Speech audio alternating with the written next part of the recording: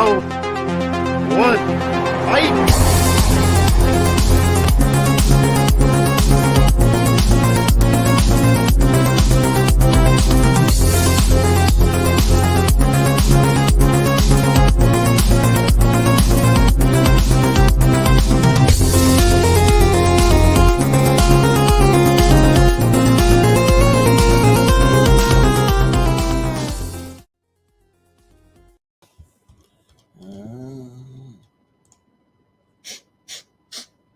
What's that smell? There's something coming out of left field that just stinks. Pu. Oh yeah, must be some like some flaming pile of dog shit on my doorstep or something. But tonight we are talking about those flaming piles of dog turds, those horrible movies that we hate. So this is our worst movies of all time. So if you guys smell anything wafting in, that's these movies we're going to talk about. But I'm your host tonight. I am Jordan, movie hero Anderson. I'll be the dumpster fire for tonight. And for some reason, the title to this episode got a little screwed up. I'm going to fix it in post, but this is episode number 7. This is Tournament Fights Battles, our worst movies of all time. So you'll see it with the correct title afterward. We're done with the broadcast, but we'll go ahead and we'll bring in our crew for tonight. We'll start with my co-host for tonight, Austin Pez Howell. How's it going? Are we doing worst movies, or are we doing underrated movies that I actually love? Oh wait, I'll put that. No, we're doing worst movies. Get that out of here. Okay. So no, it's this would be a fun one. All of our battles episodes have usually been long episodes, but they've been really, really fun. But I'm looking forward to see what everybody's got on their list and seeing us rant and rave about these movies. So it should be a lot of fun. Get all our frustration out. Yeah, it'll be a good time. So we also have joining us Chris Scott. What's up, guys? I'm ready to talk the lousiest movies ever made. Of course, I know you guys are going to be like, what? They're amazing. How could you? And if you guys are wondering, I'm working on talking quieter today, so we'll see how I can do that. Yeah. Well, I was looking at Malcolm's comment here. You'll see in a second, Malcolm. These are our personal worst. So I mean, it's all subjective. So yeah. But we also have Stephen Shepard in the house. How's it going? Hey, yep. I actually have a poster up for, I believe, one of the movies that made the list. I don't see it because it looks like it's a little blurry. Yeah, the lighting, I think, kind of. What is the poster, sir? Is it that X-Files sequel? That movie's a piece of shit. Yeah. I like the X-Files sequel. You shut your dirty mouth. Unless it was a sequel, the better. No, it's underneath. It's underneath that. It's A Good Day to Die Hard. Okay. I like that movie. Nice. Well, of course you do. You might see it pop up on somebody's list here tonight, but we also have Richie Goodacre. How's it going? What's up, man? I by the end of this episode, I feel like I'm going to be frustrated as hell with you, Chris, but I like you. You will. I can already say, Richie, you will. It's going to happen, but I will be too. But yeah, I'm glad. Being positive is fun. It's most of the time you should be positive, but sometimes talking about negative and talking about really bad movies is more fun. So I'm glad I'm on the Yeah. Oh, Malcolm, you're fired. Yeah. Does the X-Files be one of your worst favorites? Come on, man. Oh, you're fired, Malcolm. That's my third favorite TV show of all time. Yeah. It's a we want to say that around here. Yeah, with this panel, but except for the revival seasons, I hated the revival season. Yeah.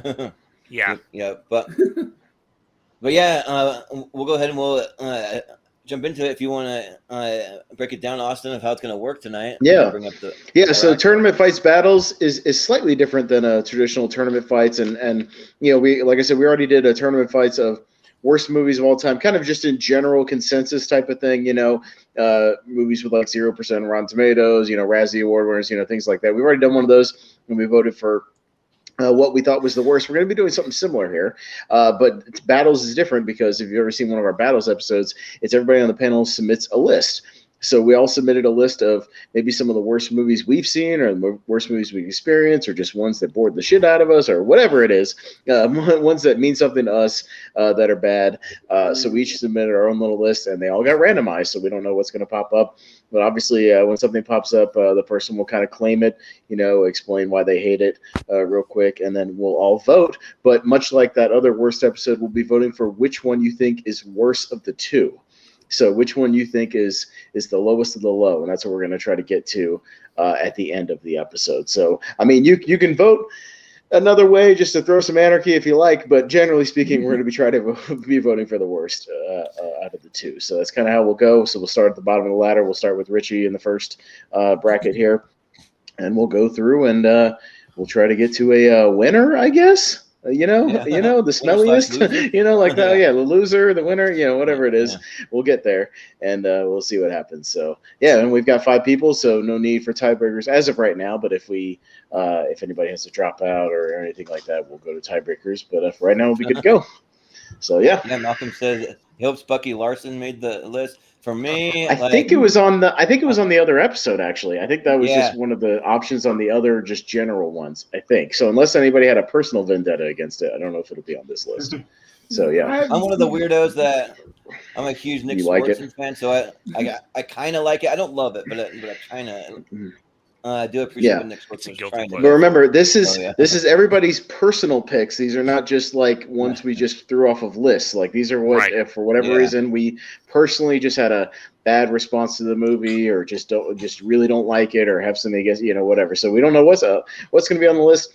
I got a preview of a few things just to kind of fill in some gaps so I can talk about them too. But overall, I don't know what's going to pop up here, and we'll see what happens. So yeah, it'll be a lot of fun. And also, just a little heads up, there may be a little more language on this episode than usual, because some of these movies just really are just piles of shit. I'm sorry, they are. But so I got my punching pillow handy, because throw pillows, they're not really good for much, but they're good for just beating the hell out of them when you're and of course with one of these worst episodes behind the scenes, it was giving him a lot of problems even putting this together, so I'm sure Jordan will be ranting even further because this was giving him problems, so he needs to release his frustrations a little bit and vent a little bit to get some of that anger out. So you can take it out on some of these movies when they pop up. Because sure. That's why we're a little late. So just like a 2-second behind the scenes thing is that I had the thumbnail and I had the intro and the description for everything all ready to go, and then my computer glitched out and all of it went away. So I'm like, oh joy! That sent me back about an hour. Because even the computer didn't want to talk about these movies, Jordan. That's what it was. No. Even it didn't want to acknowledge these movies' existence, and that's what it wanted. So yeah. No. Yeah. So, we'll jump into it. So these are all just completely randomized, just to remind everyone there's no seeds or anything. And if you haven't seen the movies, you still have to vote for which one you think probably you would dislike more, is what I would say. But I mean, you can vote for any reason, so it really doesn't matter. You can throw a wrench in it. You can vote for the one you like. I mean, it's really up to you. So, but the goal is to get to the worst of all time. That's the goal. But anyways, we'll go ahead and we'll reveal the first one. Oh, and also when the picks get revealed, we'll just go around. Just up the ladder like we usually do, and when it gets to your turn, if that's your pick, you can just say such and such movie was my pick. You can just shout it out. So, or you can claim them right off the bat if you want. And then we can get into the voting, and then when we get to you can kind of do that too. Take a little extra time to do that. Yeah. We can just claim them right off the bat, say who's who, and then we'll go through. So yeah. All right, well let's get this thing started, man. Let's get the shit show started. First, Ultraviolet. There it is, right off the bat. Richie's favorite of all time, 2001: A Space Odyssey. So, definitely 2001: A Space Odyssey. Although both of these are piles of steaming shit. Yeah. But we'll start with Richie. Ultraviolet. Just to be clear for anybody just listening, 2001 versus Ultraviolet, the Charlize Theron sci-fi action movie. Mila Jovovich, actually. Oh, Mila Jovovich, that's right. Yeah, she made a bad one too around that time. I can't remember what it was. Yeah, she did. I think you're thinking of Ian Flux, which I actually. Yeah, that's a bad movie too. Yeah, I get them confused. Those are both bad movies. Yeah, Ultraviolet is Mila Jovovich, but all right, Richie. I think I've said this on the show before. I think Mila Jovovich needs to fire her agent. I don't think she's been in a single good movie since Fifth Element. yeah, 2001 should not be on here. Just because you don't understand something doesn't mean it's fucking bad.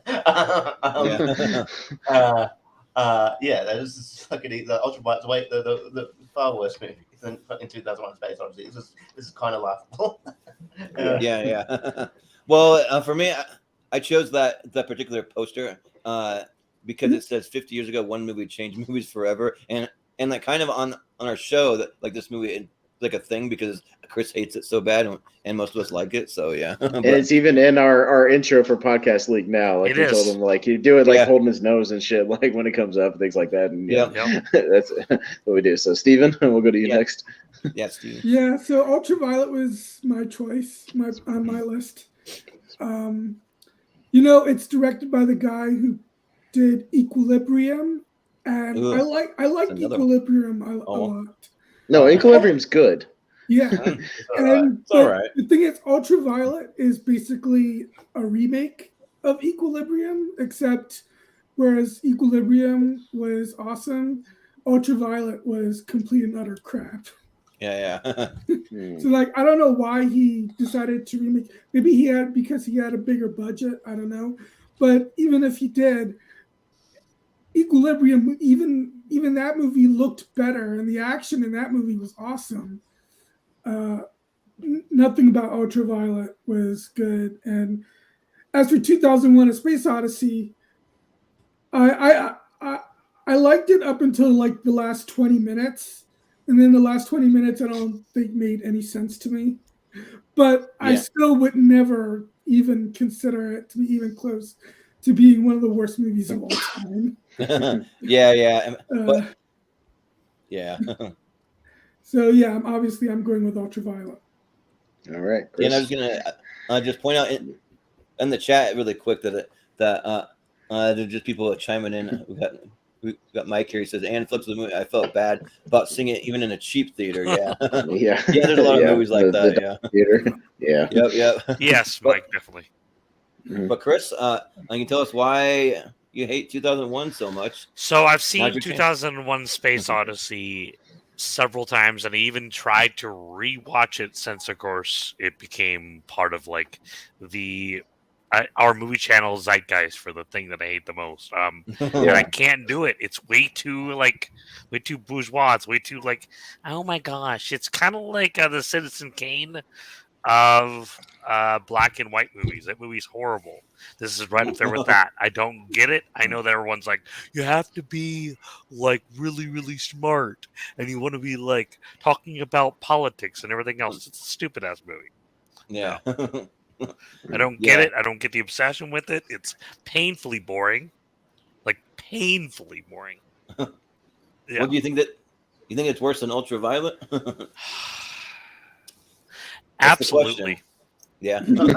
All right. Well, fair enough. Well, Austin.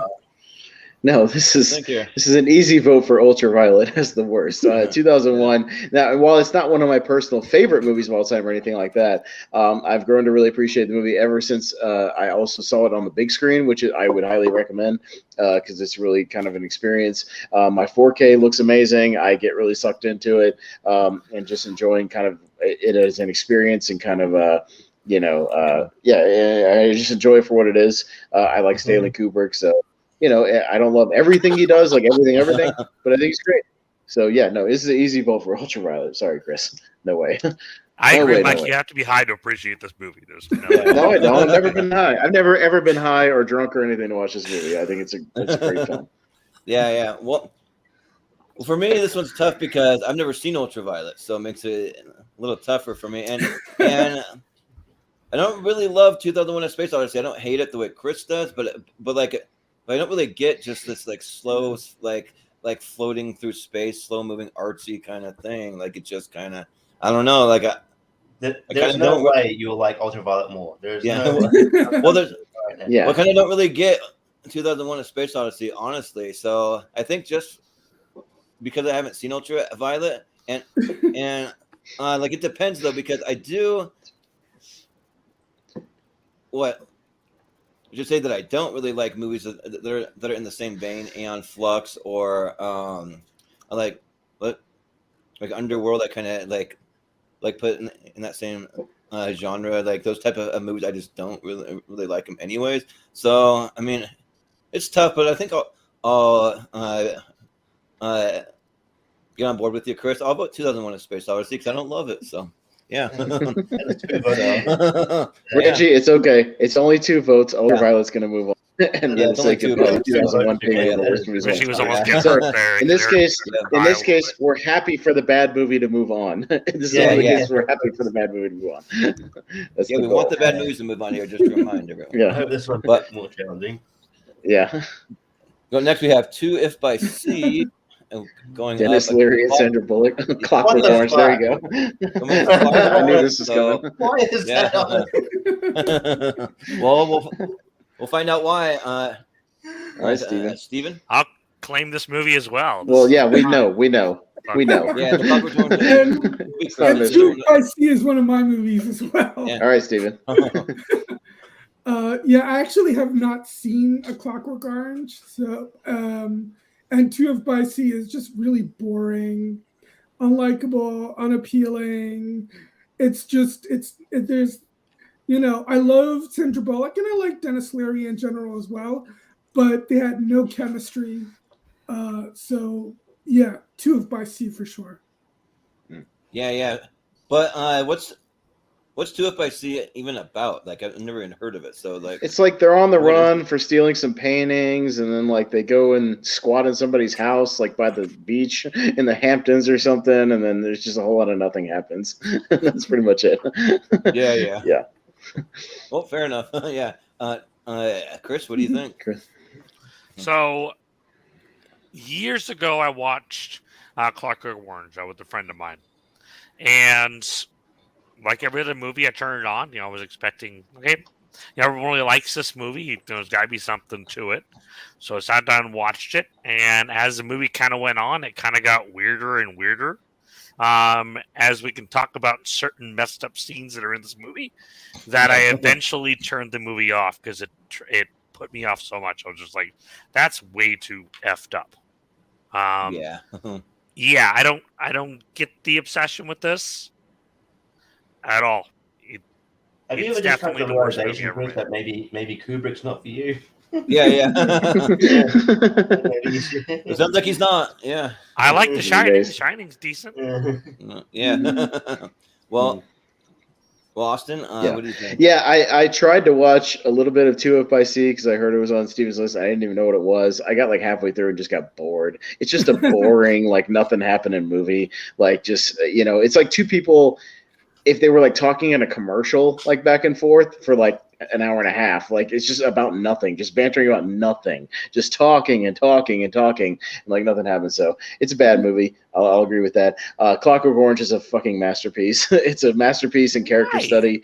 It's because it's about this character of Alex, and it's a study of what can happen when somebody is turned loose on society who is completely embraced his dark side and completely embraced and living his life to the fullest, but in the wrong way. And it's a fascinating movie.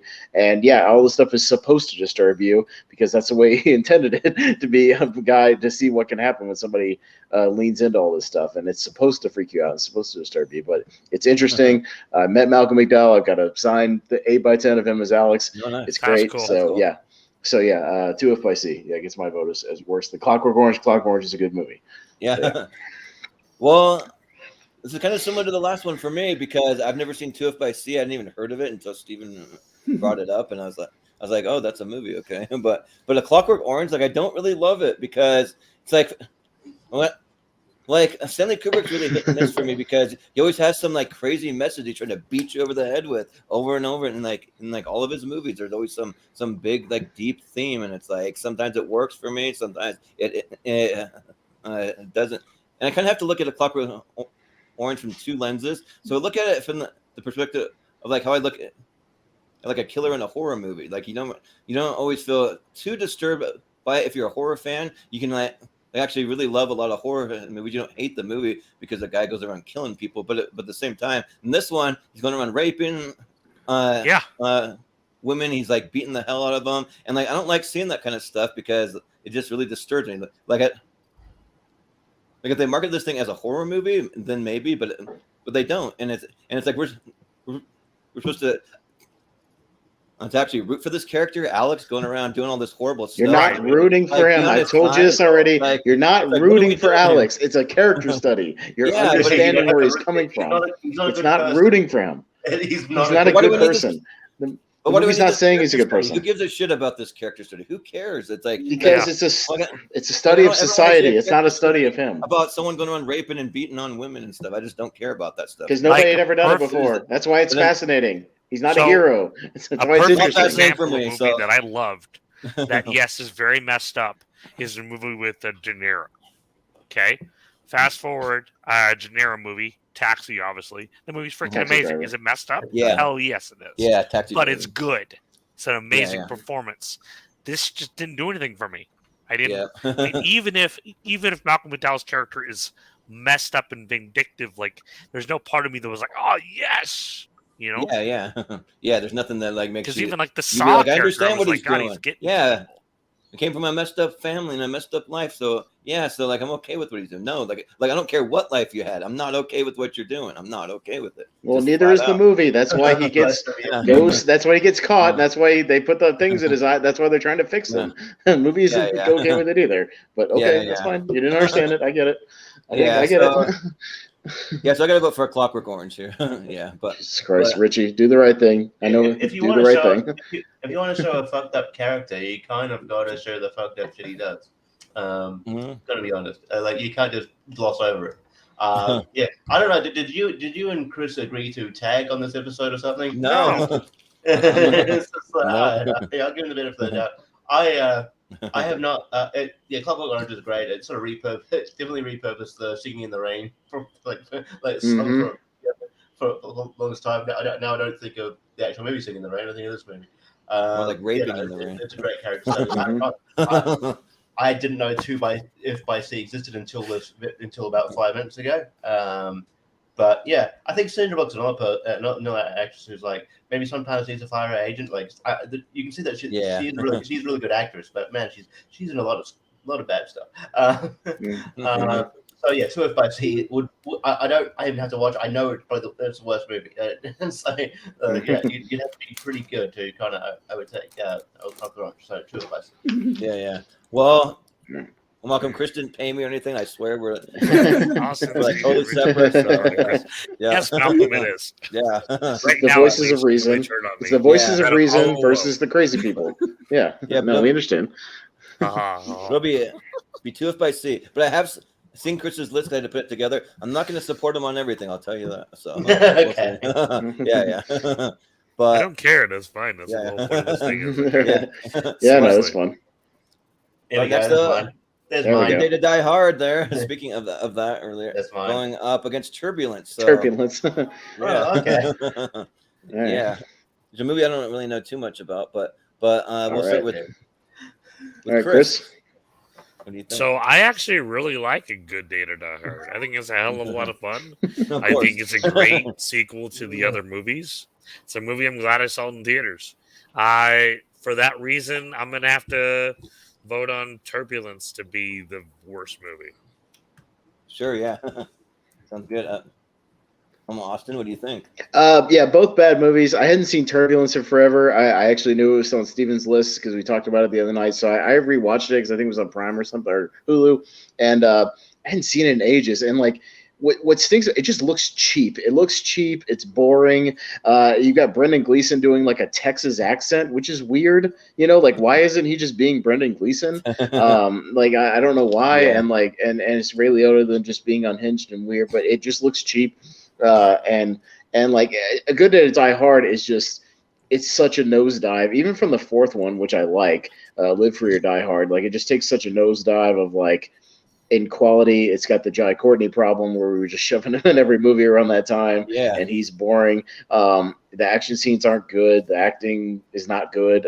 So I say for where it comes from, I would say Die Hard is worse than Turbulence because I have no expectations for Turbulence being good. So I will say A Good Day to Die Hard will get my vote on this one.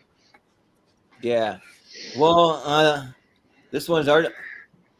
It's also one that I haven't seen. I haven't seen Turbulence, but Good Day to Die Hard. I mean, I didn't hate it, but like it's definitely not good. Like it's and kind of like you said, Austin, that it's just Jai Courtney. They just like shoehorn him in there, like during the time they're like, "Here's your new action star, Jai Courtney," and like he just walked around with that kind of angsty look he always has on his face, just like he's like always looks like he's like half upset all the time or something. And like it's fine, like it's still Bruce Willis doing action, even if he's phoning it in kind of a little bit. But I mean, but Turbulence I have not seen, so I mean, it's a little tough, but like I don't hate A Good Day to Die Hard. So I mean, probably if you put these two in front of me, even if I haven't seen Turbulence, just from what I've heard, I probably wouldn't watch it over A Good Day to Die Hard. So I'll vote Turbulence. So Richie? Yeah, Good Day to Die Hard's my one.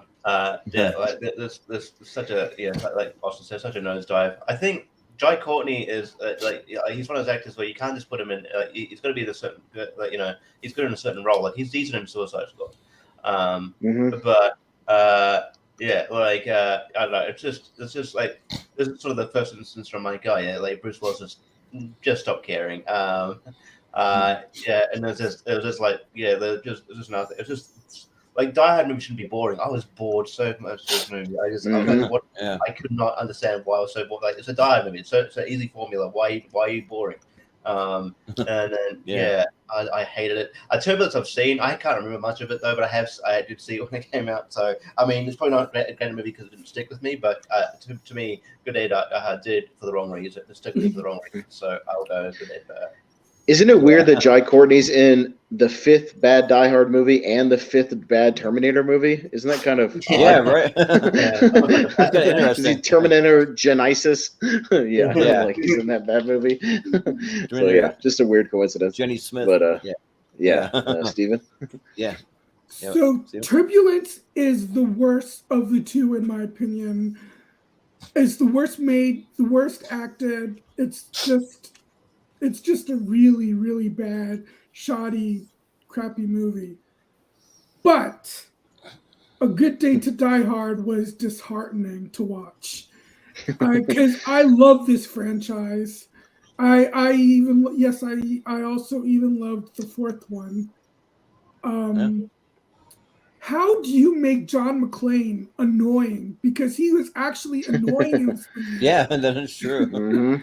Yeah. I mean, he's constantly yelling, "I'm on vacation." First of all, no, you're not.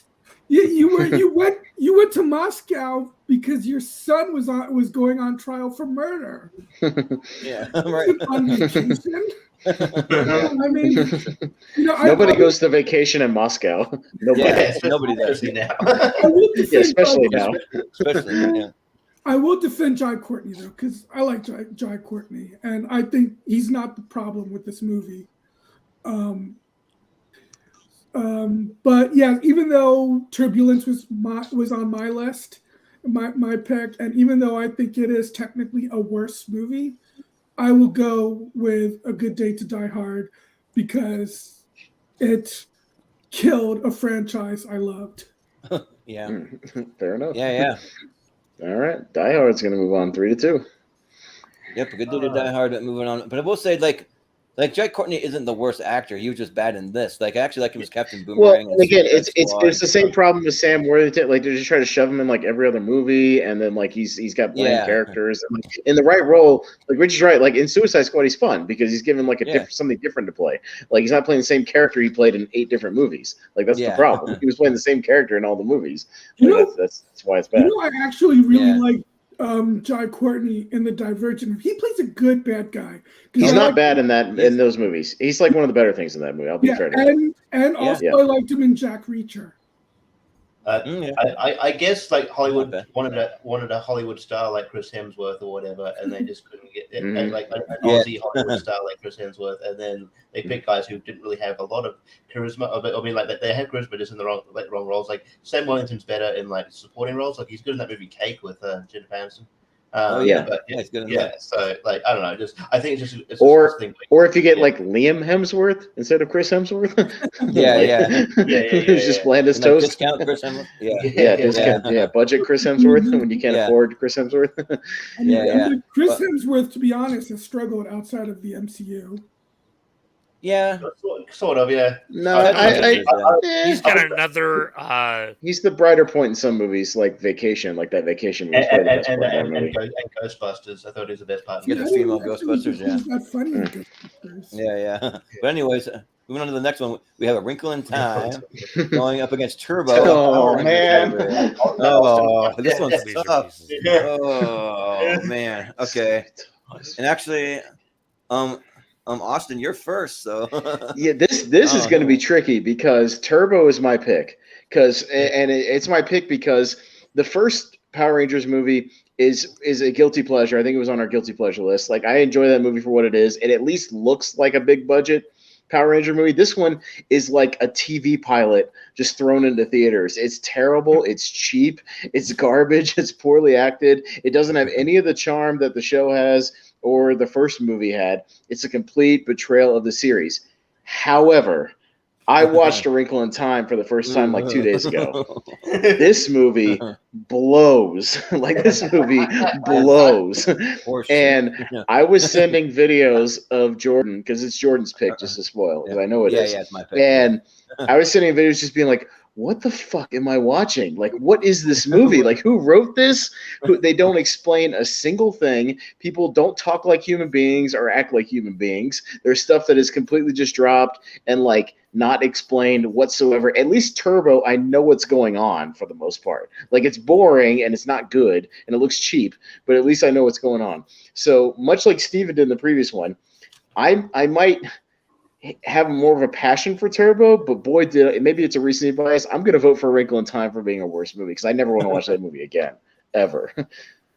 Yeah. Well, yeah. Might have a little bit of a rant for Wrinkle in Time, but we'll start with Turbo, a Power Rangers movie. So the whole Turbo thing, I don't even get, because it's like first of all, you get rid of all the cool like Zords and like robots and stuff. You said for cars. That's stupid. Cars. That's why it was the worst. It was always the worst season too, because it was dumb. Because they go from robots and dinosaurs to cars, which is stupid. Yeah. They go to cars.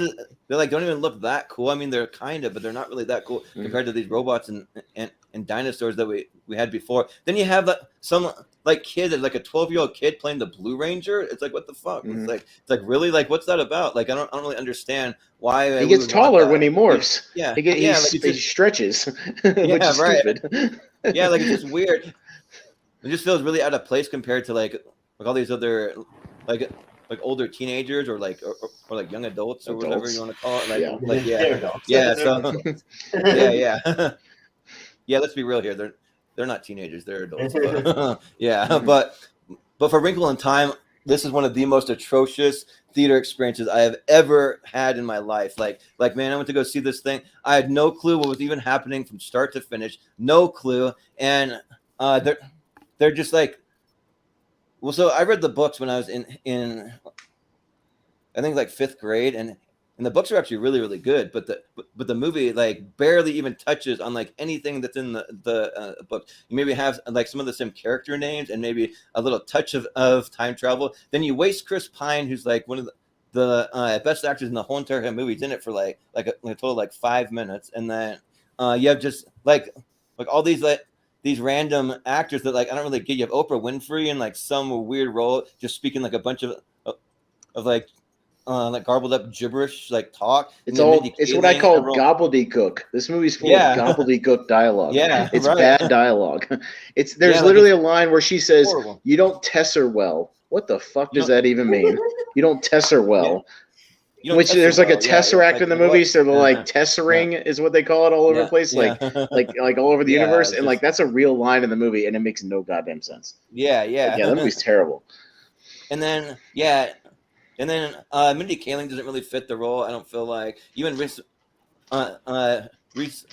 Witherspoon's playing like a really bad, just like acting bad, like in a really horrible, shitty role, and yeah, in the theater, remember people were actively booing at the screen. They're like, "What is this movie watching?" They're like literally booing. They're like, "Boo! This movie sucks." They're like yelling that out loud, and yeah, like, and you thought that when the first person did it, like, you're gonna have someone tell them to shut up, but then when the first one did, everybody laughed. Like the crowd was having more fun, just like talking to each other than actually watching the movie. So yeah, this movie's awful. So yeah, I got to go with The Wrinkle in Time. Yeah, it's just woof, it's bad. But yeah, Richie. Yeah, there was definitely me on this list that I do that. We'll get to it, but because all the bad things coming out of Wrinkle in Time, I decided to skip it. It is amazing that this is directed by Ava DuVernay, who directed Selma.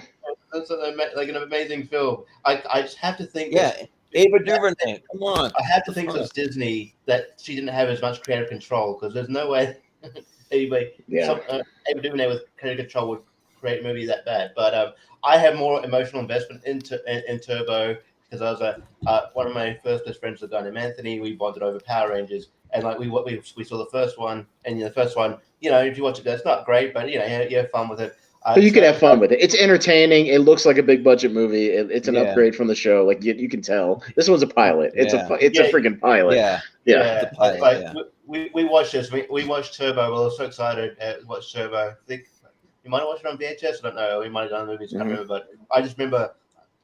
Like we didn't know, like even as we're only like 8 or 9, even as that, we're just like, I don't even know what to say. It's just everything, it just portrays Power Rangers. It's boring. So yes, I just because I got more emotionally invested, I'd say Turbo, but I understand Wrinkle in Time. Okay. Yeah. We bring up a good point though for Wrinkle in Time about Ava DuVernay coming up the hills of Selma and When They See Us. 2 awesome, great movies. Then you have like a total like fart bomb dumpster fire, like crazy. But all right, Steven. Steven. What do you think? You muted. Oh. So I haven't seen A Wrinkle in Time, but despite what you guys are saying, I still kind of want to.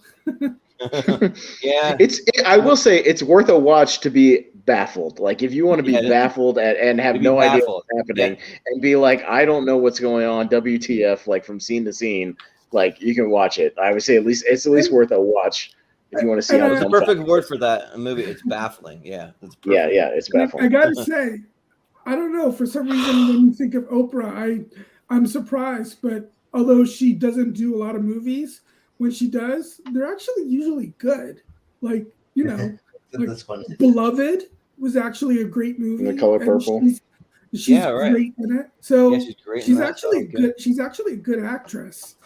But I'm not saying that about this, obviously, because I haven't seen this. Like Lee Daniels, the butler, like she's in that too. Yeah. So. As far as Turbo, I saw it. I barely remember any of it, to be honest. I only wanted to see it because Jason and Kimberly were my favorite in the original Power Rangers, and I believe they're back in this. But don't they? They're back in the movie, but they spend most of the movie just sitting in like a dungeon or something. Yeah, like they don't do anything.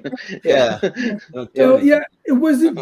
I remember not thinking it wasn't very good. I mean, to be honest, the first Power Rangers I liked as a kid, and then when I watched it as an adult, I'm like, this was clearly just a nostalgia thing for me because it's not a good movie.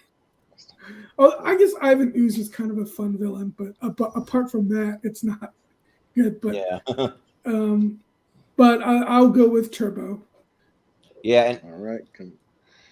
What's the first positive thing that I've heard so far? Barely, but A Wrinkle in Time. It shows off more of the great scenery of New Zealand. Sure. Yeah, but here's the thing: it's filmed. They filmed New Zealand, but it looks like CGI New Zealand. Yeah. Like I don't even know if it's actually that. Like it looks so weird that it looks CGI. But anyway, sorry, Chris, go ahead. Thank you. I'll say I've never seen either one of these movies. They both look really stupid to me. I mean, I'm going to choose probably the one that really looked like it messed up an amazing set of books. And also, I'm going to ask you that Wrinkle in Time, I really didn't. I feel like they were kind of that book series that kind of bridged, kind of between like young adults. So they weren't quite like Disney per se. That makes sense. Yeah. So I felt like this was way too like dumbed down for like children. Because I think Wrinkle in Time is an amazing book series, but yeah, this movie just looks stupid. I'm gonna go with Wrinkle in Time for that reason. Yeah. Well, so the Wrinkle in Time is 3-2. Yeah. There's no way an 8-year-old could watch A Wrinkle in Time and understand what's going on. Like if I didn't understand what's going on, I'm 36 years old and I was paying attention. There's no way an 8-year-old would understand what's going on in this movie. Like whatsoever. No coherence.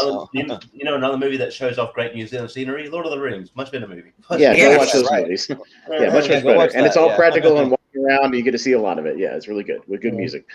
People say I read the Wrinkle in Time in third grade. So yeah, it's supposed to be for kids. Makes no sense even for adults. Yeah. So I never even heard of it until the movie came out. Oh wow, yeah. Yeah, it was like required reading for us, I think. But I didn't read it in school either, so yeah, I wasn't too familiar with it. But we have Alice in Wonderland going up against Transformers: Age of Extinction. I think might be both. Oh boy, this is a hard one. No, one of them's not. One of them's mine. One of them's not. Alice in Wonderland's mine. Just actually, no. Actually, they are both of them. That was on my list, wasn't it? Yeah. Oh my god, it's gonna be so bad. It was on my list. I thought. Yeah, they're both mine. Okay. All right. So, Jordan, you're first.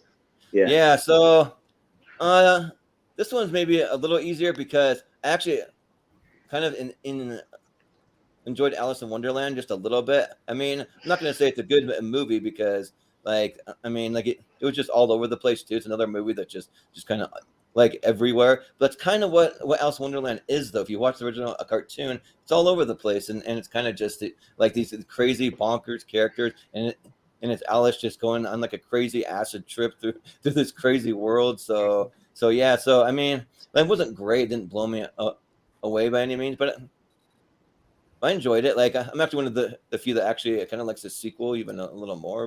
But Transformers: Age of Extinction is absolutely atrocious. This movie is like a pile of dog crap. Like it is bad because like every time that a Transformers movie comes out, it's like the trailers always just hook me. I'm always like, well that actually looks awesome. That looks really, really cool. And I do appreciate Transformers for the special effects, but beyond that, they don't do anything for me.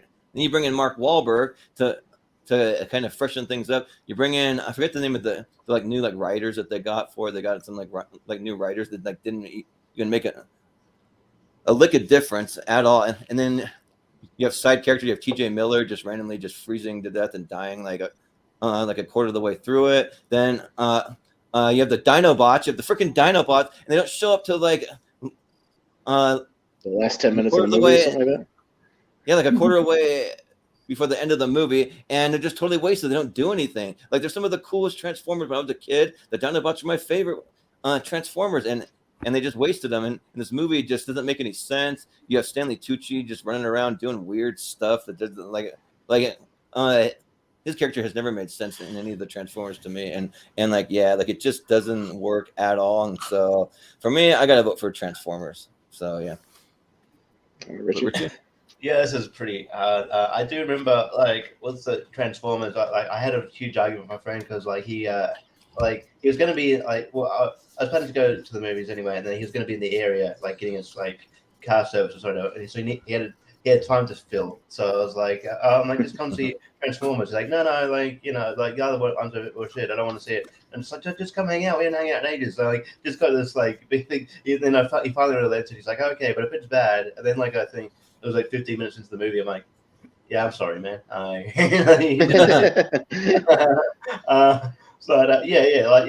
think T.J. Miller's most entertaining part of this movie. He melts or whatever. He dies a horrible death. Yeah, like an hour into the movie. Yeah, he evaporates in about in the first 15 minutes or whatever it is. They in the trailer they advertise the Dinobots really heavily. They're hardly in it. I thought maybe Mark Wahlberg would give a new sort of make this movie kind of fresh, but it's not. And then that weird. There's also that weird scene where the the boyfriend's dating his daughter who's 17, and then they have to justify why the boyfriend's dead. And it's like it's almost like he's dating an underage girl. Cast 18-year-old too. It's like he was gonna get some flack for it, so he just started to tack the scene on to cover his own ass. I was like, no, there's a Michael Bay for you. It was just so weird. It was so creepy and strange. Michael Bay is just a weird dude. Uh-huh. I mean, Tim Burton's a weird dude too. I didn't like Alice in Wonderland at all. I mean, but I don't know. I would rather watch Alice. I'd rather watch Alice, this poor imitation of Alice in Wonderland than Age of Extinction again. I think Age of Extinction is the worst. So yeah, Age of Extinction.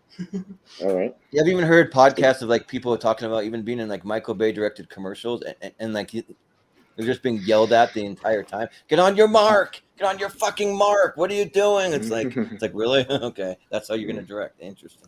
But Steven? Interesting. So yeah, this is actually pretty easy for me too, because I liked Alice in Wonderland. Oh God. Yeah. I didn't hate it. I really like Mia. Well, was it last? I don't know how to pronounce her name. I really like her in it. I think it's the production design is great. It's got a good, interesting cast. Transformers: Age of Extinction is the worst of the Transformers movies, which is a shame because the two of the main bad guys are played by Kelsey Grammer and Titus Welliver, and I think they're actually really good in the movie. I think they're actually really good bad guys. I would have rather have seen a movie. Kelsey Grammer, no, thank you. I would have rather seen a movie where they're just the villains and take out the Transformers out of the movie. Yeah. It does have one great scene. As someone who has a fear of heights, it does have one great scene in Chicago where there's scenes where I think they're like climbing like from a building or something. I can't remember. I haven't seen the movie since it was in theaters, but yeah, I haven't seen The Last Night, so that's why I don't know if that's worse. But Age of Extinction is definitely it's about 30 minutes longer than this one. Oh, you know what? Michael Bay is very hit or miss with me. I like some of his movies, and I don't like some of his movies. But even with the movies, with the one or two exceptions, even the movies that I like, his movies are definitely too long. I mean, that was the thing that drove Bad Boys 2 down for me, because that movie was like a good 30 to 45 minutes too long. Yeah.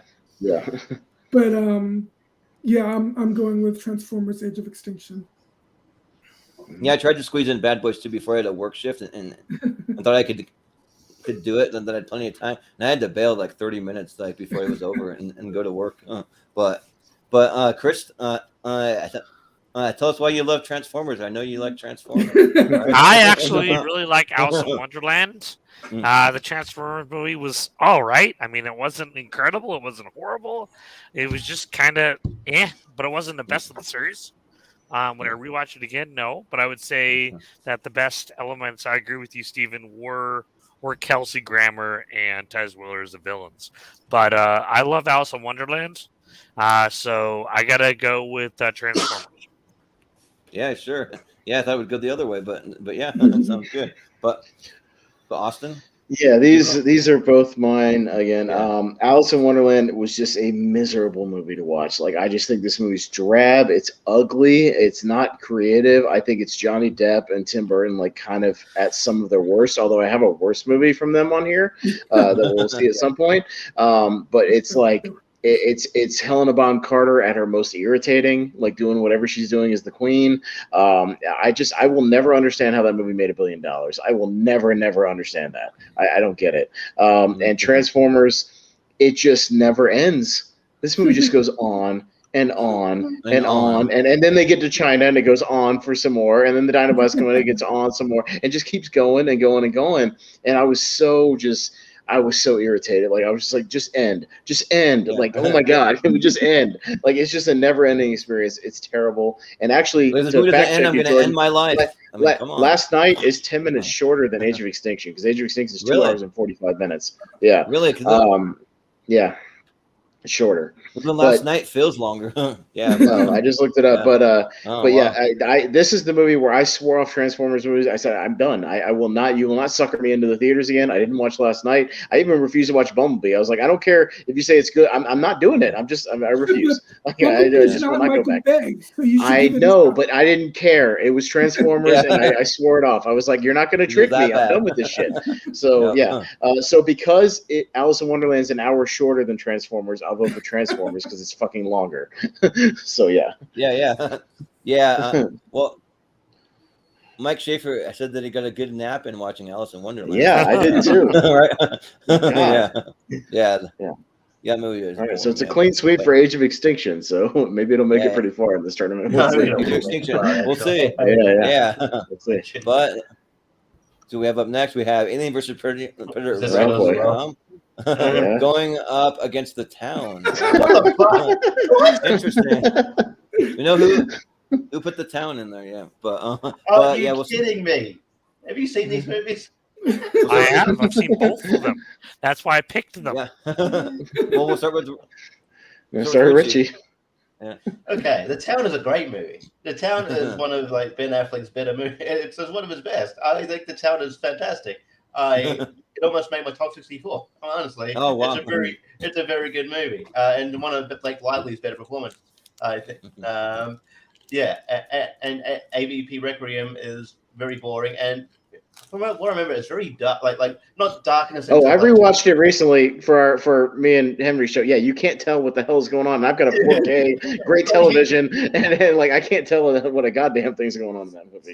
Some lighting. No one bothered to. No lighting was used in this movie. It's just like it's in the dark. It's just boring. And I mean, the first AVP is not great, but you can have fun with it. It's watchable. Requiem is way worse than The Town. Come on, let's get out of here. Requiem. Yeah. Well, sounds good. Steven, what do you think? I will vote for oh no, wait, this is worse. The worst movie. Yeah, never mind. I will vote for AVP Requiem, but it's not a strong vote because I don't hate AVP Requiem. I thought it was kind of entertaining. I know I'm a big fan of the lead actress is Rachel Aylesworth, who was Michelle Dessler in 24, and I love her on that show. And she's not really given a lot to do in this movie. I mean, it's not a very meaty role. It's clearly she's supposed to be a Ellen Ripley knockoff, and she does what she can with the part, but she doesn't have a lot to do. I also, The Town is though clearly the better movie, although I don't love it as much as most people because I think the ending is a cop-out. Because I think the movie should have ended one of two ways, and it, tries to go for a more happy ending that I don't think the movie really earns. But I still like the movie a lot, and it's clearly the better of the two movies still. So even though I don't hate it, I will still vote for AVP Requiem. Yeah. Well, Chris, what do you think? So I saw Town in theaters, and let me preface this before you jump on me, Richie, because it's your favorite movie ever made, okay? All right? Because apparently these events really did happen, okay? And if we saw these events really happening, that would have been exciting. This was boring as fuck. Come on. Let's Reservoir Dogs or shit or something. Make it exciting. Like this was painful as hell. These robberies literally rocked the city. And I've talked to several people who are from that area, and they still talk about the robberies and what happened there. Alien vs. Predator Requiem, the first Alien vs. Predator was solid. I love that movie. And then we had Alien vs. Predator Requiem. I was really excited for this movie. And as much as I hate The Town, I got to go with Requiem because Requiem just took a giant shit on what was great about the first one. Yeah. All right. You win some points here. Okay. Yeah. Well, Austin? Yeah, no, I mean, The Town's a good movie in my opinion. Like, it's not going to make my top 64 anytime soon, but like it's a good movie. I've gone back to it a couple of times. I think Jeremy Renner steals the movie. It's one of his better, performances outside of like the MCU stuff, and yeah, Blake Lively's good. John Hamm's good as the FBI guy, and yeah, I think a lot of the heists in there are fun. The opening bank heist is fun. The heist at Fenway Park is fun. Pete Postlethwaite is one of my favorite kind of character actors. This one before he died. Easily. Requiem is a load of garbage. Like, Requiem stinks. It's from bad directors. The brothers Strauss, who also did Skyline, which is a bad alien invasion movie, which is a garbage movie. No, they made those. They made those two movies. Yeah, they made those two movies, and then were never allowed to direct again for good reasons. So, Requiem is the worst movie, easily. Yeah. Yes. I can't remember who I saw The Town with. Maybe it was you, Chris. I can't remember because I remember going to see it, and like I remember being kind of bored with it too. Like, I wasn't that thrilled with it. I mean, like, it wasn't horrible, but I'm just like from Ben Affleck, I just like expected like a lot more, but then like some of it didn't really fit. Like, it's known to have some of the most F-bombs in a movie. Like, it's like higher up there on the F-bomb count. But I mean, but and I haven't seen AVP Requiem. I saw the first Alien versus Predator, and that was fine. I didn't even love that one, so I was just kind of like I'm just gonna skip this one. I don't really care. It kind of flew under my on my radar when it was released, and I didn't really pay much attention to it. And but I mean, the Town was still enjoyable enough for me that I'm probably still gonna vote for AVP just because it just seems like the worst one, even though I haven't seen it. So yeah, but we do have our first pun from about this, the town that the Xenomorphs forgot. Yep. Yeah, basically, yeah. But did everybody vote? I just want to make sure. Yeah. It's a clean sweep for Requiem. It's clean sweep, Yeah. so I'm happy with that. That's fine. Yeah. All right. Yeah. Sounds good. Yeah, like even if you don't your like favorite movie gets to live another day, Richie. Yeah. Well, even if you don't like the town, like I mean, against AVP Requiem, no, it's not gonna hold up. But yeah, we're talking the worst movies here. Yeah. Next though, oh god, the Avengers from 1998. Not that Avengers, the other bad Avengers. Yeah. 98. We went to ridiculous. That's fine. Man. Okay.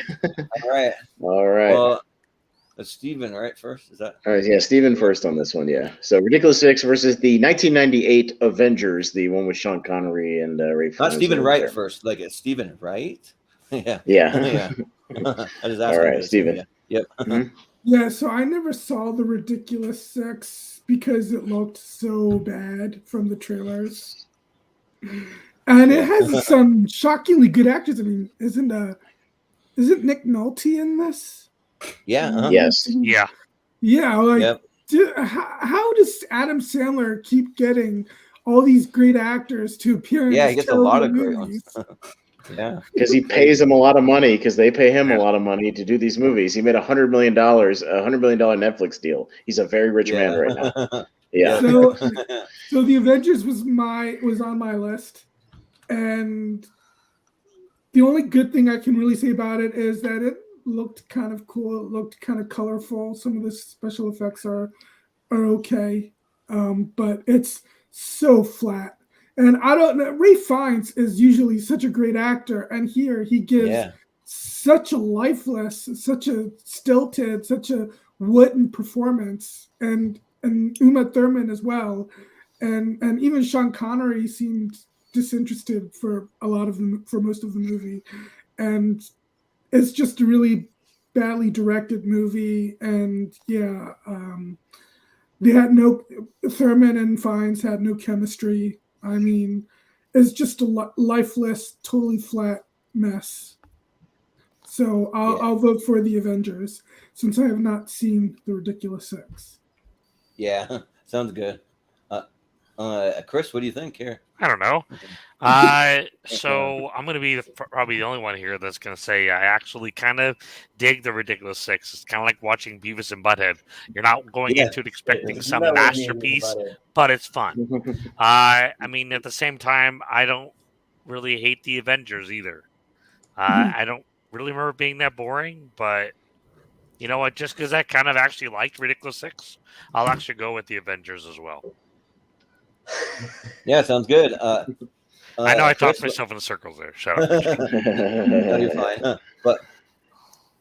But Austin, what do you think? Yeah, I finally watched The Ridiculous Six, I think, for one of our other episodes. That movie is straight up trash. It stinks. It's really, really bad. There's one good bit. There's one good bit that would have been good as like a YouTube video. It's when they're explaining he's making up the rules of baseball as he goes along. Like, that's a decent scene. Like, that one's okay. If it was like a standalone scene, it'd be okay. Yeah. But the rest of that movie's terrible. I don't know what Taylor Lautner's doing in that movie. Just like, Yeah, I don't know what he's doing, and just it's walking really around bad. doing that. Yeah. The Avengers, I've only seen it, I think, once or twice, but I remember it's bad, but I feel like I could have like drinking fun with that, kind of like Batman and Robin or something. Like I could have a drinking game or get drunk and laugh at it or something. So I'm going to say The Ridiculous Six is worse. And just real quick fun fact, the guy who directed that Avengers movie is the same director of National Lampoon's Christmas Vacation. So what a fall from grace. Wow.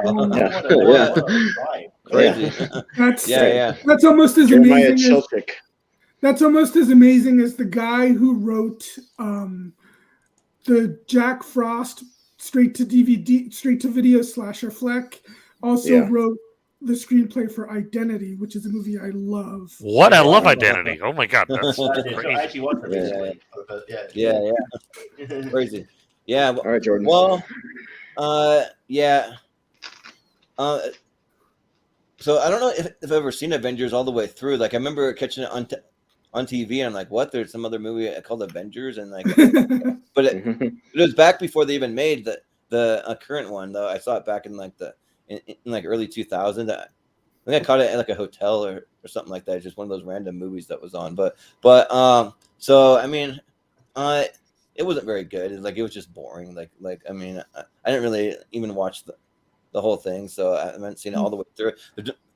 But The Ridiculous Six, though, like I'm kind of with Chris a little bit again. Like I kind of sort of like this movie. Like I don't think that it's great or anything, but it's like Adam Sandler. He's at a point like he was once the highest paid actor in Hollywood. I don't know if that's probably not still true today, but like he's at a point where like he just makes whatever movies he wants. He puts whoever he wants in there, and like just in like ridiculous random roles. He just has he just comes up with these crazy ideas. He's like, hey, I got an idea for you. We're gonna take Vanilla Ice. We're gonna put him in this movie. We're gonna make him Mark Twain. How about that? Yeah, that sounds good. Or just random stuff like that just makes no sense. It's like, is he even an actor? Not really. But and this movie just has so many people that just pop up. Steve Zahn pops up. Danny Trejo, Will Forte. I mean, John Lovitz. I mean, just like Harvey Keitel even shows up. Like there's a bunch of pretty recognizable faces. So I mean, I have fun with it. I don't really watch it. I actually hate Taylor Lautner's character. And I think he's a horrible actor in everything he's ever done. He's not a good actor. So and then we usually don't mind Rob Schneider when he's walking around with like a diarrhea donkey that just shoots out diarrhea the whole time. It's like freaking annoying. It's like really, that's what you're gonna do? And then all of his siblings that are supposed to be they're like long lost like brothers or whatever. They're all half like mentally challenged or whatever. It's just like really weird. And so yeah, I will. Still. Yeah, this one's tough actually. So I was going to vote for Ridiculous Six, but yeah, I think I'll still vote for the Ridiculous Six just because the Avengers, I mean, it probably has something redeemable at least about it, just because I wasn't like thinking that there were horrible things about it. And Ridiculous Six, are the things I like, things I hate about it. So yeah, we'll vote Ridiculous Six. But Richie. What, Richie? Yeah, Ridiculous Six is mine. I don't even know why I compared him to watch it. I guess it's because it was his Adam Sandler's first deal in his Netflix deal. And I thought, maybe he'd bring something different to the table. No, it just gave him more incentive to be more lazy. Because it's he started to be lazy with other movies that might be on this list. But then it's just like, oh, now I don't have to be holding to the other studios. It's just Netflix makes me. I got creative freedom to do what I want. All right, cool. I'll be even more lazy, and then I can go to these exotic locations with my friends, and yeah, it doesn't have to put any effort into it, and it's a shame because he's good at he is actually a decent actor when he tries. But yeah, this movie was like I was going into it thinking it was going to be bad, but not this bad. Yeah, they taught themselves. Taylor Lautner, I feel like he could have had a better career. I don't know what happened to him after he was so big after Twilight, and then he made a movie called Abducted, I think it was Abduction or something. Yeah, and that was not good. That was not great. And then this, and then he's in like that other. I think he's in that new Kevin James movie as well. That's on Netflix. Yeah, that was good. Yeah, so I'm just like, I don't know what happened to it, but yeah. And then the Avengers, I remember watching it. Yeah, I don't know. I can't. I mean, I don't remember much about it. I just remember seeing it. It probably wasn't that good, but Ridiculous Six, it made me feel like I had a, quite a reaction to it. I was depressed watching this. Man, what the? Why is all these this movie? Yeah, for sure. Right. Yeah, well, it sounds like Ridiculous Six. Ridiculous Six, 3-2. Yeah, these movies have been a lot closer than I think so far. Like we've had a lot of 3-2 so far. Yeah, but so yeah, we'll see what happens in the next round. But Abducted might not have been great, but it does have a great central premise, like the setup.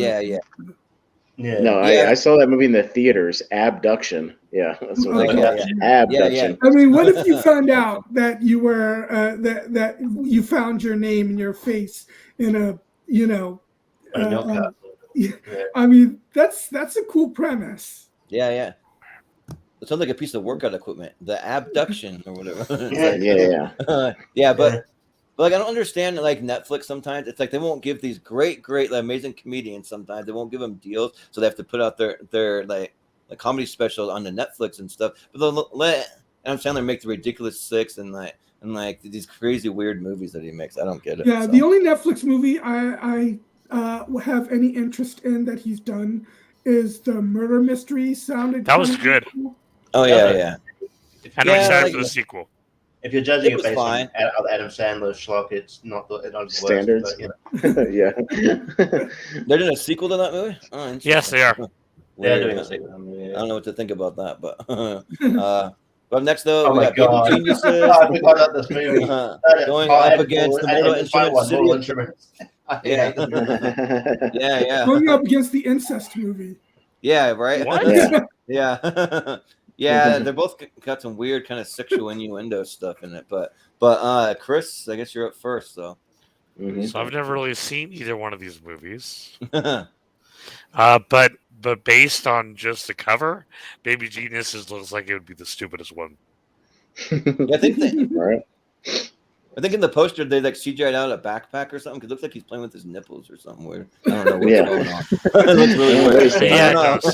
Yeah, it does. But Austin, what do you think? Baby Jesus is my pick. I'll just say for the Mortal Instruments, I think my ex had it on at one point, but I wasn't paying attention. But it just seemed like one of those boring YA kind of movies. Just like I'm just not interested. Like don't care.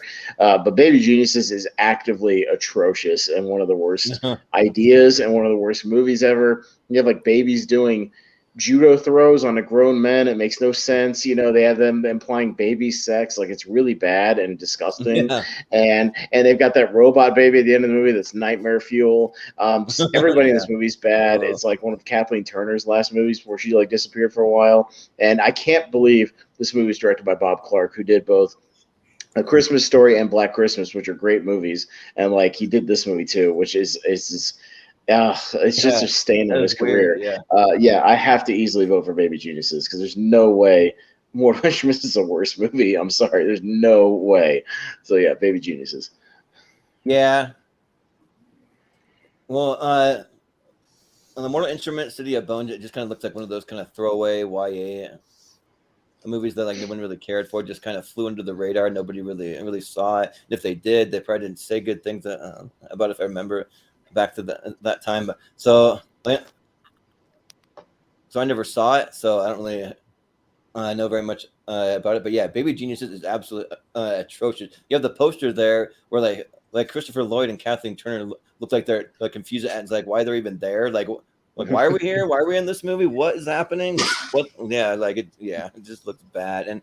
And yeah, there's so many just weird innuendos, weird they're like talking like doesn't really match their like mouths very well, and like it's just like all they're like doing like judo like on grown adults, like you said, Austin. Like it's just just not a movie that's really worth anybody's time, I would say. So yeah, I'm gonna vote Baby Geniuses. So yeah. Richie? City of Bones is mine. This is like just a like I have a lot of high expectations, but yeah, it's just I like the fucking acting is horrendous. The special effects are almost non-existent. They're just so bad. Actor Nathan Sheehan's in this movie, who I was looking forward to seeing in his Hollywood breakout because he was in a really good British show called Misfits. And that's his first foray into Hollywood. And yeah, man, it derailed his career for a bit, but I think he bounced back a bit by being in the Umbrella Academy. But yeah, this movie's terrible. Yeah, it's got MCS, but yeah, it's so just mind-numbingly boring. However, I forgot Baby Geniuses existed. I dropped out of my mind because it was so bad.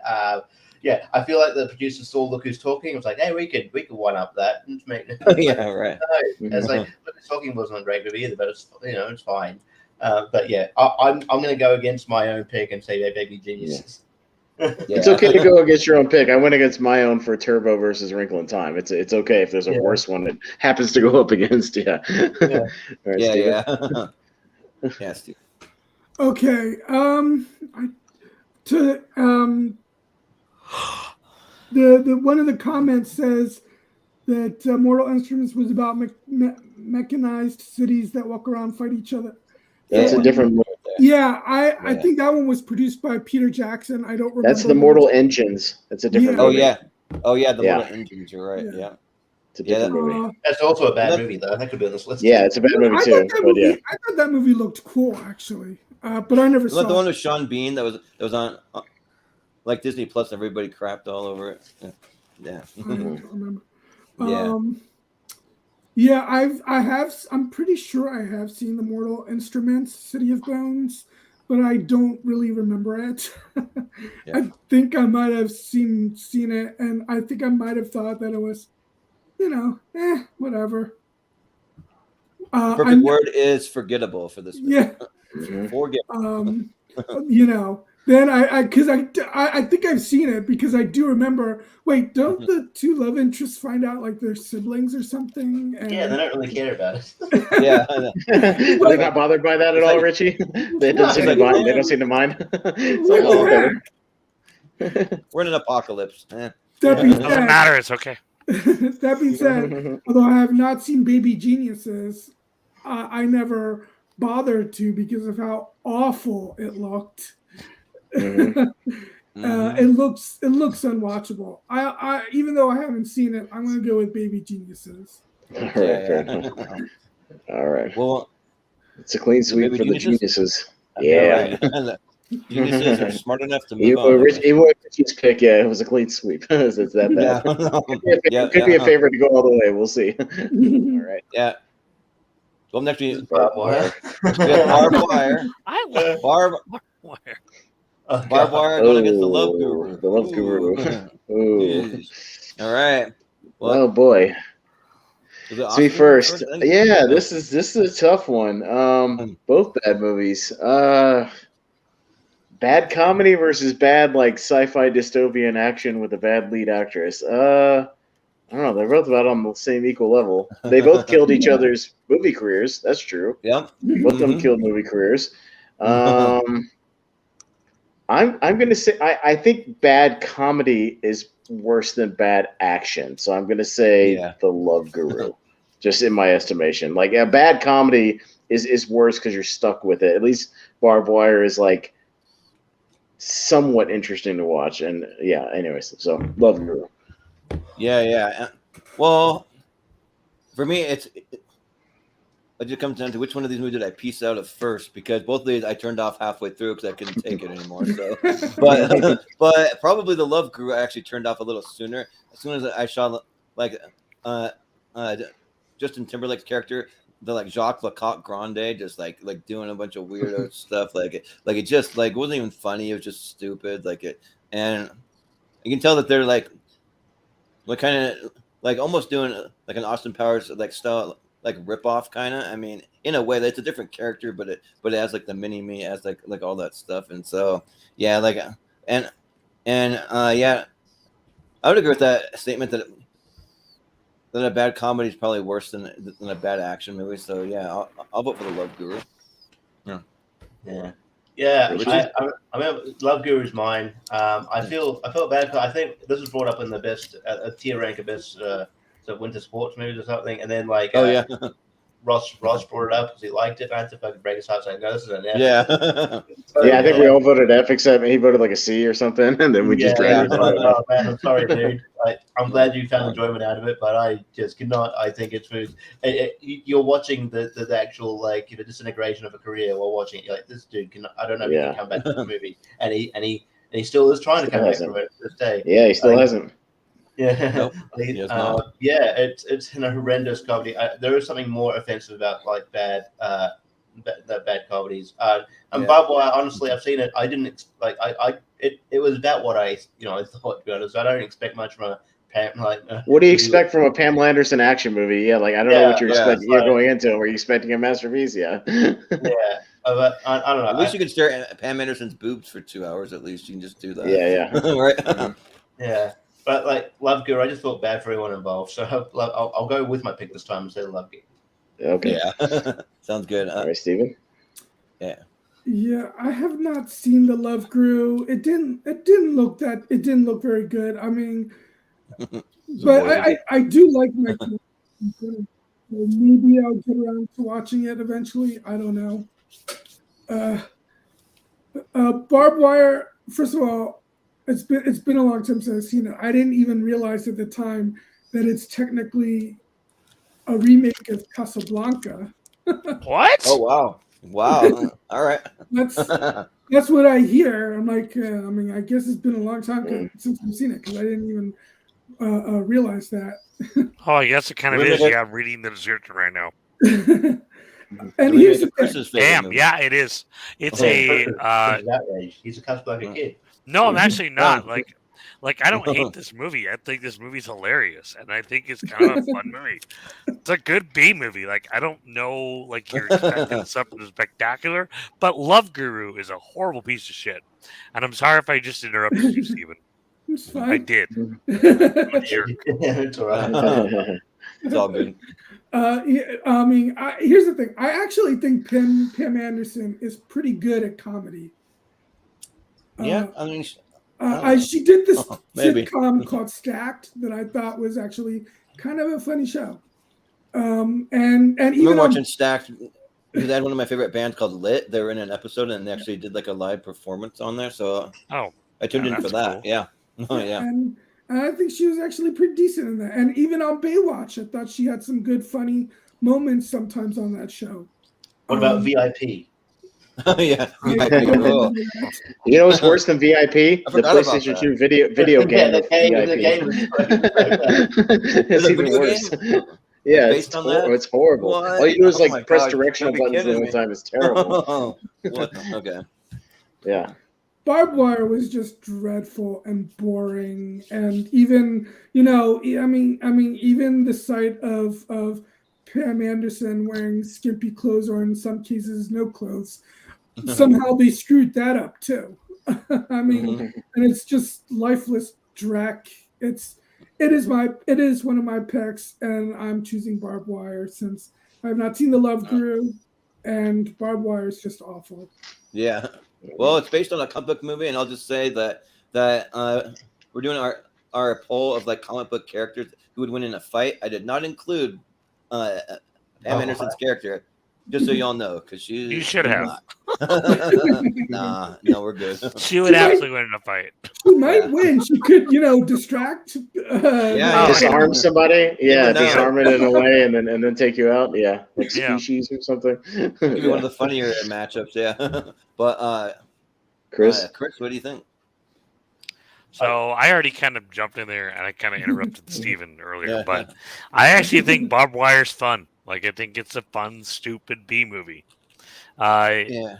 You know, but Mike Myers' Love Guru was a piece of shit. Like, I literally started watching that. I'm like, what am I watching? And they just kept getting worse and worse.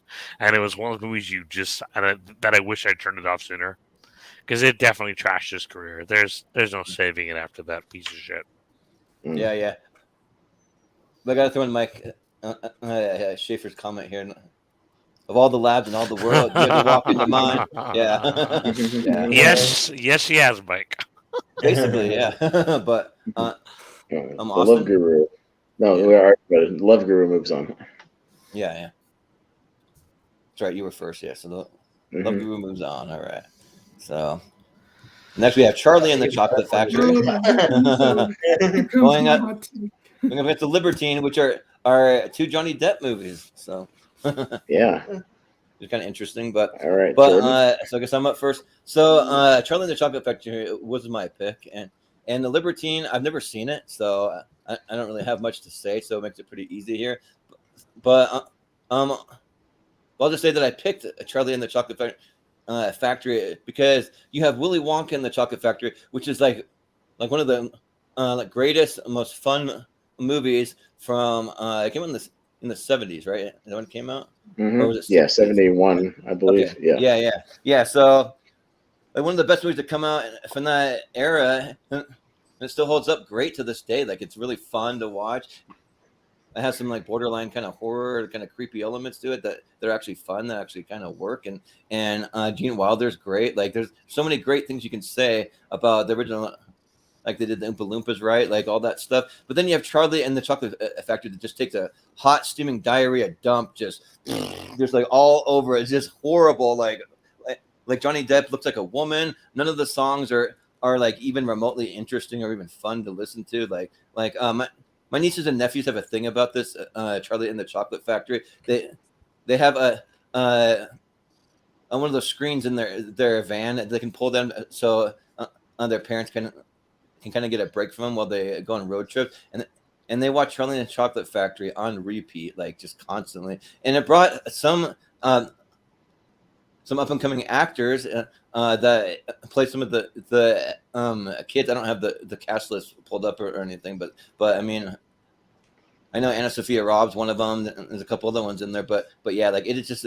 It's not good in any way. Like, it's a movie that's like basically made for like very young children, and it doesn't appeal to adults, I don't think. Like, it's just made for kids, and so like I just don't get it, and I hate this movie, especially because first and foremost it's a remake of a great movie. So I'm just gonna go back and rewatch the great movie and avoid this one. So Charlie and the Chocolate Factory gets my vote.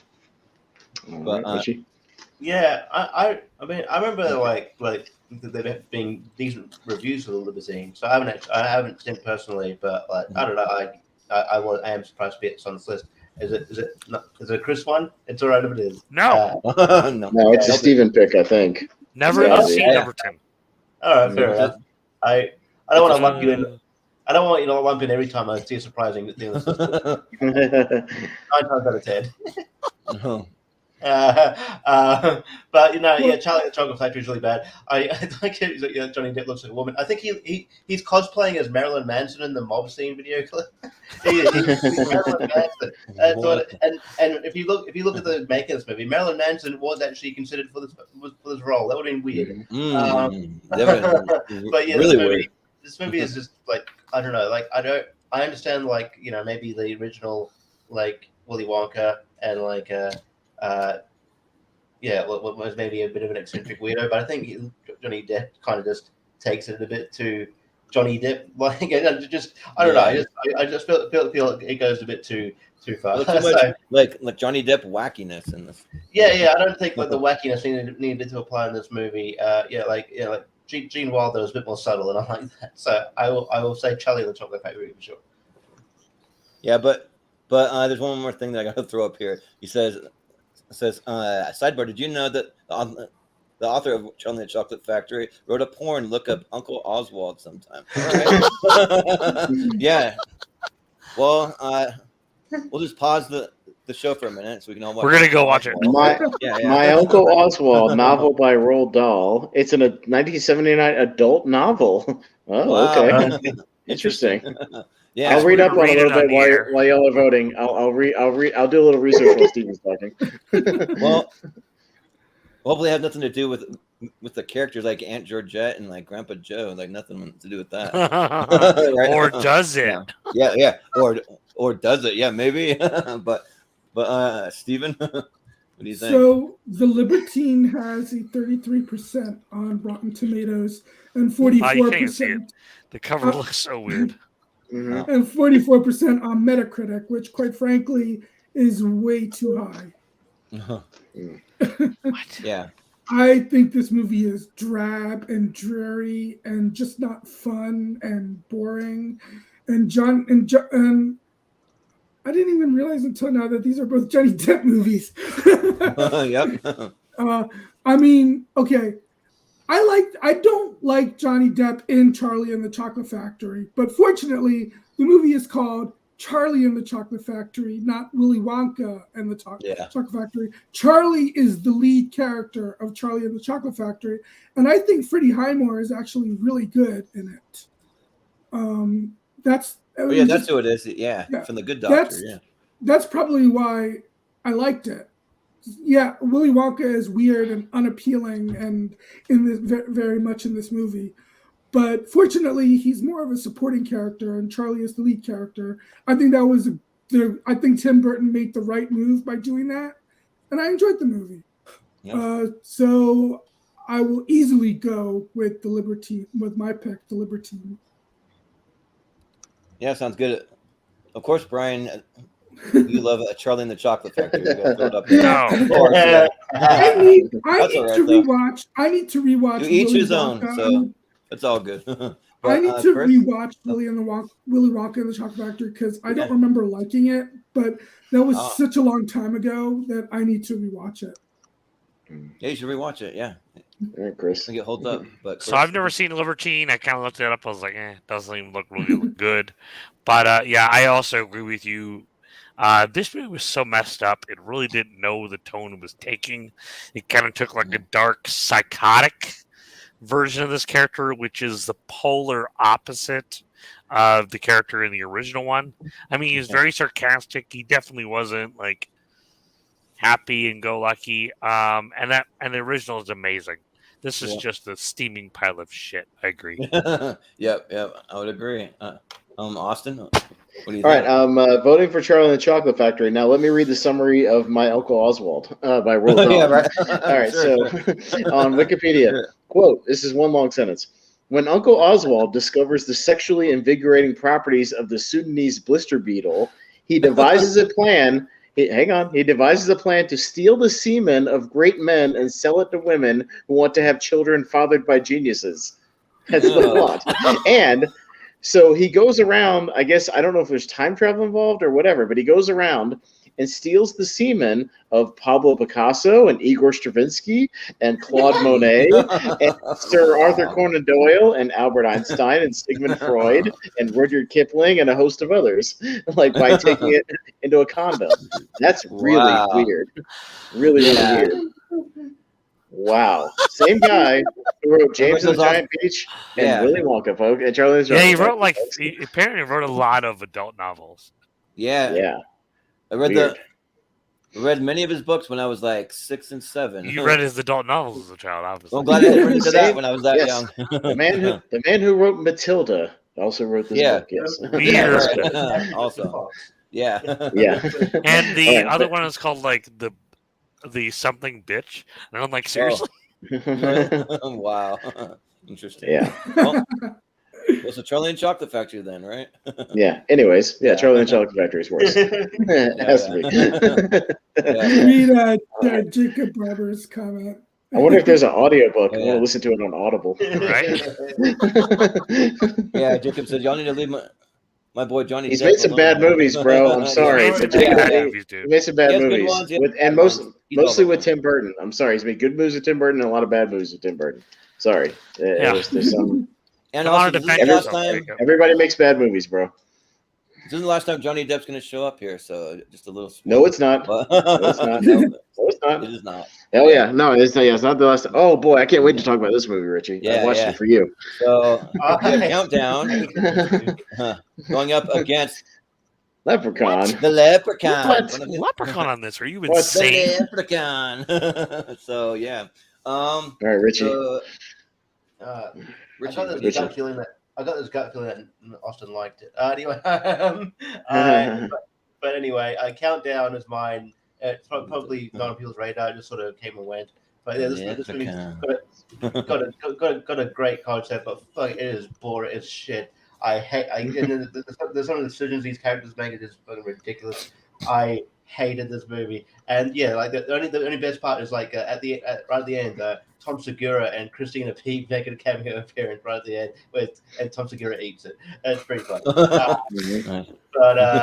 Yeah, Leprechaun. I actually like Leprechaun. It's dumb, but I think it's a dumb fun movie. Countdown for sure. Leprechaun's fun. Yeah, sounds good. Steven? I meant to see this movie because I know it's on Netflix. Countdown, but unfortunately I didn't get around to seeing it because I kind of like the concept, even though it's. I think it's been kind of done a little bit. I mean, it's not that dissimilar to The Ring, right? The concept of it. It's The Ring meets like Final Destination, meets like a million other things, kind of. Yeah, I mean, I don't know. Meets like a very modern take on it. Yeah. But Leprechaun is one of my picks. I just think it's a horrible movie. I'll forgive Jennifer Aniston because this was before Friends, and so she was a working actress. She had to get paid. She wasn't a big star, so.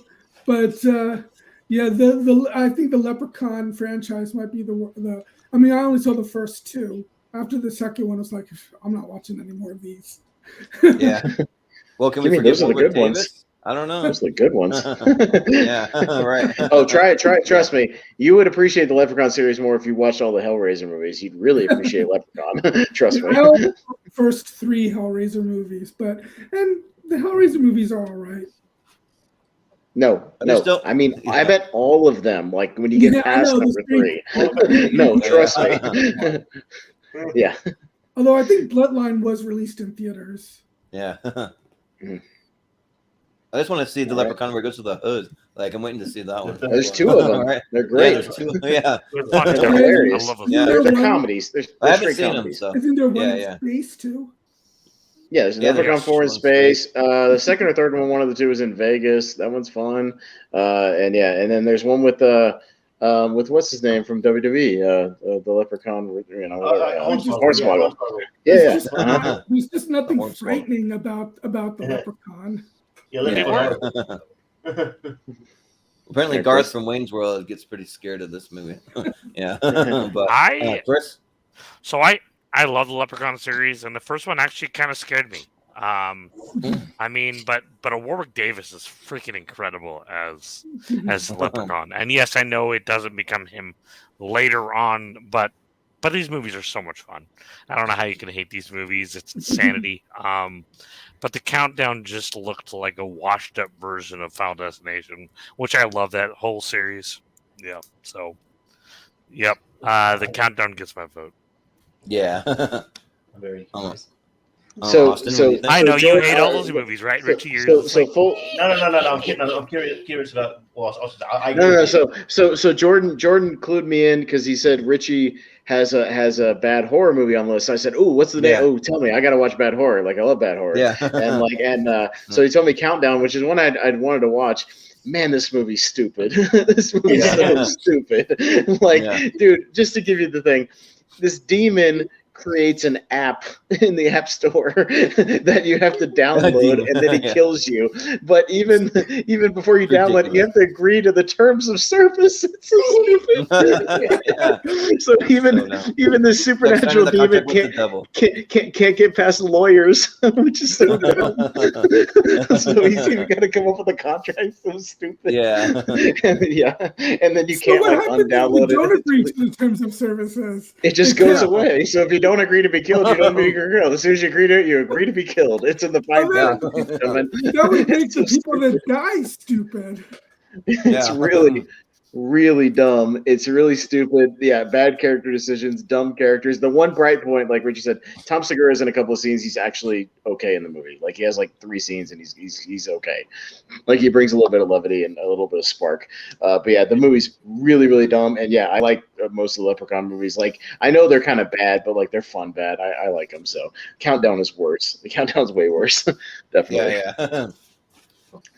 Well, so I worked I'm in a movie theater when a Countdown was released, and I think it is one of the movies that was like right at the end of my time working in a movie theater. But I remember that I was an usher, so I'd go into to clean up, and I'd always see the end scenes over and over again. And like the premise, like in a weird way, almost sounds kind of intriguing. Because it's like, would you like to find out the actual like time down to the very second when you're going to die? Like there's an app that like can somehow predict it. So it's kind of interesting, and like people are just curious, and then it just goes way off the rails, and it's just like all over the place, and like it just doesn't really make any sense. But I remember seeing that scene at the end over and over when Tom Segura dies, and so like I remember like I was like, oh yeah, like I love his podcast. I need to listen to that more, and it kind of got me into listening to your mom. Yeah, it's like his real wife in that scene that he's up with. And they have like a team scene. It's his real wife. He's hyping out going on a date with the chick the whole movie, and it's his wife. It's Christina Pazitsky, from the Your Mom's House thing or whatever. Yeah. But the Leprechaun, it just seems like one of those bad fun movies that like it's bad, but you just go in and you can have fun with it. It's silly. It's silly. Yeah. So I have seen the first Leprechaun, but it's been a long time, so I don't really remember a lot about it. I just remember like Jennifer Aniston getting pissed off all the time, but I don't remember much more than that. But I'll still vote for Countdown. So. All right, Countdown's going to take it 4-1. So no, Richie, I did not enjoy Countdown. It was stupid. No, it was stupid. I was laughing a lot at how dumb it was. I laughed as soon as they started doing the terms of service shit. I was like, even these demons can't get past lawyers, man. Those damn lawyers, you just can't get past them. Right. We'll get you every time, right? I mean, the demon doesn't want to get sued, because nobody wants to get sued. So you got to you're going to die in the terms of service, and you can't get sued. Hey, he agreed to it. He agreed to it. Yeah. That's silly. And a little bit of a spoiler alert. You will probably see Leprechaun 2 somewhere down the line too. Yep. Well, I think the second one's the one in Vegas. That one's fun. I like that one. Well, sooner than you would think, because I think. Are you serious? Crouching Tiger, Hidden Dragon. Yep, there you go. Leprechaun 2. There you go. Good. Yes, there it is. Okay. Remember it like popped up close to the first Leprechaun after I did the randomizer. A little too close, but yeah. So we start with Steven this time, right? All right. Well, this is by far and away the easiest one, since Crouching Tiger, Hidden Dragon is a great movie, and Leprechaun 2 is. Obviously, I don't think it is, since it's in my list. So, Leprechaun 2. Yeah, I'm trying to read it, what the little tag is, like the Bride and the Ugly. Bride and the Ugly. Bride and the Ugly. Yeah, it's about him like stealing this guy's girlfriend or whatever, trying to make him a bride. It's silly. Whatever. Okay. Yeah. Well, Chris. So I saw Crouching Tiger, Hidden Dragon in theaters. Okay, and I went into it with them pretty high expectations, but then they were hopping around on trees and all this other random bullshit that I'm like, this isn't even good.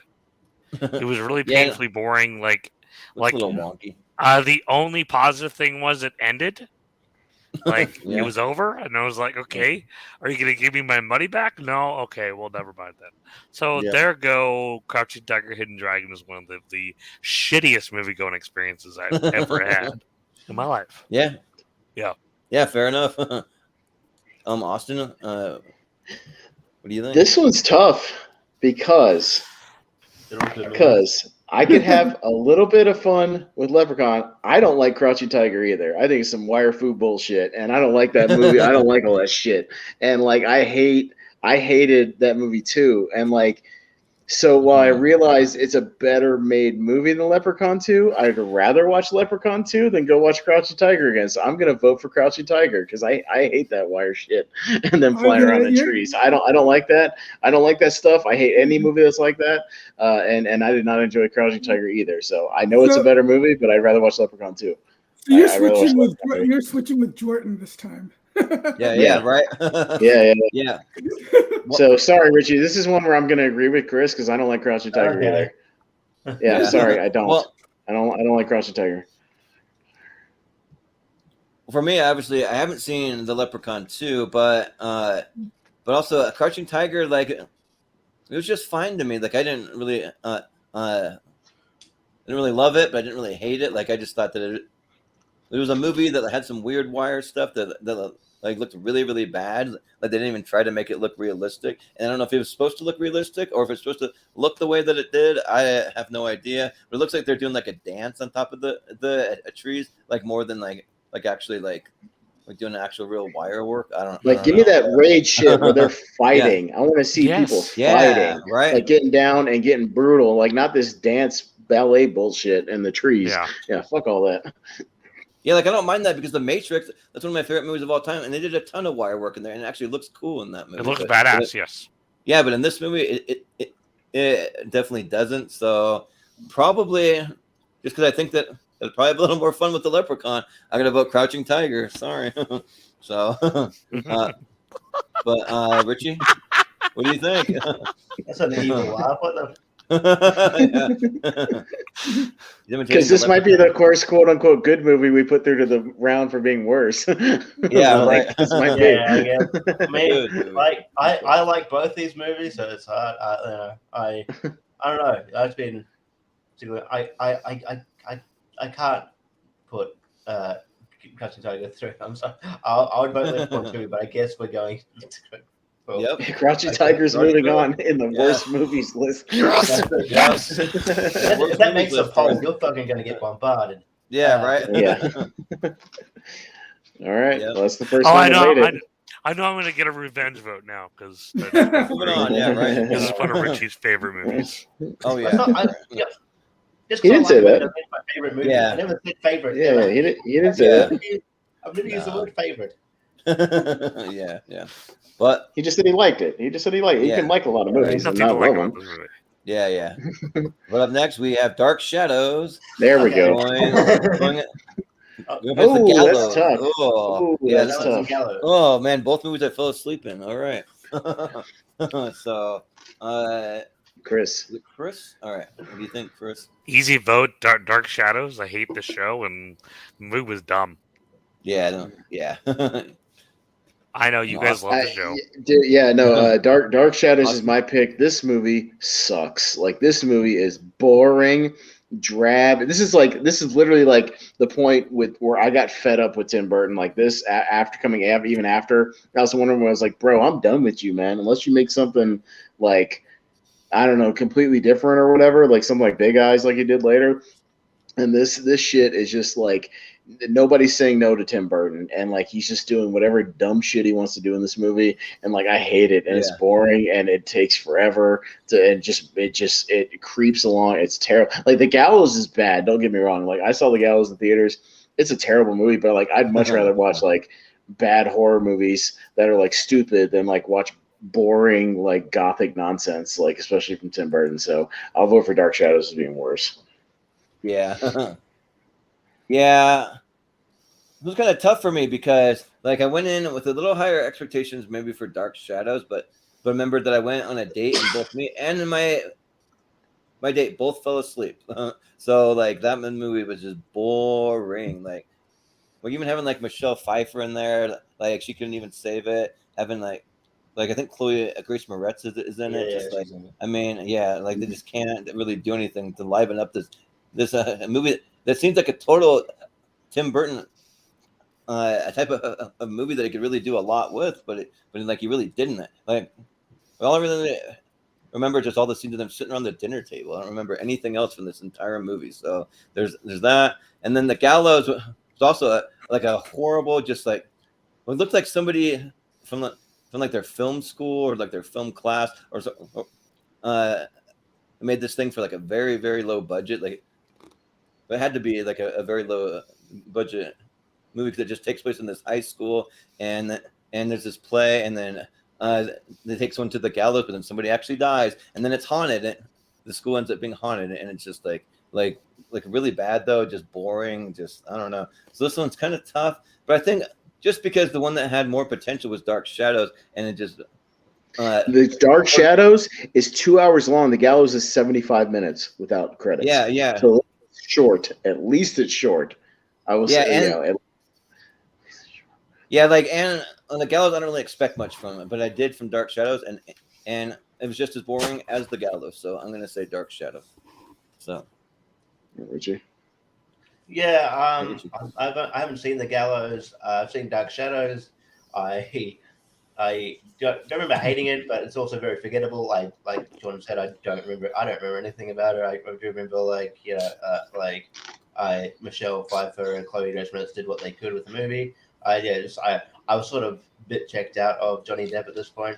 I just felt like he was just like sort of, I don't know, he resigned himself to be this eccentric weirdo in every movie. Didn't sort of branch out. So I was just like, no, I'm not. And then I don't know, the Gallows didn't look interesting, so I didn't sort of watch it. So I'll just go to the movie I saw, and that's Dark Shadows. Yeah, sounds good.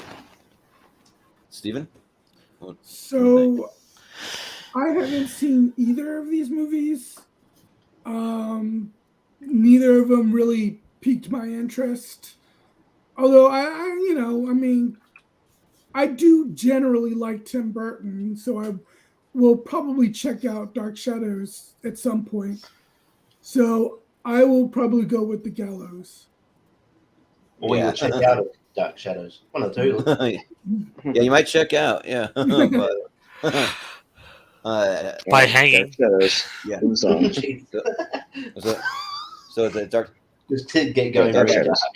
Just by going to the gallows. Yeah, right. But next we have Diary of a Mad Black Woman. Oh God. Going up against The Devil Inside. Oh, that's hard. Oh, that's hard, man. Oh. Yeah. All right. So, Austin, I think you're first, right? Okay, so The Devil Inside was my pick, and for those of you who don't remember, it's a found footage movie, and this is the horror movie that ends with the website that tells you to go to the website to find out more, which is like the biggest black screen. F you to the audience, middle finger that I've ever seen in an ending, like ever. And it's just a bad, boring horror movie. I started watching Diary of a Mad Black Woman because Jordan told me it was on his list, and I'd never seen it. Like I don't watch a lot of that Medea crap. Like it's just not for me. Yeah, but like this movie doesn't know what it wants to be either. Like I watched like an hour of it. It's like it's supposed to be like a romance movie. It's supposed to be like a courtroom drama, a SNL sketch. Like it doesn't know what it wants to be. Like it's all over the place, and it's bad. Like the characters are unlikable. Like the main chick throws like a temper tantrum, and she's a psycho, and like you're supposed to be rooting for her. Like she's psychotic, and it's just weird, and like it's not good. So but I will say again. I don't know. Like, I might have been more irritated with Diary of a Mad Black Woman for the hour I watched it. Like, honestly, more The Devil Inside, even though it's a bigger FU.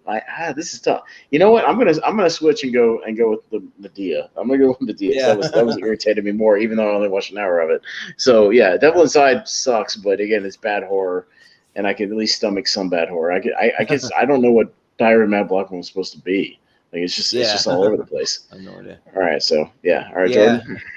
Well, on the Diary of a Mad Black Woman, that was my pick, obviously, but and basically it just represents the entire Medea franchise because I hate every single one out.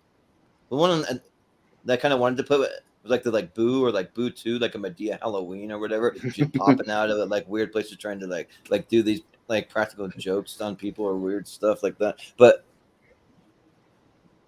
like I'm just not a fan of like I don't know what this trend is of like people dressing up as like these big black like ladies. Like we got Big Mama's House, you got Norbit, you got the Nutty Professor, you got all these Tyler Perry movies. I don't get it. It's not for me. Absolutely not. Like I can't stand that shit, and it just like drives me nuts. Like it's not funny. It's just stupid. And usually all the supporting characters in those movies are just boring and stupid. I did kind of like Big Mama's House for what it was. Like it was kind of fun, but I mean, but like Diary of a Mad Black Woman, it was just atrocious. And then The Devil Inside, like I actually thought that it was kind of a decent movie up until the end. Like they had some found footage stuff of like these priests, I think, going somewhere in Europe to like check out these like exorcism stuff. And I think it's the one that has like the connect the cuts, or like that stuff in it. And but yeah,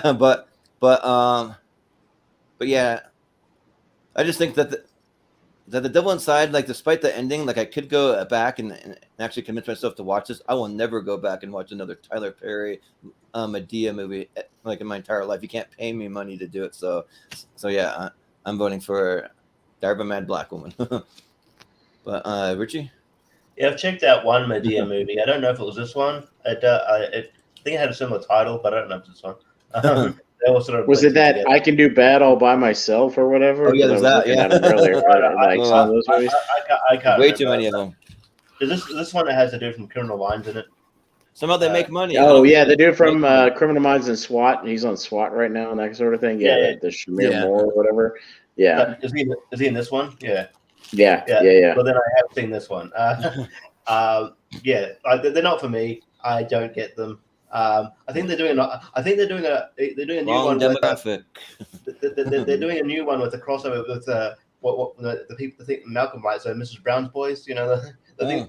I saw the person that played Mrs. Brown in one of the trailers. I'm like, oh, okay, they're doing a crossover between these two. Isn't it a Netflix movie? Wow, it's like a Netflix movie. Yeah. Weird. So yeah, I don't know. They're not for me. I'm not gonna go watch Devil Inside. Yeah, I honestly, even though that one's not for me, that website thing at the end was so lazy. Just so fuck you. Yeah. It's unforgivable. So I'm gonna go. Like during a really intense scene. Like I'm gonna go Devil Inside. But just when the movie starts getting good, when they're like having a car accident, they're like running from something, it gets good, and then like it's like, oh, visit the website for more information. F you. Like the whole audience when I saw it literally was like, fuck you, and like flipping off the screen. Like the whole audience was mad like when they all left that movie. That's why that movie has like a F cinema score or something. It's because of that ending. Like it's really bad. I don't think anyone went to that website. Yeah. But Steven? Yes. Steven. So not only have I not seen a single Medea movie, I don't think I've seen any of the movies that Tyler Perry has directed. I've seen a couple of movies where he's acted in, but none of the movies that he's directed. There's another movie that he might show up in that he's acted in. We'll see. But yeah, go on. And there are a few exceptions, but I generally don't find, maybe when I was a kid I did, but I generally don't find men in drag, disguised as women to be that funny. I mean, I guess, there was Mrs. Doubtfire. I've never seen Tootsie. I guess that's one I should probably check out because I am a Dustin Hoffman fan. Your favorite white chicks? About that one, right? I have not seen White Chicks. No. They look so awkward in that movie. Yeah, that looks bad. Oh, you know what? I think Sorority Boys is kind of a guilty pleasure for me. I think I remember thinking that was kind of funny. Also, I was a kid when I watched it, but Ernest Scared Stupid. Ernest Goes to Jail when he escapes jail. Or tries to, by disguising himself as an old lady. Yeah, so it's funny. Oh yeah, the old lady. But it's also like 2 minutes of the movie. He doesn't do it for the whole movie. It's like one little sketch. Like it's one little thing. Yeah, the end. It's kind of like fart jokes. I generally don't find fart jokes to be that funny either. No. But I haven't seen The Devil Inside either. But I think I would if someone held me at gunpoint and I had to choose which one, I guess I would probably choose The Devil Inside. So I guess I'd choose for this Diary of a Mad Black Woman. Yeah. Sounds good. Chris, what do you think? I think I maybe watched one Medea movie and it was just dumb. But as far as like a Mrs. Doubtfire, Big Mama's House was fun. Nutty Professor is fun. I don't hate those movies; they're okay for the time, you know. But as far as found footage horror movies go, I don't like them. So I mean, I'd probably have to pick The Devil Inside More. I think found footage is lazy and stupid. Yeah. Yeah, for the let's most go. part, yeah. Yeah. Oh, and Richie, yeah, I just looked it up. Yeah, the guy who plays Agnes Brown on that Mrs. Brown's thing is in that new Netflix Medea movie. So Yeah, yeah, oh, it's wow. like a crossover, I guess. So yeah. Huh. Yeah, it looks terrible. It looks like Yeah, horrible. Yeah. Yeah, but it's Well, the same Kevin actor Adler. playing the same character, so yes, that is true. Yeah. Yes, sir. Well, Oh, up next here we we go. have Here we go. Another one. the disaster movie going up against The Descent. All right. Oh man, The Dude. Descent, oh, easy. Two D, That's a good D movie. movies, like that start with the D. So, Jordan. what's me first? This Mhm. one's tough because I hate both of these. I actually hate The Descent. I think it's trash garbage. So it's just tough. It's not my pick though, but it's like a bunch of people are just crawling around in the dark. It's one of those movies that's way too dark to see what's even happening, and like everybody dies except They're in a one cave. person at the end. And They're in a cave. it's just- Yeah, yeah, it's but claustrophobic. That's the point. This is but- the premise of the movie. But With still, though, flashlights. like you gotta have somebody to actually see what's actually happening. Like you gotta want You to can. know what's actually going. Like someone gets dragged away. Like what even happened? Like you get some glimpses of the creatures briefly, but I mean they look kind of cool. But I mean, disaster movie is even worse though. Like I think that like all these like Seltzer Freeberg, is that what they are? Like something like Yeah, that. Freeberg and Seltzer. This Yeah. is not the only time, Yeah. Richie, that you will see them on this list. I Yeah. might have one of their movies on mine as well. Because I put a couple on there too. Yeah, right. Well, the reason why they keep saying that they have more of these in the works, but they haven't been made because I don't think anyone really cares about them anymore, and I don't think that too many people cared about them to begin with. Like they're just horrible, bad. Like that, like they do not know how to do these parody movies. Like take a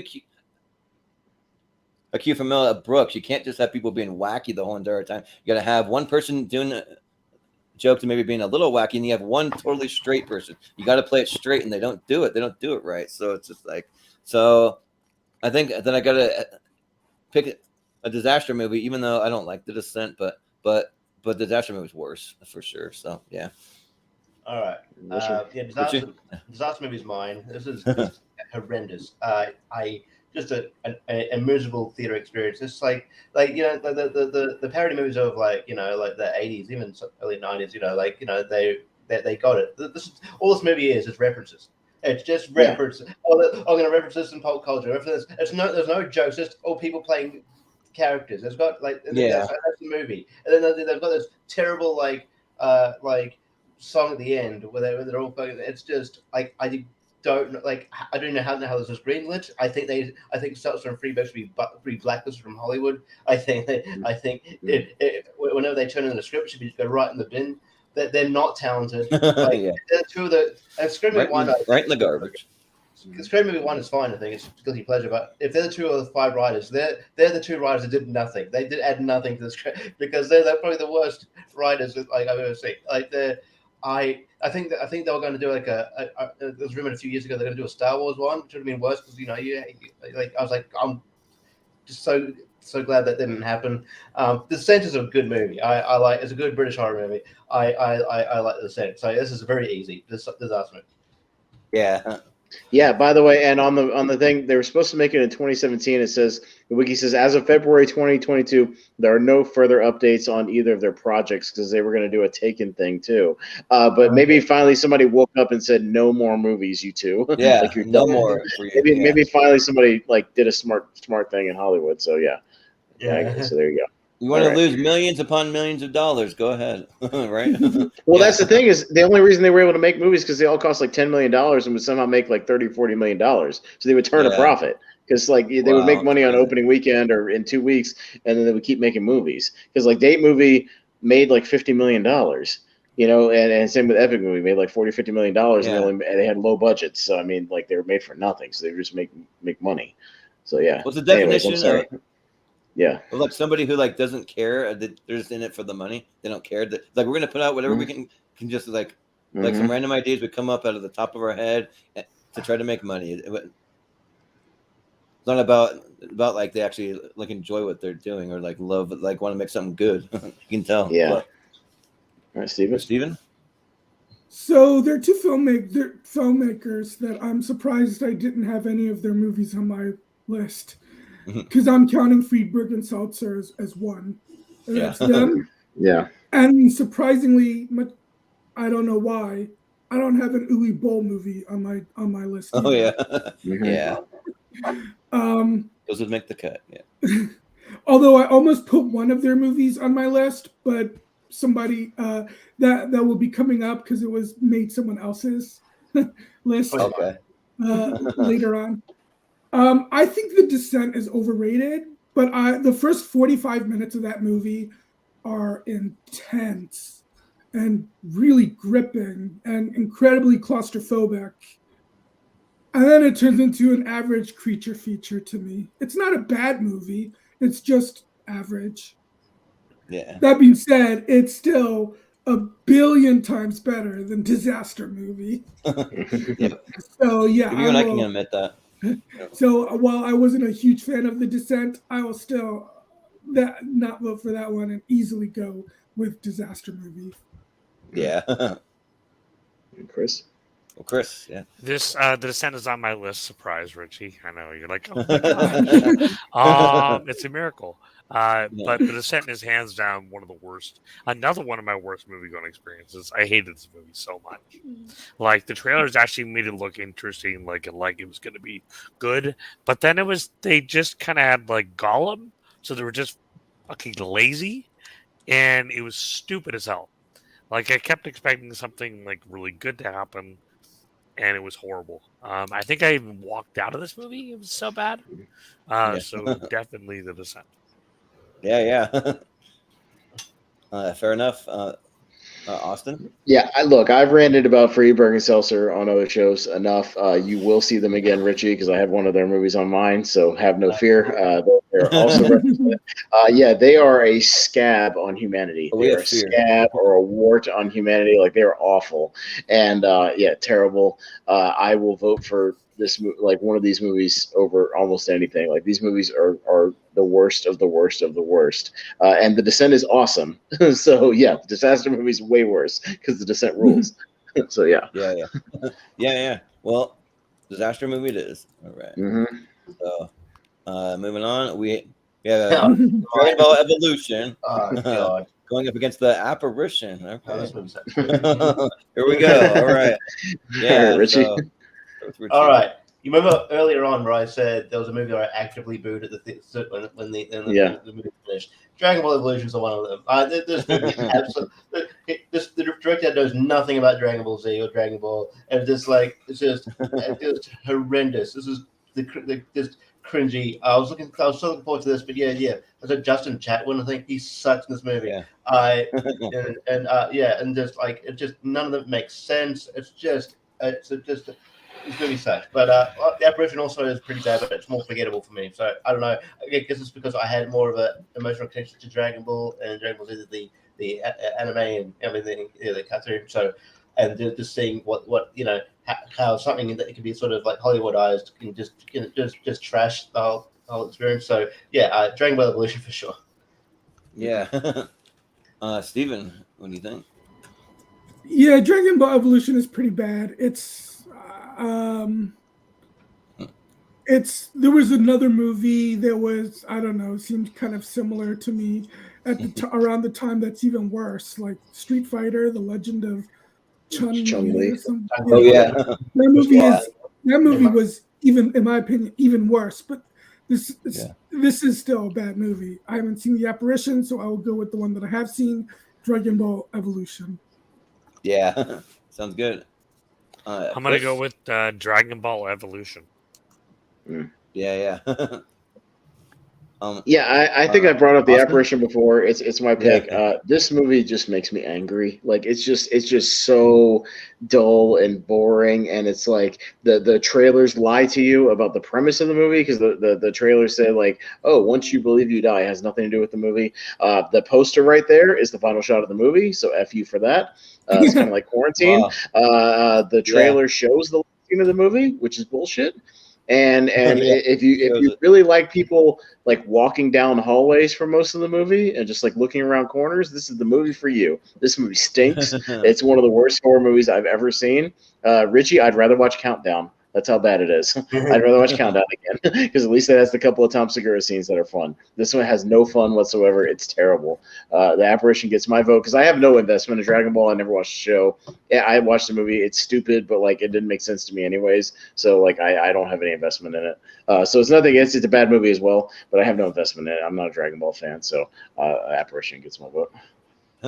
Yeah, I'm starting to figure out a little bit what kind of movies some of you don't like Chris. I don't think you like movies that like seem kind of good, but then they have a horrible ending, maybe. And then in Austin, you don't really like movies where people are just wandering around their house, hearing random thuds and random noises, and just not like it's supposed to be scary and nothing's happening. Maybe. If I'm not invested in what they're chasing after or what's chasing them, I just don't care, and I just want the movie to end. You know, I don't know what they're going after. I don't know what's going after them. It makes no sense, and it's stupid. So, Yeah. Well, the Apparition might be kind of like a guilty pleasure of mine, kind of. I mean, like, well, I don't really like it that much, but I don't hate it. I'll just say that. And you just have Ashley Greene. She's walking around in her lingerie for 2 hours, so there's that. And then it doesn't sound bad. Yeah. Then you have Sebastian Stan that's there. Who's bored? The plays his dull, dead, bored eyes. Draco Malfoy, but he dies. He dies 20 minutes in the movie. Yeah. He's the best thing about the movie, and they kill him. It's terrible. Yeah. And then for some reason, you have her like supposedly being possessed, but she's flying like through the air in like weird poses, like just kind of like I don't know, looks really weird and like really awkward kind of. So there's that. But Dragon Ball Evolution is also bad, and absolutely has nothing to do with Dragon Ball Z. But for me, I didn't really care because I'm not a Dragon Ball Z fan, so it didn't really matter too much to me. But I am kind of a low-key Justin Chatwin fan because I liked him in the movie The Invisible, where he like dies and then only the one girl can see him, and they're trying to figure out the murder of like someone in their town that or was something fun. like that. Yeah, so that one was actually kind of interesting. But so for me, this one's tough because I both think that they're fine and not like horrible, but I would vote for Dragon Ball. I think I do. Well, like I'd probably if you put these two in front of me, I'd probably pick the Apparition, but not by much though. So I'll vote for Dragon Ball. All right, so Dragon Ball is going to move on in this tournament. Yeah, Dragon Ball it is. All right. I think that might be the end of this side. Yeah. So. Oh, all right. So this is going to be a long one, folks. Strap in. Yeah. But it is what it is. We told you that at the beginning. So. Maybe we'll try to pick up the pace just a smidge, but just a hair. Yeah. But other than that, pick up the pace a little bit. Yeah. It feels longer, but I don't know if it's that much longer. Yeah. But no, it's just because we're already at the 2 hour mark. But it's all right. Yeah. It's fun. We knew it was going to be. We knew all these battle ones are long just because everybody's got to rant about their own movies and stuff. It's all right. It's fine. We'll speed it up later. Crimes of Grindelwald. The Crimes of Grindelwald going up against Ninja Turtles, which are both my picks. Yay! All right, nice. I hate these movies, but I'll be the last one to go. So. Oh, Steven's first this time. Oh, Steven. Oh, it's Steven. Okay. So I won't be dead. Guys, sorry. Yeah. So I'm gonna go at 10 o'clock. Can I make my last pick? Oh, do you got one? Yeah. Well, do we scroll around or what? Or if you want to, I think vote really quick on this one. Yeah. Oh, if you want to vote, that's fine. Yeah. Sorry. Yeah. No, you're fine. So I'm gonna go ahead and this is tough because like I like both of these movies, but if you were to put one of these in front of me, I actually like the Ninja Turtles movie. Oh, so don't say it! Oh, I gotta vote for Fantastic Beasts. The Crimes of Grindelwald. Killing me, Small. Yeah, sure, yeah. Yeah, That's fair enough. I knew you were a fan of it anyway, so yeah. Yep. It's all good, but yeah. You gotta go. I gotta go, guys. All right, anything man. you want to It was plug? fun. Like I'm glad I got to be on here. Yeah. Have a good anything you night, wanna guys. plug? Or like anything? That Nothing I can think of. Although I know I kind of mentioned it a little bit. I'm going to be working on a couple shows here. One of the shows I kind of did like a Facebook Live. One of the shows I think I'm going to talk about is like those talk about crappy B movies. So something about like going for a hunt. You know, like showcasing going somewhere and finding a B movie and then watching it. And I'm probably going to do that with my friend Micah. And I'll be adding that probably to the channel. And I still want to do the talk about highlighting different shows and different shows, different movies that I feel like probably people have missed, because I know a lot of people say all the time, you know, hey, there's nothing really on. Well, there's a lot of cool stuff on. So those are kind of some things I think I'm going to work on behind the scenes, but those will be coming down the road. I'm obviously got a crazy busy work schedule, but I'm definitely going to be working on those. All right, we'll watch for those coming down. And one other show in the works future. too. Once I can iron those details out. Yeah. Yeah. Awesome. Well, thanks for being on, and we'll let you know how it turns out, because you still have a few picks in there, so we'll see how it goes. Absolutely, guys. Bye. All right, we'll see you. There's a couple here that we haven't gotten to that I would have liked to have. Yeah. I think Jacob said he was going to be watching if we want to sub in Jacob Barber. So I think he said he was going to be around if he jumps in. So if you're watching Jacob and you want to jump in, feel free, or we'll keep an eye out for you. Yeah, we'll keep an eye out for you. Will you have the link to the channel? Yeah, he can let himself in. Yeah, he can let himself in. if you're out there and you want to jump in, you can jump in. Yeah, but for now, we'll go back to Steven for his list. Yeah. All right. Okay. So I haven't seen the Fantastic Beasts movies, but I want to, especially because the third one is coming out pretty soon. So I will definitely be watching this sometime in the next couple of weeks so that I see it in time for that one. Yep. If this was the second Ninja Turtles, I would easily vote for that one, because that one was trash. Yeah. And which is a shame, because it actually had so many of the cool elements from the cartoon show of the 90s. Right. You know, you had Krang and Dimension X.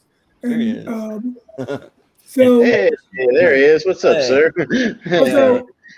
What's going on? Also, when I heard that they had cast Stephen Amell as Casey Jones, I thought that was awesome, because I loved him in Arrow, but he was actually not that good in the movie. But anyway, this is not about the second one. This is about the first one. And I liked the first one, actually. So I will go with the one I haven't seen, which is Fantastic Beasts and the Crimes of Grindelwald. Yeah. Well, we're making Jacob Max. This is another Johnny Depp movie who's been a bunch of these picks. Sorry, Jacob. You can say your piece. You think of these two. The Crimes of Grindelwald and TMNT. I actually like both of these movies. Oh man. No, I don't hate.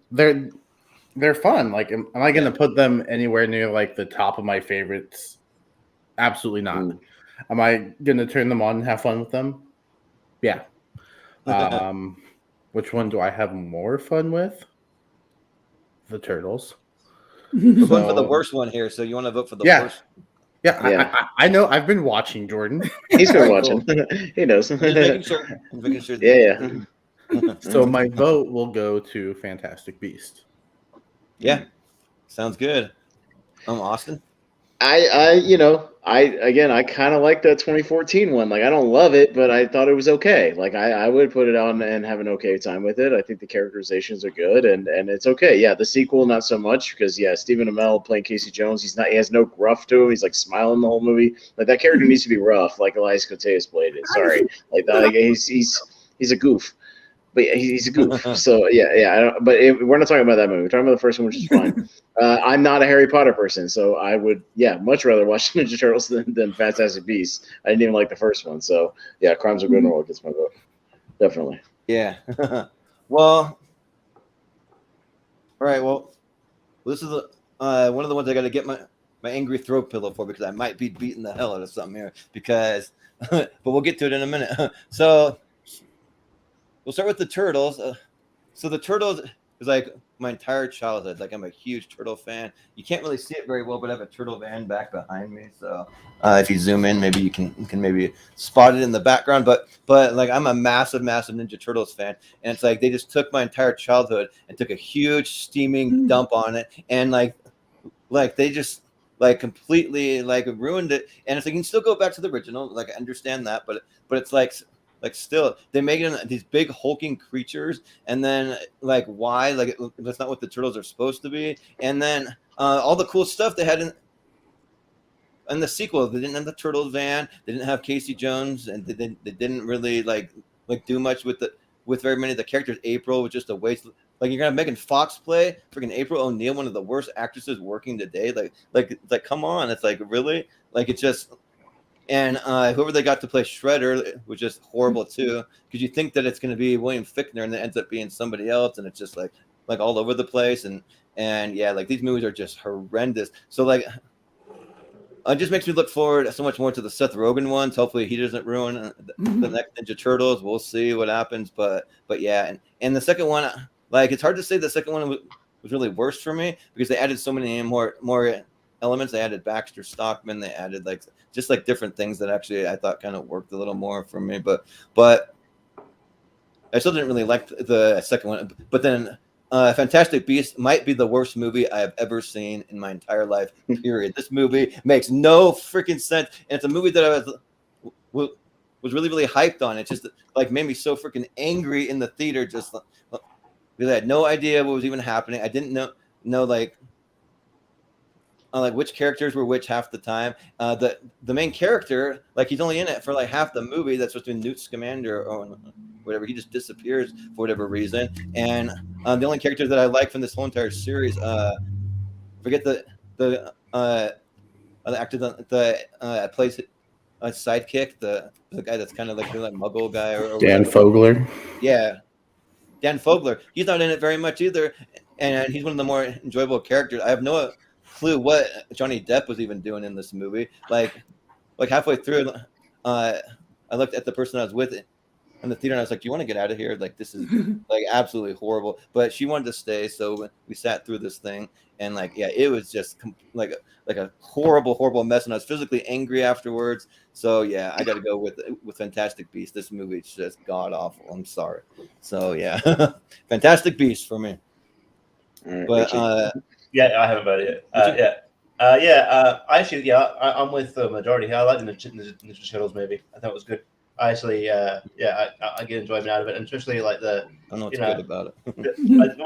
the scene in the elevator where they're all kind of, beatboxing a little bit. Yeah, that's really that's the one redeeming thing. I will say that. Yeah, that's really cool. I mean, yeah, and the second one's worse, even though maybe I was still looped into the second one because they had Sheamus in it as Rocksteady. It was Rocksteady. Yeah, right. But I've never really been big on the Fantastic Beasts movies, and I haven't seen Crimes of Grindelwald, but it looks I've got no interest in it, so I would probably go, just because I've seen Ninja Turtles and I liked it, I would go Crimes of Grindelwald. I'll just say that I will not be going to see the next Fantastic Beasts, The Secrets of Dumbledore, or whatever the frick they're going to call it. I will not be there. I will not spend my money. They're not. Oddly enough, I just want to point out that Teenage Mutant Ninja Turtles right there might be Jonathan Liebsman's best movie. Because if you listen to this roster, he started out bad with that Darkness Falls movie, the Tooth Fairy movie. It's really bad. That movie's bad. Texas Chainsaw Massacre: The Beginning, the prequel to the remake, which is bad. Battle Los Angeles, which is bad. Actually, that one I liked, actually. No, he made Wrath of the Titans. not Clash of the Titans, Wrath of the Titans, and then Teenage Mutant Ninja Turtles, and then he's currently directing episodes of the Halo series that I have not heard good things about. So there you go. Well, I actually liked Megan Fox as April. I mean, really, you actually liked her? Oh man, she's no Paige Turco, but I still liked her. You know who would have made a great April O'Neil? Do not act to save her life. Kristen Stewart. No, what the? Yeah. Oh, hell yeah, April. Yeah, definitely. No. But I'm gonna make that movie. But Cards of Grindelwald's moving on. So, sorry, I mean, Best Actress nominee, Kristen Stewart. Yeah, right. She is. Yeah, potential Academy Award winner, Kristen Stewart. Here we go. Here's my one. So 50 Shades. Here we go. Yeah. 50 Shades is mine. Of Grey and Skyline. Skyline. Ooh, that's tough. That's tough. Ooh. There's another one of mine. Mine is Skyline. That's my pick. So. Yeah, the second appearance of the Strauss brothers after Requiem. So there we go. Yeah, right. Another movie. All right, Jacob, you're up first. Right? Yeah. Yeah, and this is the one episode where I don't feel bad saying, "Well, I haven't seen either of these movies." Well, because you don't need to. You don't need to see those movies. Yeah, they're all bad. So that's fine. We're telling you what to avoid, so that's okay. Yeah. Which one looks worse? So, I'd say Skyline looks worse because 50 Shades of Grey at least has Dakota Johnson in it, right? So yeah. I mean, there's one redeeming factor to it. Fun fact: I worked at a camp, and I had a copy of 50 Shades of Grey in my backpack. I was supposed to give it to my aunt before I left for camp, and I forgot. And so I'm living in this house. It's me, and then there's volunteers for the summer that stay all summer, and some of them are under the age of 18. Oh. I take the copy out because I don't want to just sit in my backpack. I was using my backpack for other things, and I set it down. And I come back, and they're like an hour and a half into this thing, and they're like 14, 15-year-old high schoolers watching 50 Shades of Grey on a laptop, just close together on a couch. And so I left the house until they were done. Okay. Yeah. It's not what I expected to come back to. Movie, not the book. Yeah, you want to be implicated for anything? Yeah. Yeah. So, yeah, but I don't even know what Skyline is about. It's a horrible sci-fi movie. Horrible. So, Yeah, I'm just gonna go. Really got some scrubs. Yeah, it's got like on fire. Yeah. Yeah. All right. Well, I'll go Skyline because why not? Yeah. Well, Austin, what do you think? Yeah, this is they're pretty close because I saw Skyline in the theater because the trailer was somewhat intriguing. Like it wasn't bad. Like the trailer wasn't bad, and then I went and saw the movie and like that movie stinks. Like the acting is bad, the script is bad, the effects are bad. The ending doesn't make any sense with the dude like turning into an alien at the end. Like it's really bad. It's horrible. And no wonder it killed the Strauss brothers' career because this was just the double whammy of that and Requiem. I feel like at least with 50 Shades, like you can laugh at it and count how many dumb things are in that movie and like play a drinking game. Like I'm sure there's stuff. And at least Dakota Johnson's not bad on the eyes and she's naked a lot in this movie. So I would rather watch that. And like Skyline just is like terrible sci-fi, which is always. And apparently Skyline is like a trilogy now. They made like 2 direct-to-video movies. Oh yeah, and it's like a trilogy now. It's like Beyond Skyline and like Skylines or something. Like Frank Grillo's in one. Skylines. Yeah, Frank Grillo. It's on Netflix. I watched it. I can't imagine, dude. Like trying to continue the story. So I'm going to say the worst is Skyline is what I'm going to go with. It's better than the first. I'll say that. Yeah. Well, Skyline's my pick. Just to remind everyone, but we kind of have like really weird movie experiences with both of these movies. So I'll try to make it quick, but just to tell the kind of quick stories here is that when I worked in a movie theater for 50 Shades of Grey, I think that I probably have told this before on the show, but anyways, it was my very first week working in a movie theater, and I started seeing people coming in like lingerie and like weird like weird like leather and I was like, what the frick's going on here? And this guy, he comes up to me, he's like, hey, can I get my whip back? And I'm like, your whip? I'm like, what are you talking about? He's like, yeah, I came here with the whip for 50 Shades of Grey. They wouldn't let me take it in the theater. They confiscated. I'm like, your freaking whip. You want? I'm like, what? What's even happening? So I had to go to the counter, and they're holding the whip for him. Yeah, like sure enough, yeah. So yeah, so like people were like coming in for that because it's opening weekend for it, but then Skyline, like this movie just makes no sense. Like it's just like the people that they're running around, they hear about these aliens, and they're only focusing on like this small group of like 5 people trying to escape this alien invasion, and like yeah, like just isn't like it's just boring. It doesn't make any sense, and it they have a scene that's near the end of the movie where they literally detonate a nuke only 4 miles away, only 4 miles from where they are, and it doesn't affect them. Like it literally, you'd be incinerated if it's 4 miles away. Like that's gonna affect you, but it doesn't affect them at all. And they just keep on running away, trying to escape this thing. And at the end, yeah, the aliens win. Spoiler alert, because this movie sucks, so I'm gonna spoil it. And they get turned into aliens to become part of this alien hive or something dumb. So I think Skyline is the worst of the two. So I'll pick Skyline. Mm-hmm. Well, 50 Shades is my pick because I got a story with that too. It was like I did movie reviews for a while, and like for a radio station, and like and I would go with my friend, and one of the first assignment I got was 50 Shades of Grey. All right, you're testing my commitment to this job, and so I but me and my friend would just we walked in pretending we walked to a different movie. I'm like, oh yeah, if that Fast and Furious movie is going to be really good, isn't it? Yeah. We're not going to 50. And then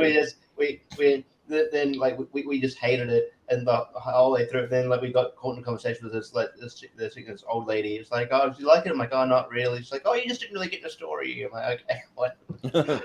Story. Whatever. But yeah, no, I hated watching The Shades of Grey, and also it just sort of it does make sense, and it's also just it kind of it makes people like. It makes people maybe believe that like people who are into this stuff, like your BDSM sort of thing, they have to have something mentally wrong with them because it's like they always have to have this like tragic backstory to be into this kind of sex. It's like this, people are we'll adjust people into this type of sex too. Just want to. But and Skyline, I remember Skyline just being very very boring, and just like they had a good premise, but it's just like I was cynically bored throughout it, and but just because I had more of an emotional reaction, I'll say 50 Shades of Grey. But I wouldn't be mad if Skyline moved on because it's pretty shit. Yeah. Well, they make 50 Shades of Grey this movie about like empowering women to find their sexuality, like discovering it and all this stuff. But if you did that for men, you'd be like canceled or something. Like you can't do that for men. It's just weird. Like how can women do it? It's weird. But Steven, what do you think?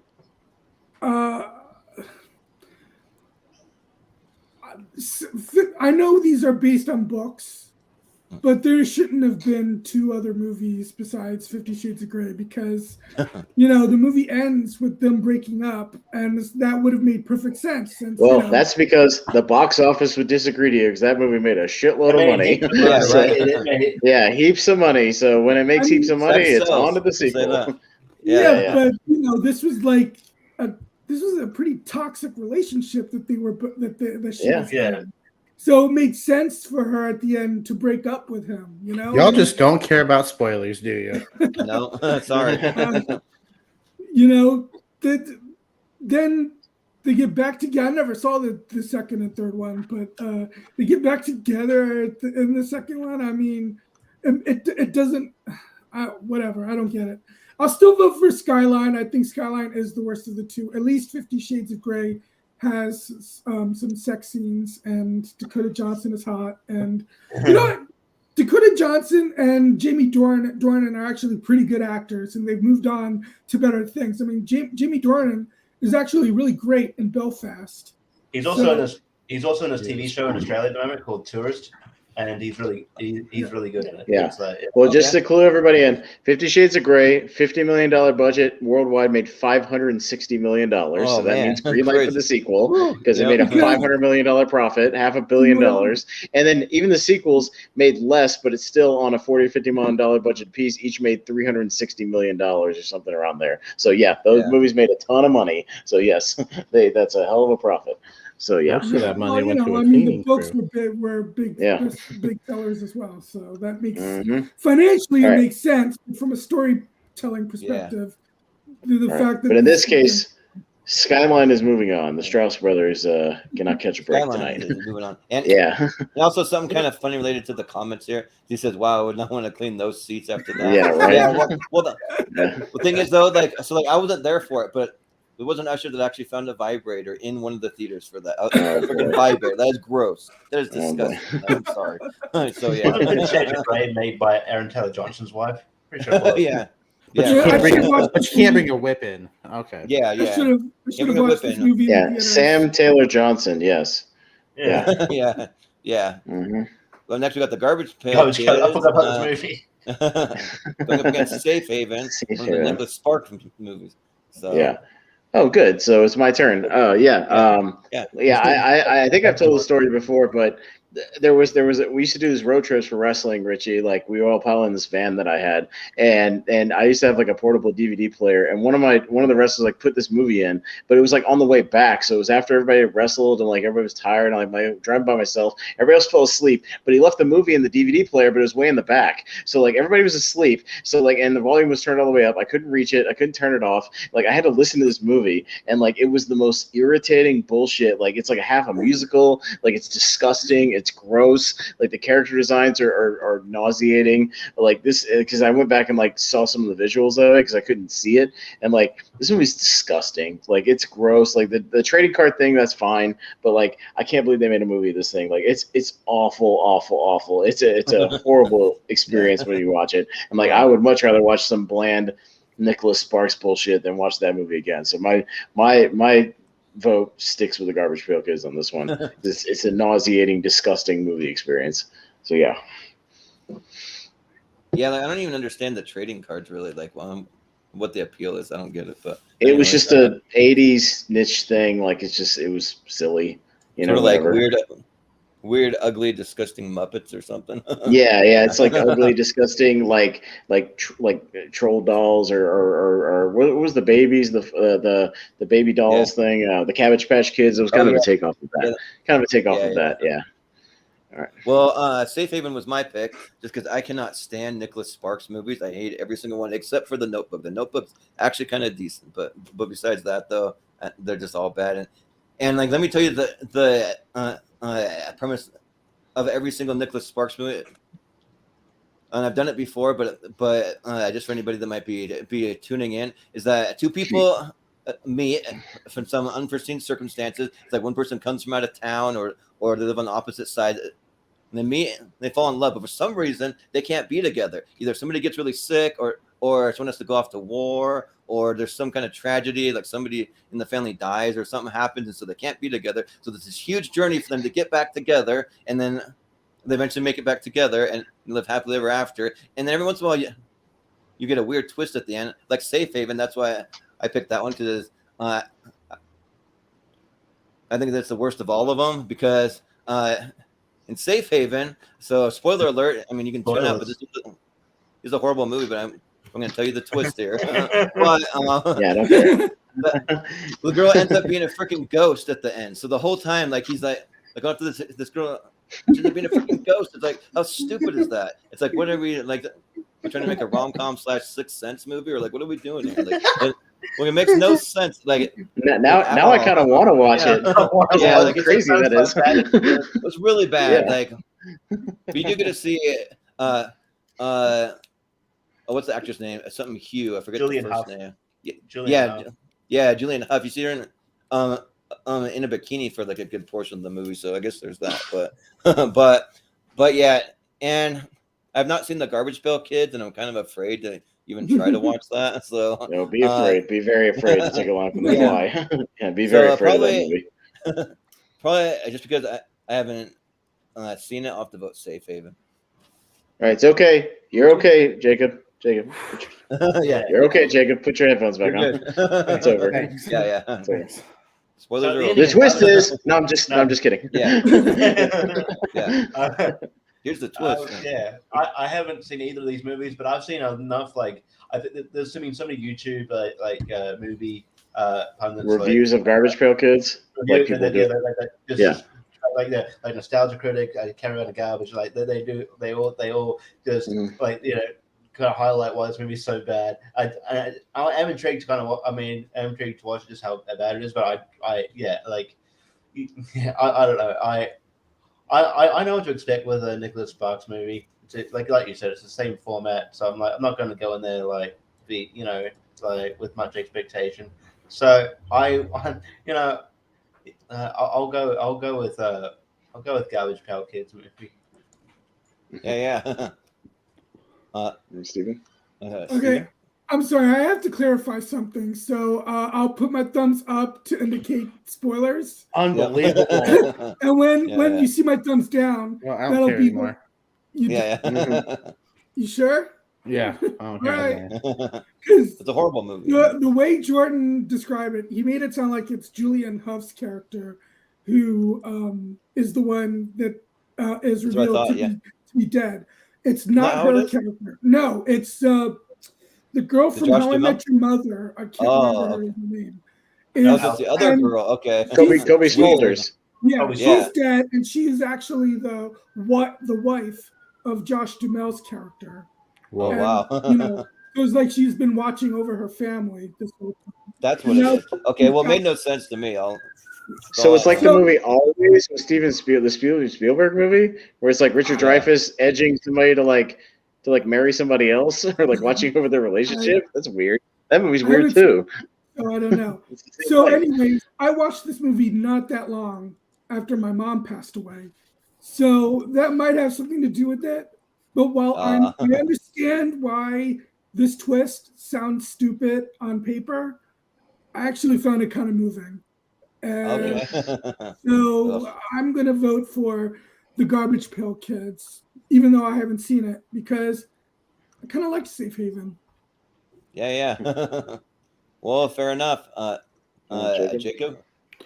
I'm not afraid to admit I'm kind of a sucker for those Nicholas Sparks movies. I know they're not good, but I get some level of enjoyment out of it. I've heard nothing but terrible things about the Garbage Pail Kids, and while I am intrigued to watch it just to see how bad it is for myself, it's one of those where I will prepare myself for how bad it's going to be.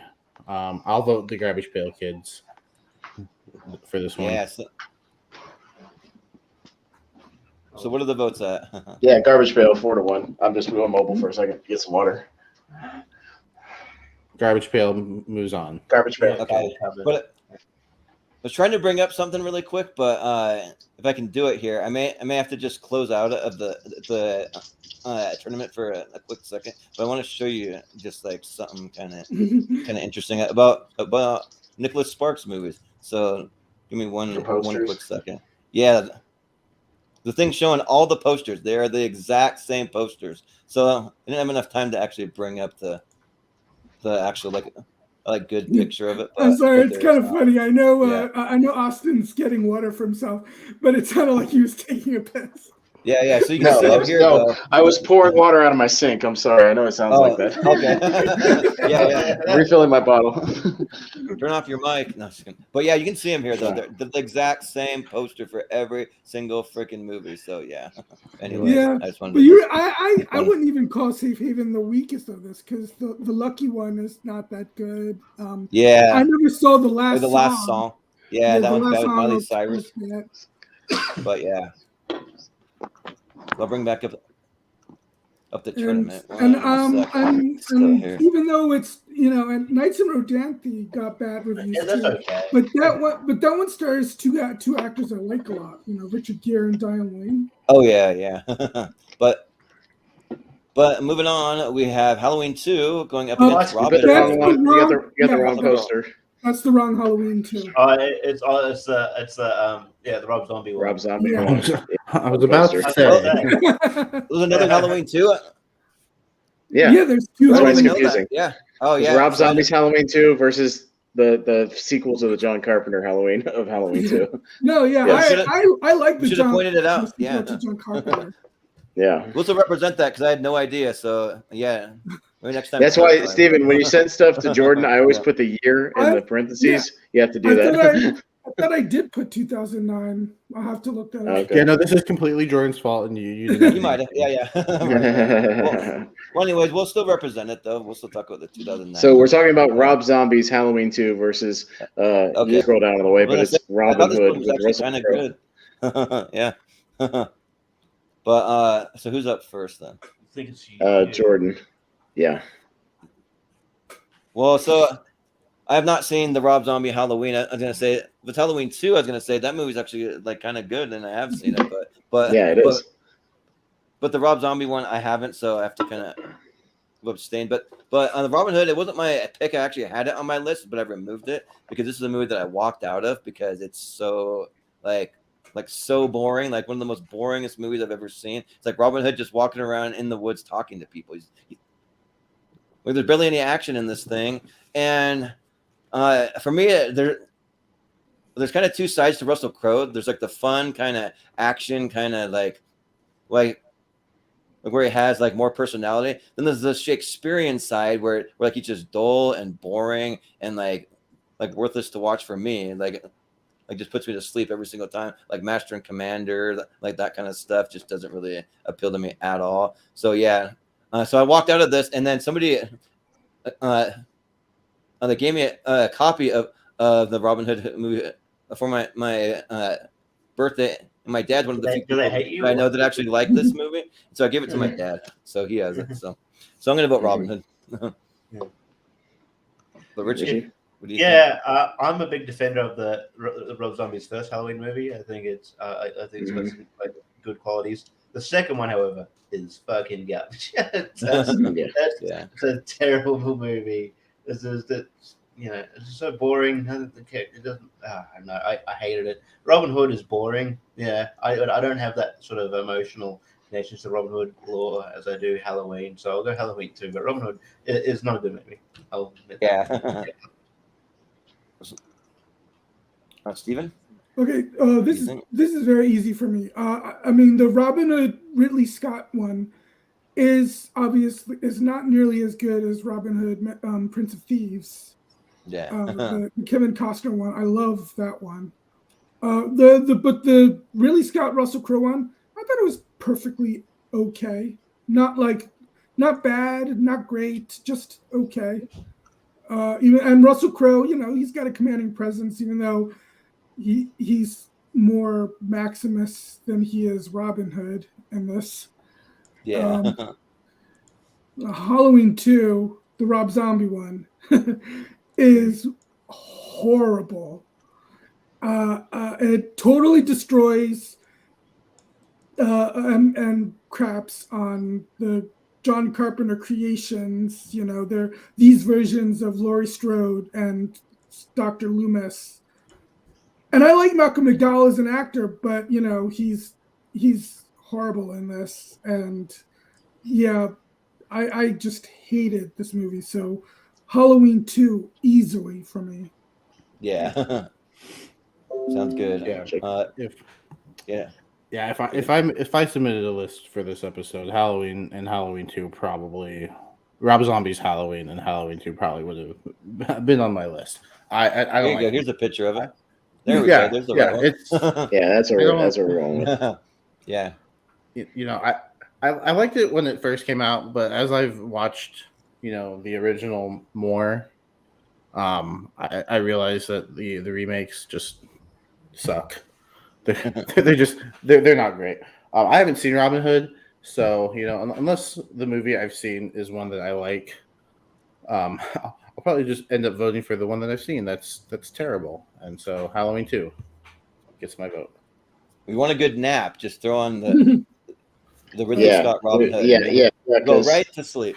Robin Hood was my pick. I forgot how bad this movie was until we were talking, and we somehow stumbled upon it, and I was like, oh my god, that movie was the most boring shit. I remember just squirming in my seat, just being like, holy crap, like there's just nothing happening in this movie. It's just them just like talking and wandering around. There's like one scene of like there's like one action scene where they like fight some people and that's it, like in a 2.5 hour movie. Like this movie sucks. Like, and it's one of just those Ridley Scott like just in over his head, like just bullshit. And I'm like, don't get me wrong, Halloween 2 is bad also, like because again I kind of defend the first one a little bit, kind of like Richie. I'm just a Rob Zombie fan, so I kind of do, but this one, homeless Michael Myers, like being weird and just like all the goofy shit with like his mom like being like a fairy or whatever, like it's all just weird, the unicorns and stuff, just odd.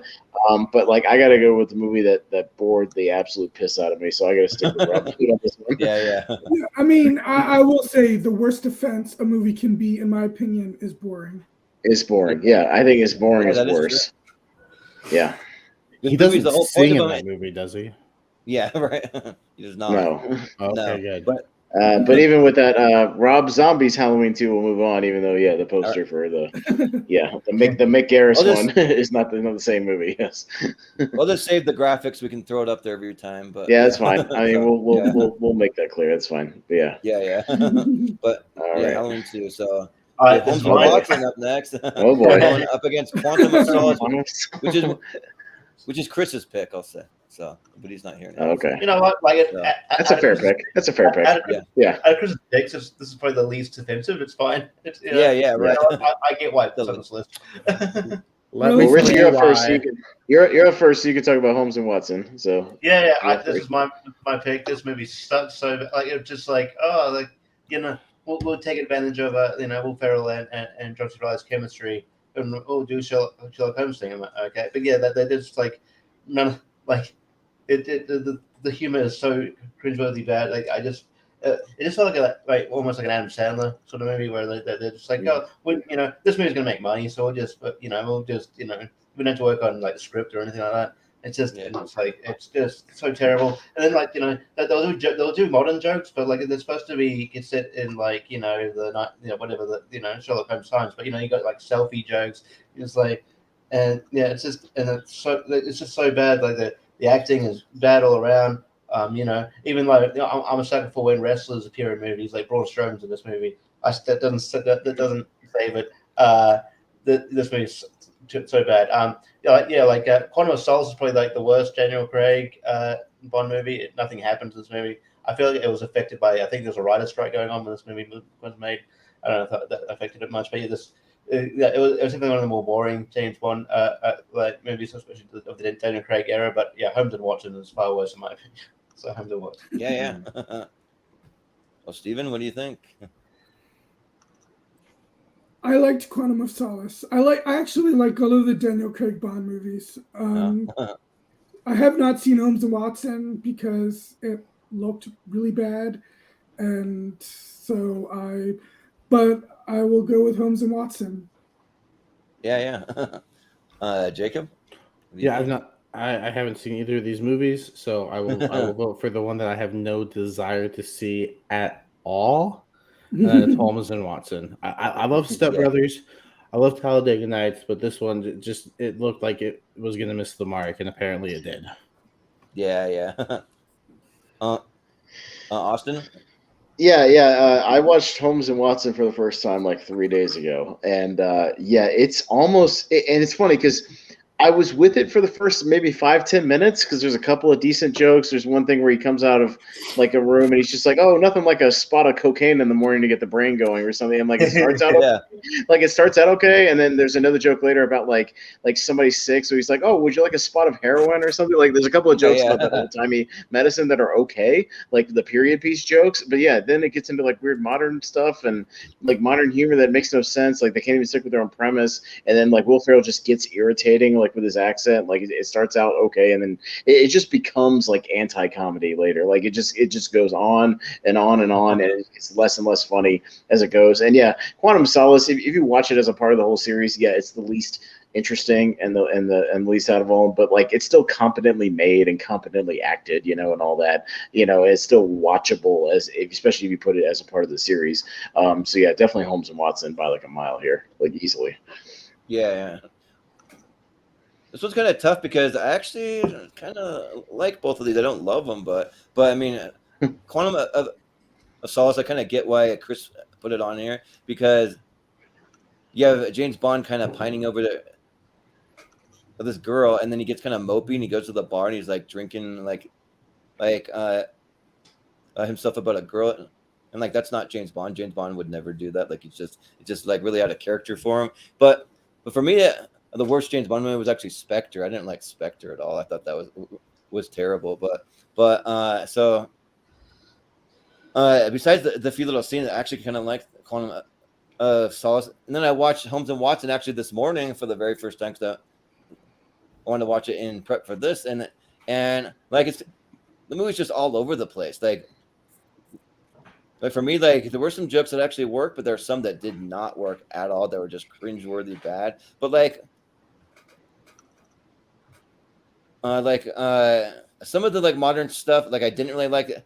What did kind of make me just have like a small chuckle when he's trying to do like a drunk text, but he has to do like a telegram, so it's like a drunk telegram or something like that. Like just kind of weird. It didn't make me laugh that hard. Just kind of got a little like courtesy laugh maybe, but and then the like jokes about the cocaine and that kind of stuff. But then there's like a weird musical number for some reason. They just start singing out of nowhere, and just like, what is this? Like it's just really weird and like all over the place. So it's kind of tough. But I think that the one that I'd probably rather watch is probably Quantum of Solace because I'm a huge James Bond fan. So I'll vote for Holmes and Watson. Yeah.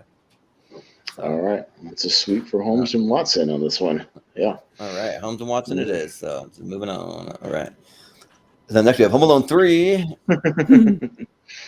You want to? Which is Malcolm Lay's favorite Home Alone. Malcolm. Yeah, right. Yeah, right. But we're going against Prometheus, which is one of Chris.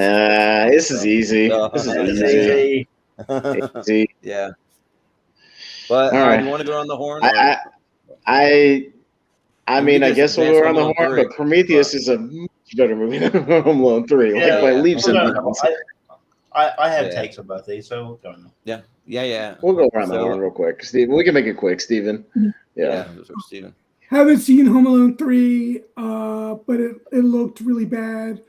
I don't love Prometheus, but I think it's an all right movie. So I will go with Home Alone 3. Yeah. Sounds good. Jacob? Haven't seen either of them. Which one would I rather watch? Probably Prometheus, so I'll go Home Alone 3. Yeah. Sounds good. Austin? Yeah, this one's easy. I'm a Prometheus defender. I think that movie's still intriguing and pretty good and one of Ridley Scott's better movies. Now, I can't say the same for Alien Covenant. I hate that movie. But Prometheus, I think, is still like pretty good. And and even Home Alone 3, like it's bad, but Home Alone 4 and 5 are worse. But like Home Alone 3 is still bad. So like or whatever. Yeah, however many there are. But like this is. It's right in the middle, but like I'm not gonna defend and say it's good. Like it's bad. So yeah, I'll definitely go for Home Alone 3, like easily. Yeah, so Home Alone 3 is my pick because I'm a huge fan of Home Alone 1 and 2. They're actually probably the movies that I've seen the most because I watch them every single Christmas. Sometimes outside of Christmas because I really love those movies that like they just really hit hard. Especially when I was a kid, I watched them a lot. Then you have Home Alone 3 that just takes a huge diarrhea dump all over the whole franchise, and it's just like so bad. And you kind of forget some things, like you have Scarlett Johansson as the kid's mom in the movie. Like people forget about that. And no, the kid's sister. Sister. Sister. She's not old enough to. She's not old to be the mom in like 2001. She was like 17 at the time. Sure. Yeah, sister. I know she was in there as like one of the like family members, but yeah, and like just weird things like the like humor in the first two actually kind of works, but then in the third one you have weird things like he has a little mouse that's like running around and he like chews a hole in the guy's crotch and he smacks him with like some kind of like a baseball bat and he's like you smacked my winky, or like just like a horrible humor like that just makes I don't know, like just dumb. But don't slap a man's winky. Come on. Yeah, right. How dare you smack a man's winky? But Prometheus though is like I don't love it, but I don't hate it. Like I think that it's fine. I mean, it kind of sets up Michael Fassbender in that world, so I mean it's fine. So I'll vote for Home Alone 3. But Richie? Yeah, I like Prometheus. I think it's good, but also Yeah. Also, in defense of Malcolm as well, if he's watching still, I don't mind Halloween. I mean Halloween. I don't mind Halloween 3 either. Yeah, I don't mind. I actually don't mind. Yeah, Halloween 3 is good too. Yeah. another witch. Home Alone 3 is actually pretty decent. That's like once you get over the Corley's absence, he couldn't really be in this movie really because he was too old at the point anyway. So Yeah. I understand why He could be Home Alone. I can understand why they wanted to keep this going. I am surprised it came out of the theaters. I thought maybe it would go direct to video at the time, but it's a decent enough movie. It's certainly better than 4 or 5 when isn't 4 or 5 where French Stewart's one of the bad guys? Yeah. Number 4 is, and I think even 4 they bad. say that it's Kevin McAllister. They say it's the Macaulay Culkin Really? character, and it's a whole different kid. They do say that. Yeah, it's bad. It's like especially almost like a remake, but in French. He might be a nice guy, but French Stewart's annoying, so I'm glad he's not in this movie. So I will say Prometheus, but Home Alone 3 is the worst movie, but it's not bad. Yeah, but I will say that Prometheus had some of the most annoying trailers I've ever seen. They had that like really loud noise going, doo, doo, like over and over again. That's the alarm from the original movie. That's the alarm from the original movie. That's how you knew it was an alien movie. Yeah. But so annoying the way that they like played it at like full volume, like super loud. And they played it over and over in front of every movie. Like that's what I thought made the trailers good. I'm in the complete opposite camp. No way. That made it horrible. One of the worst trailers I've ever seen. Like, I liked French Stewart in Third Rock from the Sun. Yeah. He's fine in the right roles. He's fine in the right roles. Yeah, like that role. That's fine. Did you vote playing an alien? Yeah, I was first. Yeah, he did. Yeah. Okay. But Home Alone 3. I'll give Home Alone 3 this. At least the reason why he's home alone makes a lot more sense than in the first 2 movies. Yeah. Mom's at work and he's sick, and so I'm not going to school. Yeah. But next we have Hostel. Against Pink Panther 2, which are 2 more of my picks.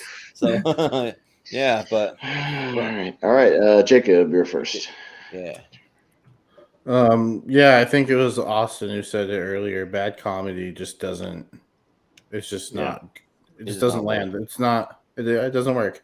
Bad action or bad horror, I feel like you can, at least get over it. Bad comedy, like when you're trying to make people laugh and it just doesn't work, then you failed. Bad horror, bad action. Maybe you laugh at it and you get some enjoyment out of it. Not the enjoyment that the movie was going for, but enjoyment nonetheless.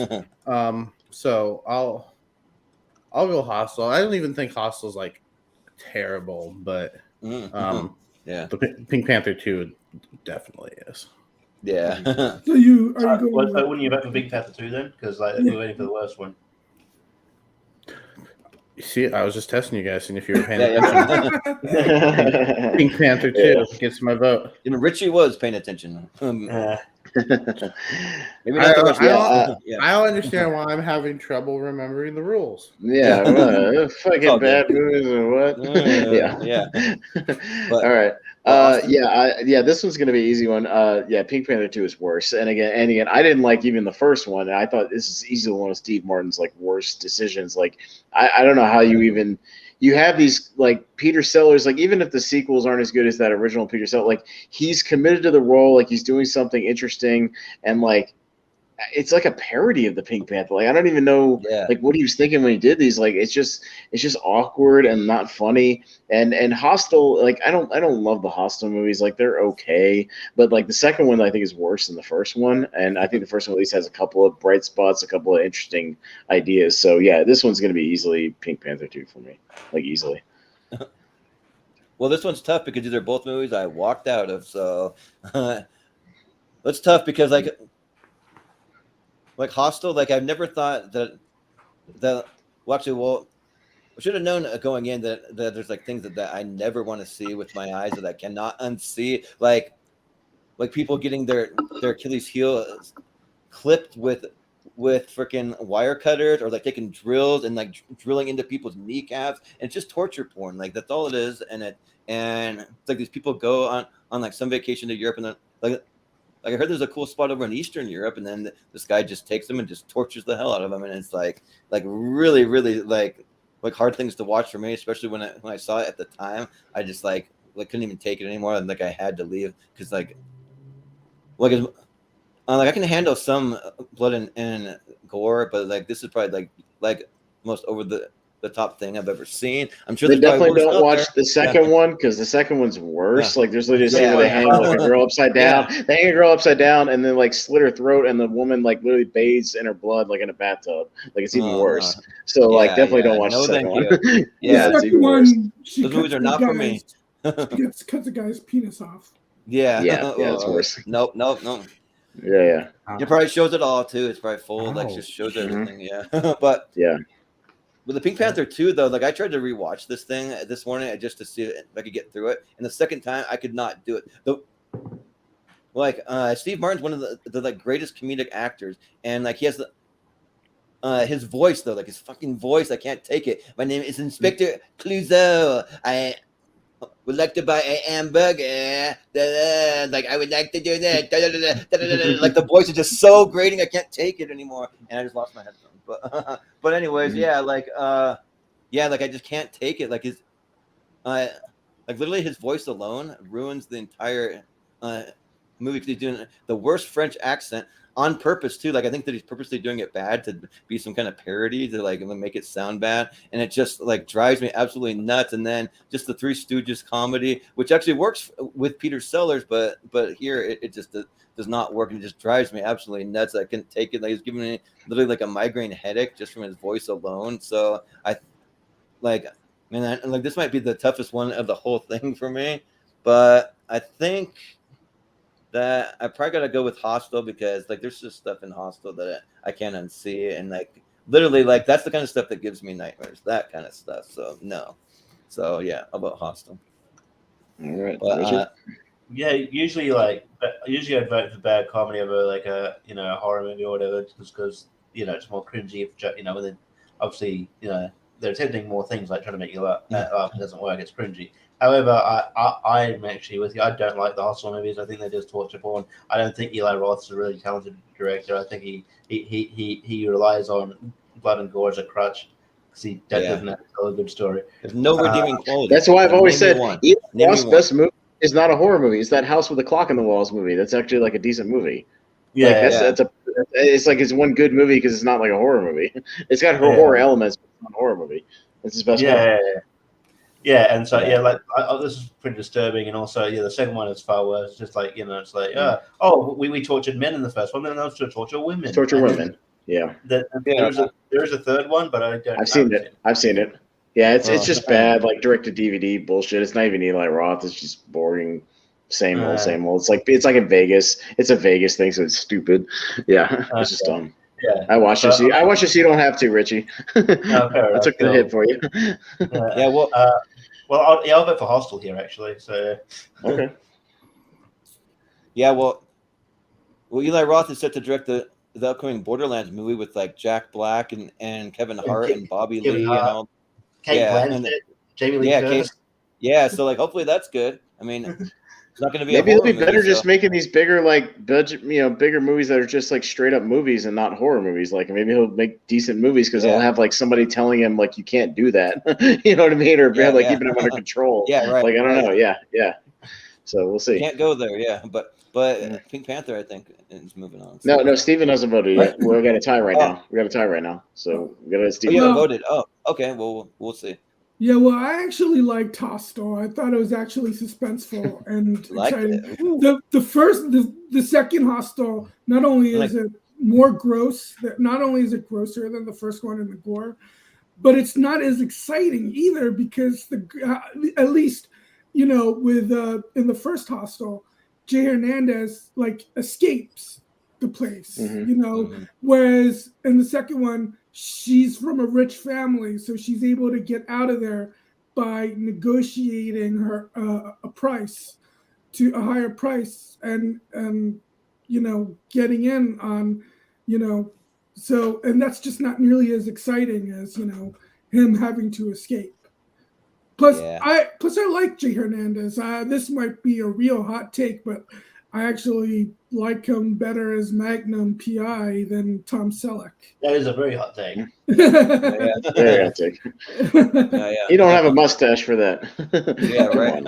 I like the recent Magnum PI show. I mean, I haven't really watched it much, but what I have seen, I like the chemistry between him and the female Higgins.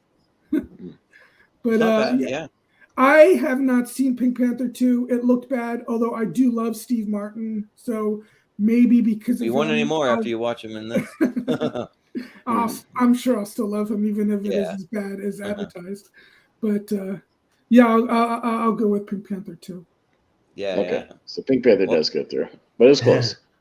But even thinking about this is like, thinking about Hostel, like those scenes are making me kind of nauseous. It's kind of weird. I don't know, like even just thinking back about it. But it did its job, though. I think that was the point. So, but moving on, we have Independence Day Resurgence. Would come up. I thought this would come up. And then we got Paul Blart Mall Cop 2. Oh boy, this is tough. This really tough. All right. That's you, Austin. Okay, so I'm up first. Yeah, so Independence Day Resurgence is my pick, but I'll talk about Paul Blart first because Jordan let me in. This was because I've seen the first one. I hadn't seen the second one. So I torrented the second one because I wasn't gonna pay for it. So I torrented the shit out of this movie. And yeah, like I couldn't, bro. I made it like 50 minutes in this movie and I couldn't take it anymore. Like it was just dull and shit. Like it was just boring. Like it was just him just like walking around the hotel for like 50 minutes just doing nothing. Like I was just like, where's the comedy? Like he's just like bumbling around doing jack shit. So like I just turned it off. Yeah, it was just. Whatever, and like, but Independence Day Resurgence might be the dumbest movie ever made. It's a contender. It might be the dumbest, stupidest, especially sequel ever made. The movie literally, no shit, gave me a migraine in the theater. Like I got a massive headache while I was like watching this movie like 2 hours in. Like I could not physically take it anymore. And I think Roland Emmerich, I don't think he's made a good movie, honestly, since the first Independence Day. I think they've all been various levels of garbage. So I don't know how he still has a job, how he's still making movies. But yeah, like that movie, and it had potential because again, it was a sequel to his good movie, and it's awful. But that movie's awful. So yeah, I gotta stick with Independence Day. I gotta stick with mine on this one because I just shut up. I just didn't care. So whatever. You don't like The Patriot? No, I don't like The Patriot either. Like I think The Patriot is like silly. Like and his Godzilla movie's an atrocious, like horrendous abomination. Like 2012 is bad. Like Midwest BC is bad. 10,000 BC is probably his worst movie. Day After Tomorrow is bad. Like Moonfall. Moonfall. Yeah. I haven't. Yeah, you have to admit that the trailers always hook you though. Like for me, they did. Like I thought the trailer for Independence Day Resurgence was actually pretty good for what it was. Like the trailer was okay, and then like I was excited to see it, and then it gave me a headache, and I walked out of the movie hating it. So yeah, no, Independence Day. I'm a White House defender. No, Olympus Has Fallen is infinitely better than White House Down. Infamously, and much better, much better. Well, Jordan.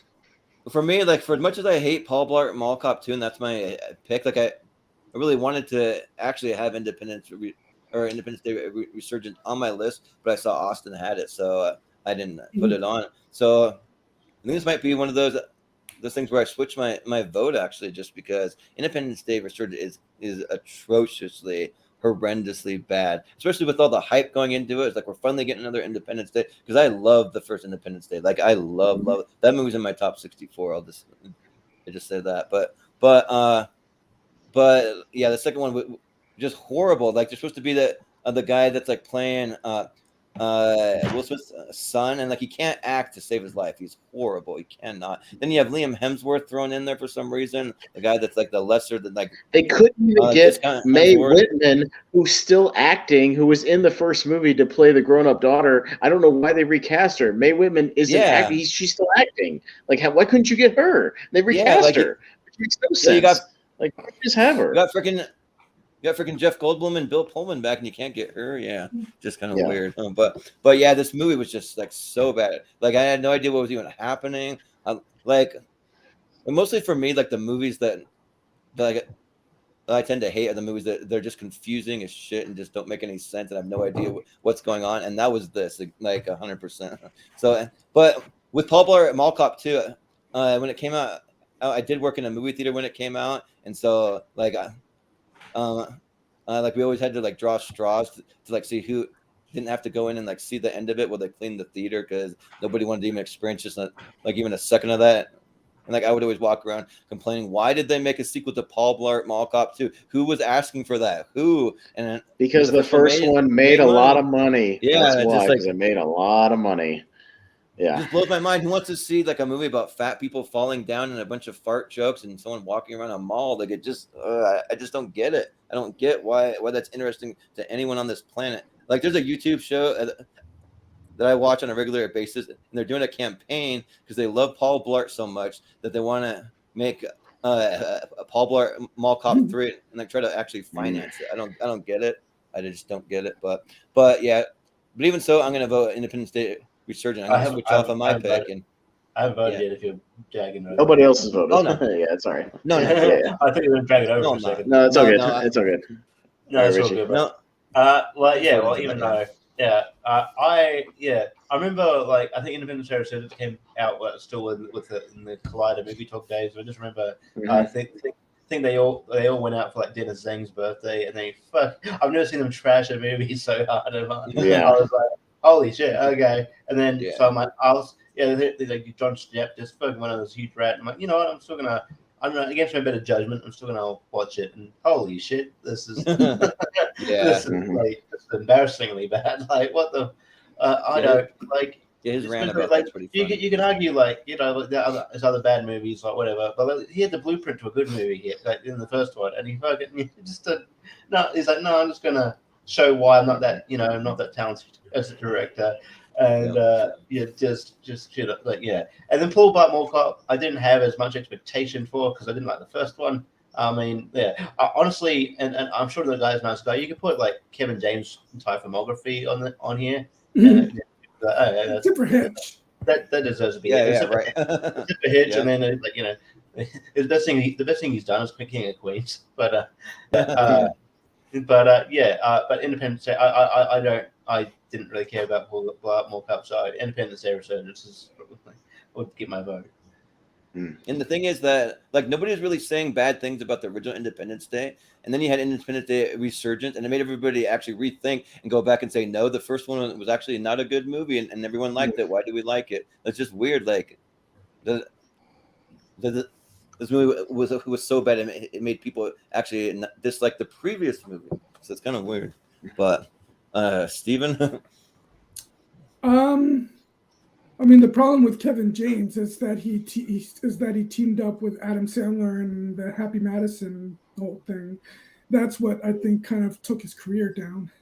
And he was the president of the United States at one point. Look, does that make sense? I don't share people's love for the original Independence Day. I think it's a fine movie. It's enjoyable popcorn entertainment, but it's nothing special. It's silly. But so that might be why I don't hate Independence Day Resurgence as much as most people. I think it's it's dumb. It's mediocre. To me, that was it. Although it did make, I'm a fan of, I can't remember the actor's name who plays Jeff Goldblum's father. And, and he's also in a TV show I love called Numbers. Judd Hirsch. Judd Hirsch. I liked him in the first one. They made him annoying in the sequel. Yes. It's like driving a bus full of kids around like it's stupid, terrible. Same with Brett Spiner. He was also really annoying. Why is he back? Didn't he die in the first one? He was atrocious. Well, they claim he's in a coma, but like Adam Baldwin clearly checks his neck and he's dead in the first one. And then he checks his neck and his eyes are in the back of his head. He feels her pulse and he walks away because there's no pulse. If there's a pulse, he'd be like, "Hey, get some paramedics in here and let's help Dr. Oaken or whatever. Like, he's clearly dead. And they just brush that over and just like, no, he's still alive. Like, bullshit. I call bullshit. Yeah, right. Yeah. Also, I'm not going to go into spoilers here, but I did not like the fate of a couple of returning characters in this movie. Yeah. Robert Loggia. Why did they drag his vegetable ass out for that movie? Like, right before he died. It's embarrassing. Well, he's barely in the movie. I wasn't even talking about him. Yeah, he looks dead. He wasn't dead, but he looks dead. I'm talking about one of the main characters. Well, yeah, Will Smith, I know. Yeah. No, not Will Smith. He didn't return. I know, but they just killed the screen. It's stupid. Yeah. Because Will Smith didn't want to, turn them down. But anyway, so I'm not mad about Independence Day Resurgence moving on because I don't even care for the movie. But I would have gone with Paul Blart Cup 2. Not even though I haven't seen it, I hated the first one. Yeah. If I were to ever see this movie, and I don't think I will, but if I were to, it's only because the main villain of the movie is played by Neil McDonough, who I'm a huge fan of his. Although I will say I'm more of a fan of his television movie. Yeah, he's better on TV. Like, he plays a lot of like really bad villains in a lot of movies and stuff. Well, actually, the first time I remember really seeing him was in the TV show Boomtown, and he's fantastic on that show. Oh, nice. And then he reteamed with that show's creator when he appears in the third season of Justified. Okay. Yeah, the first time that I saw him was on Angels in the Outfield. Yeah. Oh yeah. Good in that. He's like a goofy guy. Minority Report and Star Trek First Contact. Jacob? Yeah. Yeah, I haven't seen Independence Day Resurgence. I've seen Paul Blart Mall Cop 2, and I think it is atrocious. So I will vote for the terrible movie that I've seen, Paul Blart. Okay, sure, yeah. But Independence Day wins on this one. Okay. Yeah. All right, so I have no desire to see it because I love the first one. Yeah. I think that was Chris's pick too. Yeah. I think. Oh No, this one. I think that was Richie's pick. I think, yeah. Oh, it might have been on Chris's list too. I think. It wasn't on my list. It was Chris's thing. I wasn't on my list. Okay. I'm pretty sure that wasn't, but it might have been, yeah. But then we have Paranormal Activity, the Ghost Dimension. So, all right. So who's up first? You're up first, Jordan. Yeah. This one's pretty easy. Like Indiana Jones is, and the Crystal Skull is bad, but it's not Ghost Dimension bad. Paranormal Activity bad. Like, those movies were horrible. Like, I did kind of like the first one because the girl that I was dating at the time, she had a visceral reaction to the way that it ended, even though like there's nothing that scary in the whole movie until the very last scene. And they showed that, I think, in the trailer, I believe. I can't remember if they do, but she was on the floor for like about 5 minutes afterwards, and like was like frozen in fear, I guess, for some reason. I don't understand it, but for this one, like the trailers almost kind of hooked me because they're like, for the first time you get to see all the terror, you get to see what happens behind the scenes, all that stuff. But it like didn't work. It was just horrible. Like, it was bad. And I think Indiana Jones has some redeeming qualities. Like, I don't think that it's as bad as everybody says. Like, I defend a lot of stuff in that movie. I didn't really care for Cate Blanchett's character, but other than that, like it was fine. So I'll vote for Paranormal Activity. So, but Richie? Yeah, I think I don't know. Like, I don't hate Paranormal Activity movies. I like the third one the best. I think the third one's pretty good. And like, I just think the marked ones is worse than Ghost Dimension. The marked ones is worse than Ghost Dimension. This one, it is pretty bad. But yeah, Indiana Jones, like, it just like from all anticipation, like, like when the movie came out, it was like the only session times was this movie. It's like a huge movie, but yeah, it just took such. I've never seen like such a movie take such a nosedive in quality that has Indiana Jones did. So, and just because I think that, so I don't really care as much if a Paranormal Activity is bad, but like, I give a damn if Indiana Jones is bad. So I'm gonna go Indiana Jones, King of Crystal Skull. Yeah, and of course for the fifth Indiana Jones, Harrison Ford's already got a shoulder injury, of course. because he's way too old to be playing that freaking role. He's 80 years old now. I don't know Yeah. how that's going to work. I don't know how this is going to work. They're currently filming. Yeah. I don't know. No, they're done filming. They're done with principal done? photography. So well, it's coming out next year. So they're done. It's in post production right now. But wow. Yeah, they finished. Yeah. So we'll see. Yeah, we'll see. Yeah. All right, Steven? Yeah. So I've only seen the first 2 Paranormal Activity movies. I hated the first one. The second one's okay, but I'm gonna vote for it because I kind of liked Kingdom of the Crystal Skull. It is the weakest of the Indiana Jones movies. And I was watching Austin and Henry's show the other day, and I agree with some of the points that they made with some of this movie's flaws, but I still had fun with it. So I'll go with Paranormal Activity Ghost Dimension. Yeah, sounds good. Jacob? Yeah, I haven't seen either of these movies, so it comes down to which one. Usually it's which one would I rather watch. This time it's which one would I rather not watch. And that is the Paranormal Activity movie. I have no desire to see any of those movies. They just don't interest me at all. I've seen the first Indiana Jones, and I would like to finish the series at some point. So I'll throw a vote to a Paranormal Activity. I think that the Crystal Skull is at least worth watching once. I mean, I would say, but Austin.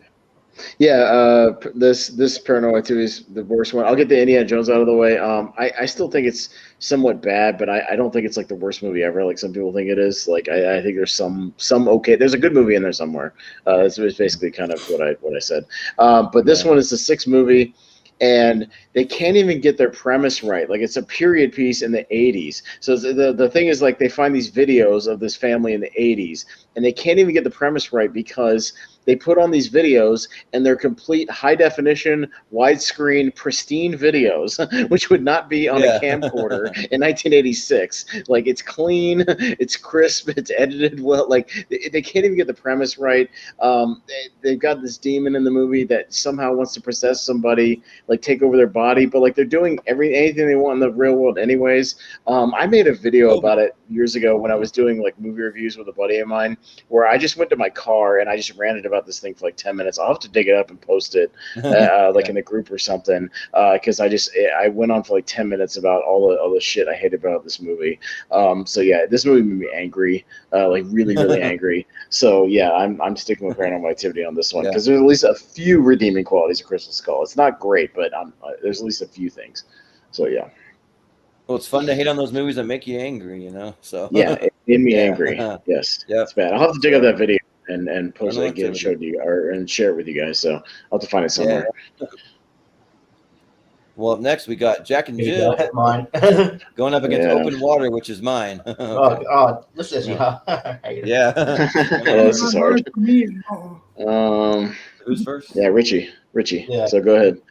I was not all ready to vote for Jack and Jill. I think Jack and Jill is an embarrassment to cinema. Yeah, right. Again, there is this kind of pattern where it's the worst movies are ones where a man tries to dress up as a woman. Just fucking don't. Just I don't know. Unless you're Robin Williams or Dustin Hoffman. Yeah, let's do that. But I don't know. Have a good script around you to do that. I don't know. I think Jack and Jill is terrible. I felt bad for everyone involved. Even I don't know how they must have offered Al Pacino so much money doing this movie. Yeah, I felt so bad for her. And then Johnny Depp's in this movie, doesn't come in this movie as well. It's just I felt bad for Katie Holmes. Yeah, I felt bad for her. This movie is just atrocious. So I went on. I think I saw it on a date, and I was I immediately apologized. But yeah. That happens to you a lot, Richie. You take people to movies and they're bad movies. Your friends, your girlfriend. I'm sorry, man. I know. You gotta pick better movies. And then not long ago, I watched Open Water, and fuck, this is boring. This movie is boring. Yeah. Nothing happened to this movie. Nothing happens. It's right until the end, and then the characters are so boring. I don't care they got eaten. I'm glad they got eaten. Great shot. But I guess. Just because I know Jack and Jill, but Open Water is a partnership. Yeah. Yeah. Sounds good. Steven?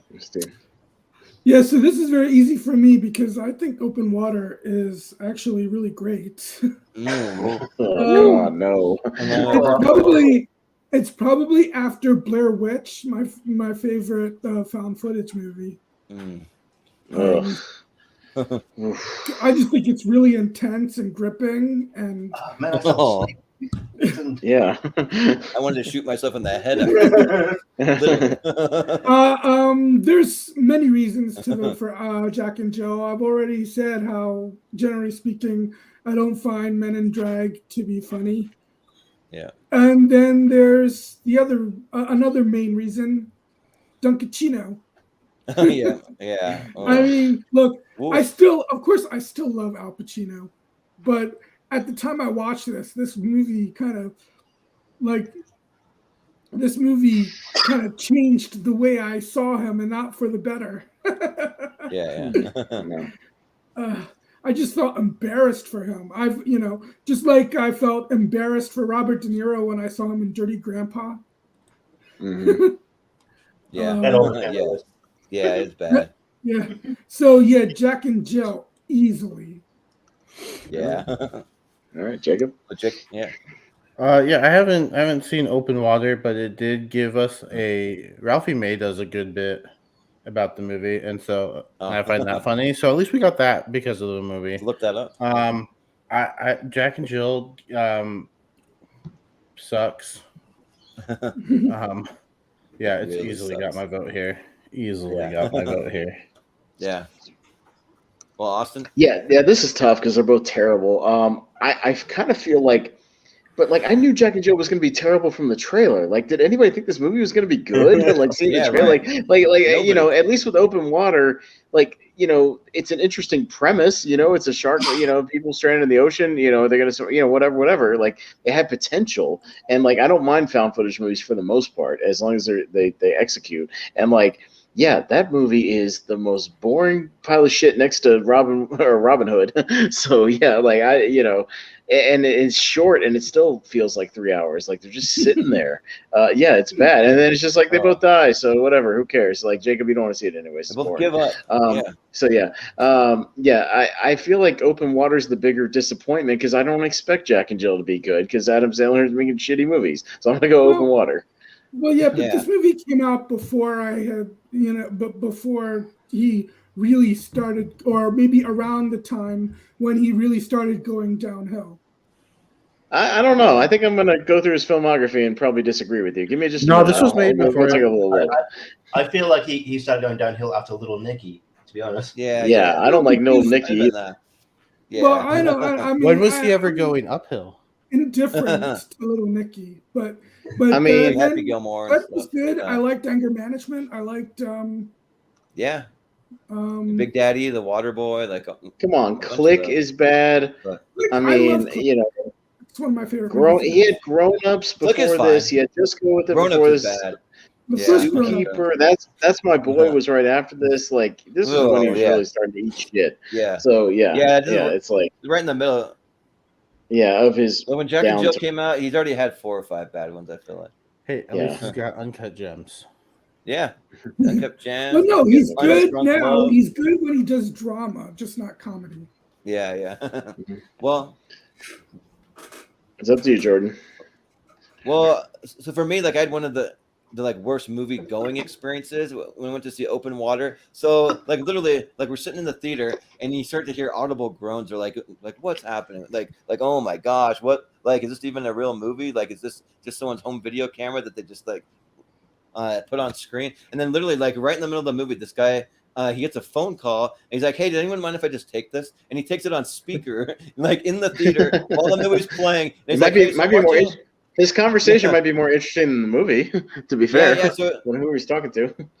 Well, on the phone, he's like, "So, like, I think I'm watching the worst movie ever made." So, like, you were on speakerphone, like, in the middle of the theater while the movie's playing. So, like, he literally, like, took a phone call on speaker. So that was, like, more entertaining than anything in this entire movie. And like, the movie's so boring. It's like the people that they get left behind on, like, a scuba diving excursion thing. And then it's like, they cut to them. All right, they're still out in the water, just like paddling around. All right, we're gonna cut back to them later. Oh, what are they doing now? Just paddling around, not doing anything. All right, third time. What are they doing? Okay, there's still nothing going on. Oh, look, there's a shark that's circling them. All right, well, all right, they're probably gonna die because what are you gonna do at this point? So it's like so boring, so atrocious. Like I never thought that I would pick that over Jack and Jill because Jack and Jill sucks. Like Jack and Jill's bad, but I mean, Open Water. Like I think it's worse. So I gotta vote Open Water. Open Water takes it 3-2. Fair enough, right? Yep. Open Water. All right. Yeah. I mean, Yep. I had to. I mean, this just Open Water seems to be a movie that divides critics and general audiences because on IMDb it has a 5.8, which 5.8. Yeah, but on Rotten Tomatoes it has a 71%, and really, and although 71%. Yeah, and Metacritic it's a little lower, but still would be considered positive, 63%. You sure you're not looking at the movie Dark Water? No, this is Open Water. So you don't have it confused? Yeah. Yeah. Well, anyways, moving on. We have Funny mnemonic. Mnemonic. Going up against 1 Hour Photo, which is one of Chris's picks for like probably. I love 1 Hour Photo. Yeah. This is easy. But so it's Richie first, right? Steven first. Oh, Steven. Yeah, so 1 Hour Photo is one of Robin Williams' best performances. Maybe his best. I'm not sure because he's given some great ones. Yeah. And Johnny Mnemonic is just trash. So Was that your pick, Steven? Yes. Was it Johnny Mnemonic? Yeah. Okay. Yeah. Mm-hmm. Yeah. Well, Jacob? Yeah, I haven't seen Johnny Mnemonic. I've seen 1 Hour It's Photo. It's Johnny Mnemonic. I live in a Mnemonic. That's the first bad sign. Yeah, title of a movie that no one can fucking pronounce. It doesn't make any sense. Yeah, Johnny Mnemonic. No, I'm pretty sure the M is silent. Mnemonic. Okay. Well, why is it in there? It doesn't need to be in there. Yeah. Character. You can just take that in out. Because English is hard. It's a hard language. You can see that for any a word that has a silent word. Yeah. Haven't seen it. Didn't even know it was a movie until just now. I think 1 Hour Photo is pretty good. I think Robin Williams is good in it. I think, like it says on the poster right there, a haunting performance by Robin Williams. I think that's absolutely true. I'm gonna go with Johnny Mnemonic. Yeah. Austin? Yeah, I have seen Johnny Mnemonic, and to be honest, like it's bad, but it's like silly, stupid bad. Like I could have a little fun with it because like Dolph Lundgren plays a batshit crazy character in the movie, and like Henry Rollins is in there. Like all the typical like mid-90s people are in there, like just being dumb, and like so I could at least. But having said that, it's bad. But 1 Hour Photo is good, so like I'll vote for the bad movie, which is Johnny Mnemonic, even though it's fun, because 1 Hour Photo is good. So there you go. Yeah. Well, I've never seen Johnny Mnemonic. I'm a big Keanu Reeves fan, but I mean, he does give some kind of bland performances sometimes. So I don't know. I haven't seen it, but for 1 Hour Photo, like I actually liked it, like a lot, up until the very ending. But one other thing I wanted to point out, like it had the same guy from Office Space, the like boss, and he's playing another boss that had to fire someone or like let somebody go or whatever. So I thought that was kind of interesting. Yeah, we need you to come in on Monday or whatever. Yeah, but and I watched it for the first time actually this morning to prep for this, and so like spoilers, but I don't know if anyone can like even explain how the ending is because I don't get it. I don't get what the ending was, and I think that's why Kristen didn't really like it because it has a really weird ending where he's just sitting in the jail cell. He has all these photos, and then it just cuts to random photo of him with the family, but it's like not really one of the photos that's laid out on the table. Just shows it up on screen, him with the family. So that's to say he was once part of this family, or he just wants to be, or it's all in his head, or like what? Like, does anyone understand that, like at all?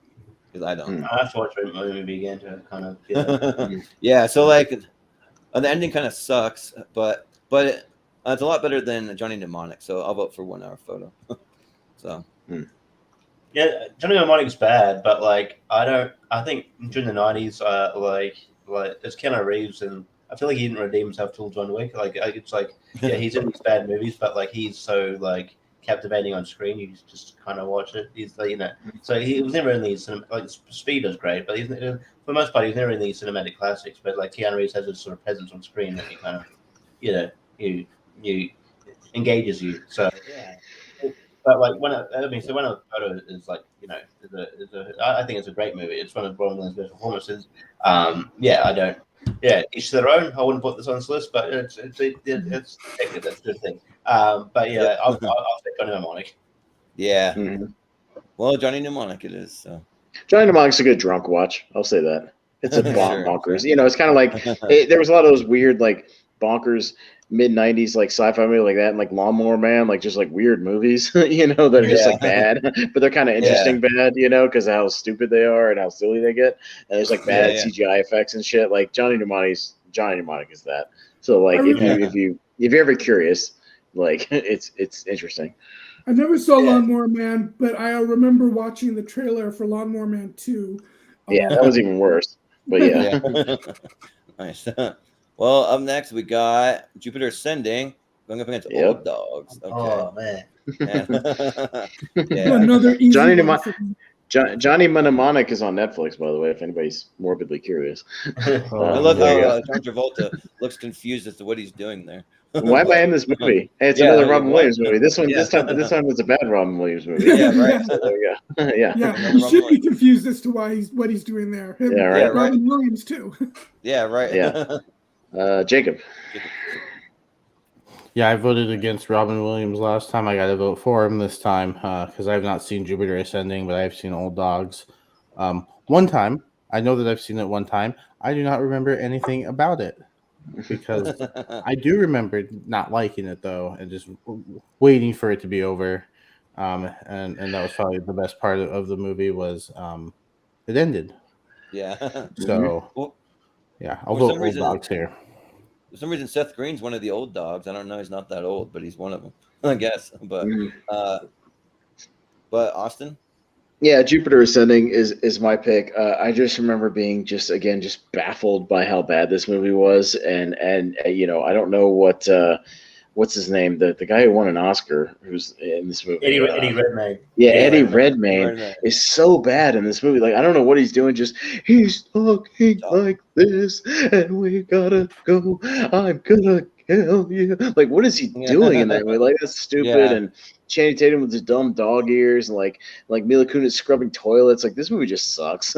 Like everything about this movie's dumb, and I hated it. And I think I saw a double feature the opening night with either this and like Seventh Son or this and like R.I.P.D. or something. Like they're all it was bad. It's a bad double feature. Yeah, I forget what it was. I watched it was the same night as something else that was really bad. But yeah, Jupiter Ascending just stinks. Like there's nothing redeeming about that movie. So I'll stick with Jupiter. I tried to watch Old Dogs before this and I just didn't get a chance to. So whatever. Just dumb Disney comedy. Yeah. Yeah. I've seen Old Dogs. I haven't seen Jupiter Ascending, but Old Dogs. I'm not going to say that it's the worst movie on this list by any means, but it's bad. It's really bad. Like probably at a scale of 1 to 10, I'd give it like a 2, maybe 2.5. So, but because there are some movies on this list I give a 0 to, but Jupiter Ascending, I haven't seen it, but it seems like one of those movies that like looks really cool and it looks like it'd be a lot of fun, and then probably just the disappointment level is just so high from like what you expect to what it actually is. So I think for that reason, even though I haven't seen it, I'm gonna vote Jupiter Ascending. So yeah. But Richie? Yes. Sadly, I think Old Dogs is Bernie Mac's last film. Bernie Mac's. Oh, is it? Yeah, I think he passed away before he made anything else. But yeah, I've seen Old Dogs. I mean, it's pretty bad, but it has its moments, I guess. And problems are still good on screen, whatever. But yeah, it was a bad script, but like it. Just a dumb Disney comedy, like Austin said. I think that's like a perfect. It's forgettable, dumb Disney nonsense. Yeah, whatever. Yeah. Jupiter Ascending it almost made my list actually. It's a pretty terrible movie. And then Eddie Redmayne. I don't know how you. You're in a totally different movie. It's almost like I I don't know how he kind of bounced back, I guess, in like critics' eyes with like this Danish girl, but like he like Fear of Everything. Yeah, sure. But the theory, he did the theory thing. Then he did, but then he made this, and it was like, oh man, I bet you if he was like, once he realized how successful theory and everything is, he kind of in the back of his mind was like, oh wait, this movie's coming out. Oh shit, I'm not going to think like, Why is it that everybody who like wins an Oscar has like a terrible movie right afterwards? That seems to always happen. Like everybody who wins like an Oscar always has some shit movie in the can that comes out like right afterwards. Like that's happened a lot. There's a movie, one for them. There's a movie on this list. There's a movie on this list. There's a movie on this list that's coming that is like that, but I will go. I'll go Jupiter Ascending because I think it's more baffling than Old Dogs was. Yeah. Well, Steven, I think Old Dogs was yours, right? Yes. Yeah. Watching that movie, watching Old Dogs, I felt embarrassed for Robin Williams and John Travolta. And they're trying. I'll give them. They're not phoning it in. They're overacting so much that because they have to compensate for the terrible script and direction. Yeah. So, but try as they might, they just can't do it. As for Jupiter Ascending, well, I'm an unabashed and unapologetic fan of the Wachowskis. And granted, Jupiter Ascending is definitely their weakest thing that they've done for sure. It's goofy, it's silly, and it's kind of fun. And I kind of like that Eddie Redmayne is going all out, camping it up. I kind of like that. Yeah. So I'll definitely go for All Dogs. Yeah, well, and we were talking about this after our last show. They always get it confused with that movie Wild Hogs. I always confuse those two. That could be on here as well. And it's the same director though. Like the same director directed both of them. Really? He directed that. He directed Alvin and the Chipmunks, the Road Ship. He directed that. But then he directed Clifford the Big Red Dog, and then he also directed raping childhoods. Yeah, right. But then he directed National Lampoon's Van Wilder somehow, which is actually kind of decent. So I don't know, but anyways. But hello. Not answering you. You gonna answer it live on camera when it rings, right? But Jacob, what do you think? He voted already. It's still Old Dogs. Yeah, but Jupiter Ascending 3-2, just barely. It's close. All right. Yeah, almost to the end of this one. We're almost to the end, and then we'll speed through everything. So we're almost there. Is that Labyrinth? That's Chris's pick, Labyrinth. It's one of Chris's. What the fuck is that? And here we go, Norbit. That's the one I was talking about. Which is my pick, which is actually a bad movie. So, but who's first? I'm first. So it's easily going to be Norbit, although I will say I'm not a huge fan of Labyrinth. I don't think it's like bad, but I'm not. I just didn't grow up with it, so I don't have that connection to it. I've seen it a couple of times. It's fine. But yeah, Norbit's way worse, like easily way worse. So yeah, easy for Norbit. Yeah. Yeah. When I was putting this thing together, I don't know why all the Norbit posters say hysterically funny. Every single one of them says that. I don't know why it's not hysterically funny. They could take things out of context. They could take things out of context in reviews too. Yeah, they can take like words. That is true. They do that a lot. Yeah. If you notice, no one's laying claim to that quote. Actually, I think somebody does lay claim, but it's just cut off there. I'm gonna look it up while y'all are talking. I'm gonna look it up and see.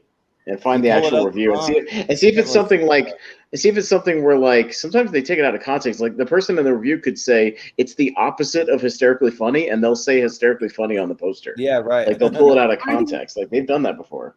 I don't remember which Adam Sandler movie this was, but there was a Adam Sandler movie where Roger Ebert said it's one of Adam Sandler's better movies, and they just said Adam Sandler's best. Oh, really? But it was still a negative review. All right, so it's from Mick LaSalle of the San Francisco Chronicle. He's one of the top critics. I recognize the name. So while y'all are talking, I'm going to look up the actual review and see if it actually says that.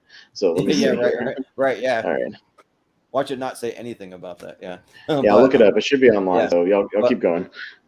But yeah, Labyrinth, I actually really, really like Labyrinth. Like, I'm a huge fan of it. And and like I think that it's a fun kind of charming story with some Muppets in there. You got David Bowie with a cod piece that's way too big, but it's fun though. Like it's kind of dark, and a little campy, but I think it kind of knows what it is, and it's a fun time. Like even the music kind of works for the time. Like maybe it doesn't hold up like as much, but for the time, actually really enjoyed it.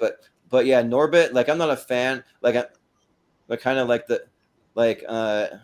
with Steven, anyone dressing in drag, especially like these things where they're just these big black ladies. I don't really understand why there was a trend for a while of that. Why Eddie Murphy kept doing it, like ruining his career, like literally ruining it, because like it didn't work in The Nutty Professor, but the first one made money, so they did a sequel and it's even worse, and now he's doing it again, and it's known to be one of the worst movies ever made. So yeah. Out of all those three, I hate them all, but this is the worst of them all, so most offensive. So I'll vote for Norbit here. But Richie? Yeah, so Norbit's my pick, and we're talking about actors who put in an Oscar-nominated performance, but then do a shit movie immediately afterwards. I think I'm pretty sure there's been widely speculated that Norbit cost Eddie Murphy the Oscar for Dreamgirls. And then that's why Alan Arkin got it. Even though Alan Arkin's really good, but Norbert's just cringeworthy. I don't understand. It's just like, oh, I had success doing Nutty Professor. Let's do this, but with really, really bad writing.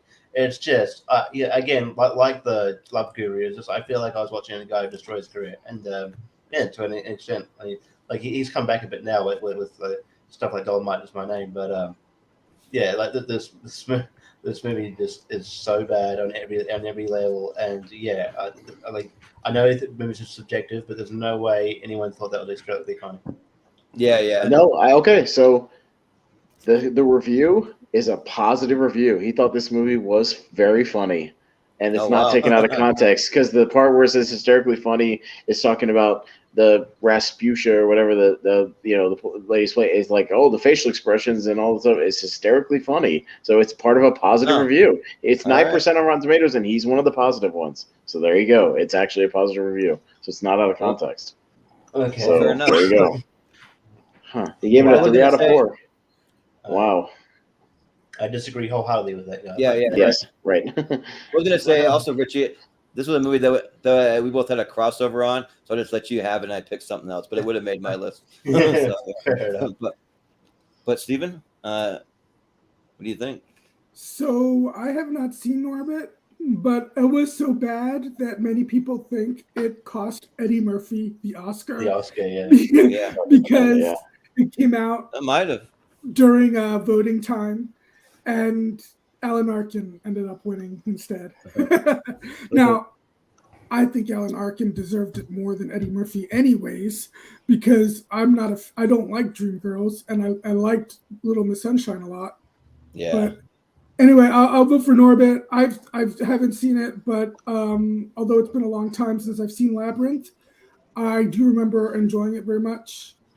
So, and plus, a young Jennifer Connelly who, was gorgeous back then. And still is now, but especially. Yeah, right. Yep. Jacob, what do you think? Norbit. Yep. Oh, by the way, Mick LaSalle, 3 out of 4 for Norbit, a 1 out of 4. He hated the Batman, so that shows you where his priorities were at. I thought it was atrocious. Wow, Jesus! I will never knock a person. Not be trusted. I will never knock a person for hot takes, because I have plenty of them of my own. So but there's hot takes. That's ridiculous. Come on, the Batman is a much better produced movie and executed movie than Norbit. So that's objective. But is the Batman hysterically funny? Yeah, right. It's funny. It's funnier than Norbit. I chuckled once or twice, which is more than I did for Norbit. I did have a character called the Riddler on there, so Waka Waka, he's hilarious. Right? The thumb drive joke is better than anything in Norbit, so there you go. I'll give it that. yeah, right. But we got Land of the Lost next, going up against Requiem. Just Chris pick because This is why I wish Chris is still on so he could say why he hates this movie. Yeah. He said it before. He doesn't like the character. He doesn't like the end. He doesn't like the ending. It's all about the ending. He just doesn't like the ending, so he thinks the whole movie shit because the ending is weird and abrupt. Is anybody voting for No Country for Old Men for the worst of the two? I'll talk about it. No, we're not. Okay. Land of Lost was my pick. It's anti-funny. It's one of Will Ferrell's worst movies. It made me angry. There you go. I don't find Land of the Lost as offensively bad, I guess, as you do, but it's definitely a bland, dumb, unfunny movie. It's stupid. It's also a movie that doesn't make any sense, like half the movie too. So yeah. None of the iterations of that thing have been good, anyways, and it's just even worse. Like it's stupid. And they should keep making this movie. And I wasn't always as high on No Country for Old Men as I am now, but I love that movie so much. All right. We'll save some the time. ending doesn't make a lot of sense. Like will agree with that, but it makes sense. It may not be satisfying to you, but I think it makes sense. There you go, Richie. Yeah. That's mine. Meet the Spartans, though, and we got Nacho Libre. Easy. We don't know I don't like either one, but one's worse than the other one, but I'll say that. Anyways. That was your pick, Steven, right? For Nacho Libre? Right? Yeah. This one's tough.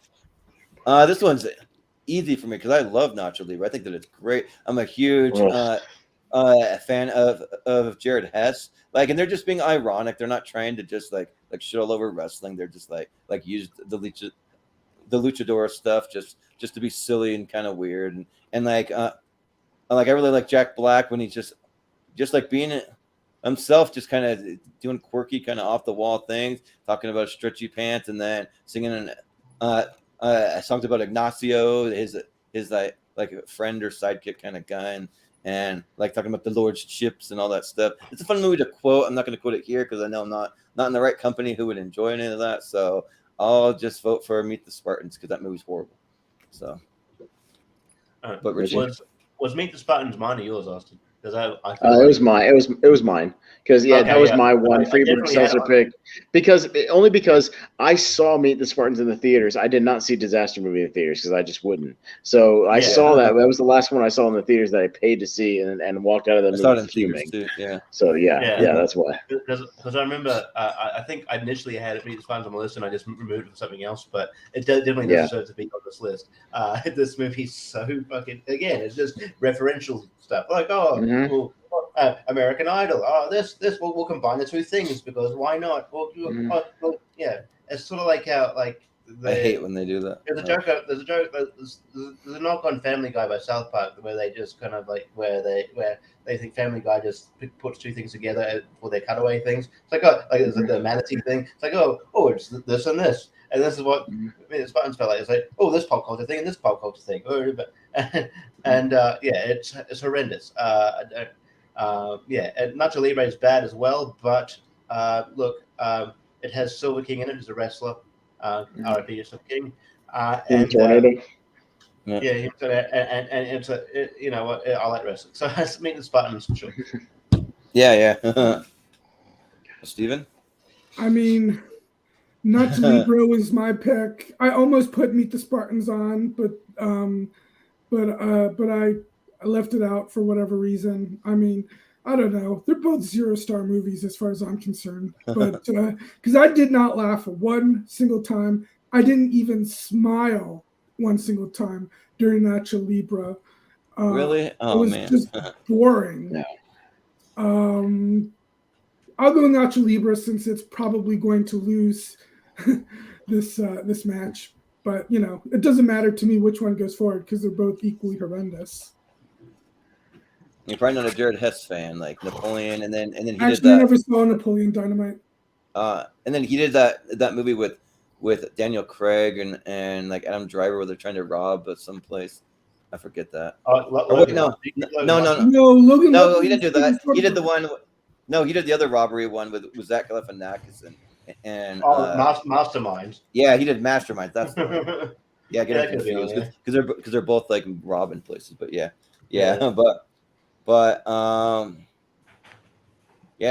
Jacob. I think you're crazy about Nacho Libre because I think Nacho Libre is great. I find it to be highly enjoyable, highly quotable. I love it. So definitely Meet the Spartans. At least I'm not the only one that loves Nacho Libre. So yeah. But Austin? I'm glad some people got enjoyment out of it. Yeah. I don't like Nacho Libre either. I'm with Stephen and Richie. I think that movie's horrendous and unfunny, and I don't like the way they treat wrestling in that movie. Again, it comes from a wrestling background. Like, I don't like the way they treat wrestling in some of these movies. It's not meant to be taken serious, though. That's the thing. It gets under my skin when they don't treat it like, well, again, they treat it as if like you can just jump in the ring and do matches. Like, that's not how wrestling works. But anyways, it's just the thing that bothers me. But Meet the Spartans is objectively a worse movie. Like, Freeburg and Seltzer again are still scabs on humanity. So yeah, Meet the Spartans is awful. So yeah. Meet the Spartans. Meet the Spartans. Moving on. All right. Mm-hmm. I think we have one more. We got Mortal Kombat Annihilation, and then Mr. River from Chris. Christ. Yeah. From Chris again.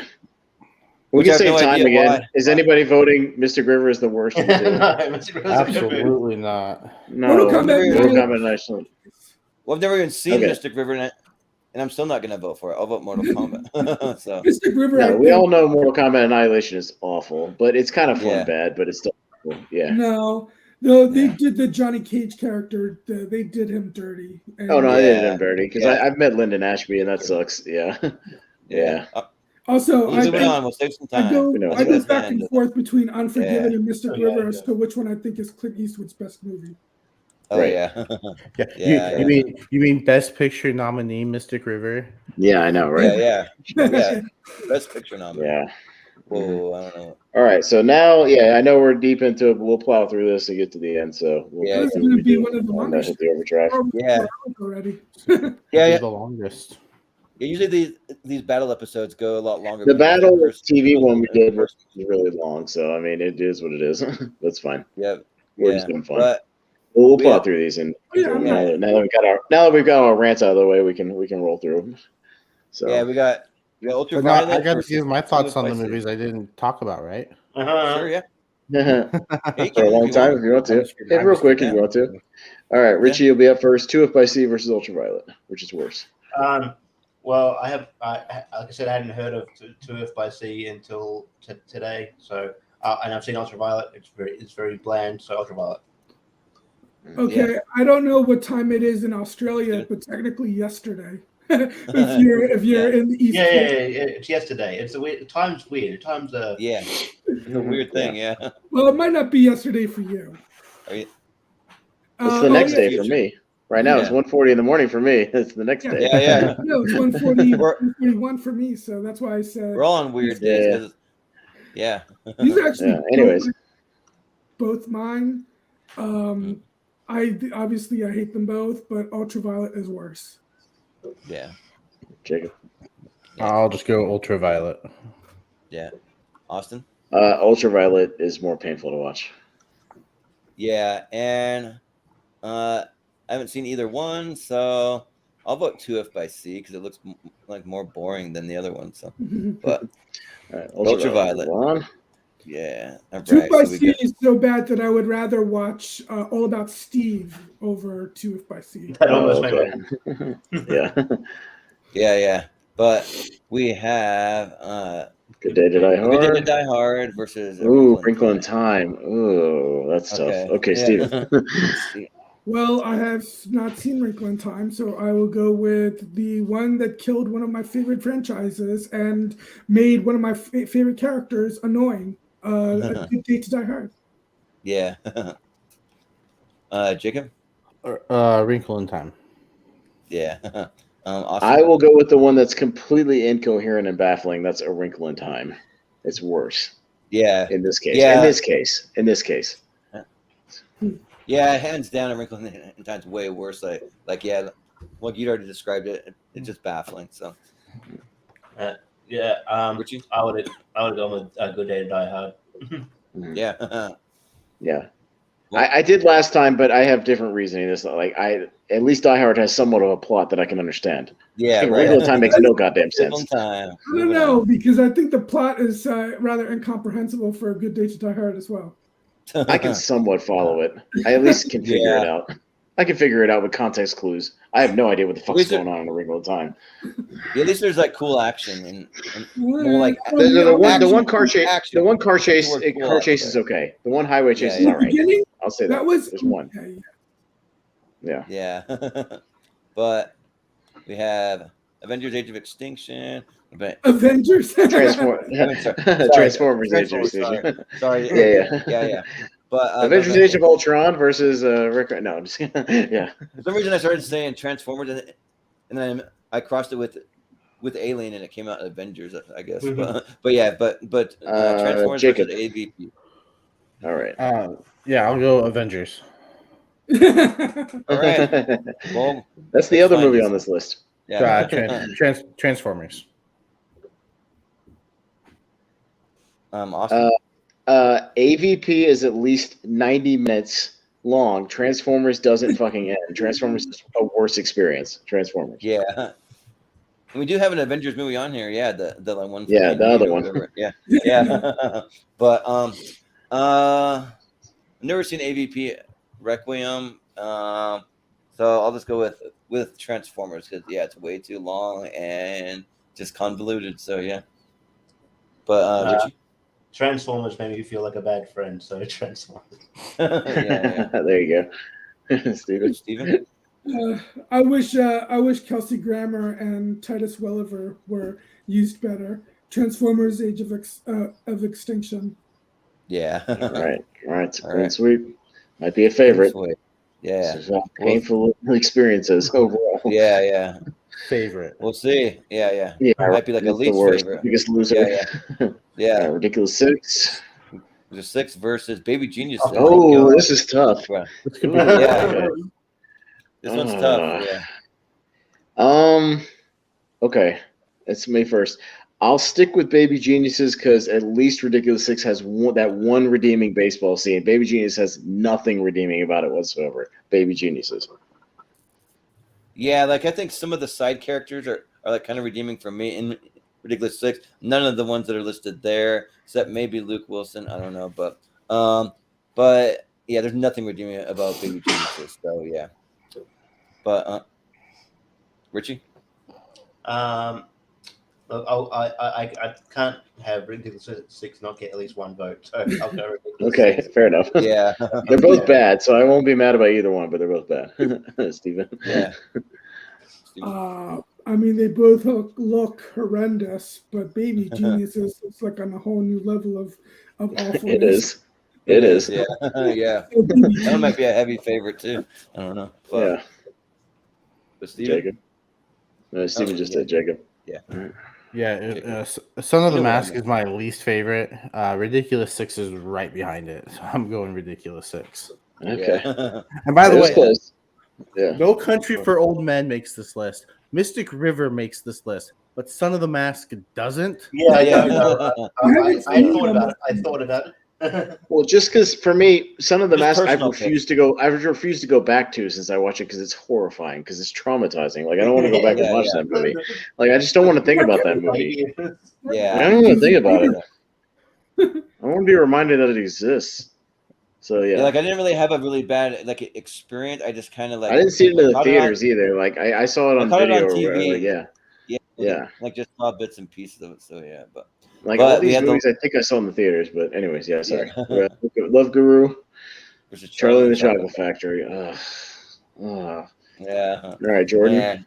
Oh man, this one's tough. Well, Charlie and the Chocolate Factory, I did actually make it through the whole thing. Love Guru, I never have, and I can't. So I got to go with Love Guru. Yeah. Love Guru is worse than Charlie and the Chocolate Factory, so Love Guru. Yeah. Steven? Love Guru because I like Charlie and the Chocolate Factory. Oh, yeah. All right. About that. Yeah. But Love Guru Jacob? easily. Love Guru easily. Yeah. Yeah, you're the Johnny Depp guy. So Austin? Charlie and the Chocolate Factory is the bigger crime for how bad of a remake it is. Charlie and the Chocolate Factory. Yeah. That's my reasoning. Yeah, that one's tough, but it's tough. But I'm not mad about Love Guru going through though. Yeah. But we have Countdown. Countdown. Going Oh, up boy. against Crouching Tiger, Hidden Dragon. I think this is one we probably could skip too. Yeah, is anyone going to vote for Crouching Tiger? I mean, would you? Me? I'd rather watch All right. Countdown again. Yeah, No, well, I would not. No, fuck that. we can go around, or you can just give your thoughts really quick. What do you think? Quickly. Why not? Richie? Countdown, sure. Countdown is fucking stupid. Yeah. Steven? Well, I haven't seen Countdown, but I ain't voting for Crouching Tiger, Hidden Dragon because that movie's great. Yeah. Jacob? Countdown. Yeah. Austin? I'm voting for Crouching Tiger because I'd rather watch Countdown than Crouching Tiger. Yeah. This one's tough because I haven't even seen Countdown all the way through. I just worked at a theater and was in and out so much to see how bad it was. I was like, I'm not coming back for that. So, but I don't really like Crouching Tiger, but I'll vote for Countdown. Sure. So, All right. Countdown it is, yeah. But we have Dark Shadows going up against Diary of a Mad Black Woman. So, all right. Shoot. This is getting to the point of the show where I'm just like, shoot me now. I don't want to watch either one of these. I know, yeah. All right, Steven.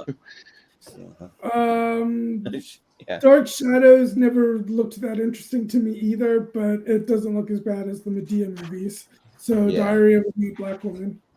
Yeah. I don't know how Tyler Perry's so rich. I mean, I guess these movies made money, but he has his own studio. Because these movies all cost, again, all these movies cost like $10 million, and they all made about 60 or 70. So he makes a hell of a profit. And he does it all himself. It's his own studio, so he makes all the money off of it. So I respect his story. I like his story. Yeah. He also does. There's also a bunch of stage productions as well. Yeah, he owns all that stuff. He owns everything. So. Really? Yeah, bunch of theater productions as well. Diary of a Mad Black Woman. Yeah. Austin? I don't know, man. Dark Shadows is just so goddamn boring. I'm gonna have to stick with Dark Shadows. Like, fuck me, it's boring. Yeah. Well, at least for Dark Shadows, I can get a good nap in during that. But there's no way I could sleep through Diary of a Mad Black Woman with her running around screaming like that and doing whatever she's doing. So, yeah. So I got to go with Diary of a Mad Black Woman. All right. But, yeah, Tyler Perry's a decent actor when he's not the Medea character. Like, he's good in Gone Girl and a few other things. I had to go with Diary of the Mad Black Woman. Yeah. Right. Even in Ninja Turtle, is Baxter Stockman? In the second one, yeah. Yeah, he's in the second one, yeah. I actually thought he was okay as Alex Cross. He's not the worst part of that movie. He knows what he's doing. He's fine. He's hamming it up, but he's told. So he's fine. Yeah. But we have Disaster Movie going up against Dragon Ball Evolution. You're gonna get like all these groans every time. Every all right, Jacob. Yeah. Dragon Ball. Yeah. Dragon Ball. All right, Austin. I don't care about Dragon Ball. I care that Disaster Movie is as bad as it is. Disaster Movie. Yeah, like just because I do actually like Justin Chatwin, I don't care about Dragon Ball Z as an overall property. So I'll vote for Disaster Movie because it is worse. So, Richie? Yes, it's hard. I do care about Dragon Ball as a property in this. Yeah. It's just, and a lot of people do. It shits all over it and doesn't know what it's doing. It thinks it's like it turns Dragon Ball into a John Hughes movie. It's fucking stupid. But that being said, I have to go to Disaster Movie. It's the worst movie. Yeah. Steven? I don't think Dragon Ball Evolution is as grotesquely and offensively bad as Disaster Movie. So, Disaster Movie. Yeah. It's fair. That's fair. Oh, it is. Disaster Movie it is. Yeah. It might be, yeah. But, all right, that'll do it for that side. So, getting there. Let's see. We got on the Crimes of Grindelwald. We're up against Skyline. Skyline. Okay. Okay. Yeah. Who's up first? All right, I'm up you, first. Austin. This is tough because I don't like Harry Potter. They bore the shit out of me, and like I'm just on it. And a bad Harry Potter movie being worse than a good Harry Potter movie, I don't give a fuck about. Yeah. The Skyline's horrendous. Oh fuck me. Grindelwald is worse because I don't want to watch it. I could watch Skyline and drink and make fun of it, but Grindelwald would just. I don't even like Harry Potter to begin with, so yeah. Yeah. I might be in the minority here, but I think Crimes of Grindelwald is the worst movie I have ever seen, ever. So I'm gonna go with Crimes of Grindelwald. But it's your number Richie? one. Yeah, it's my number one. Like I'd rather watch a disaster movie or something other than that. So, or Baby Geniuses. I think Skyline's a more boring movie. Skyline sucks, so I'll go Skyline. Yeah. Okay. Steven? I haven't seen Crimes of Grindelwald. Skyline is bad for many reasons, but especially the baffling, perplexing, what the fuck kind of ending. Yeah. Skyline. Yeah. Yeah. Jacob? Skyline. Yeah. Fair enough. I'm not mad about Skyline. Dude, that movie stinks. Yeah. That movie stinks. These are both my picks, so like I'm not mad about it. Yeah. So. We're keeping the Strauss brothers alive because they lost to Transformers on the other side. So there you go. Yeah, right. Did they really lose though? Yeah, I know, right? I don't know. They won, They won in that one, I guess. But with the Garbage Pail Kids going up against the Rob other Zombie's Halloween too. Rob Zombie's Halloween too. I can throw it up here if I freaking even. All right, Jordan. That's fine. Don't worry about it. We got it. It's fine. Jordan, good. Oh, it's here. Yeah. So, for me, I've never seen Halloween 2, so I got to vote for the most, like, one of those boring movies I've ever seen with Robin Hood. So, yeah. Robin Hood. We're talking about Garbage Pail. Garbage Pail Kids, bro. Oh, yeah. Sorry. Oh, yeah. For some reason, I was looking at the other. No, Garbage Pail versus Halloween. Yeah. Well, then I got to go for Garbage Pail Kids then because I've never seen Halloween again. So, yeah. All right. Richie? I have seen Halloween 2, and I think I'd rather not watch that than watch Garbage Pail Kids. So I'll go Halloween 2.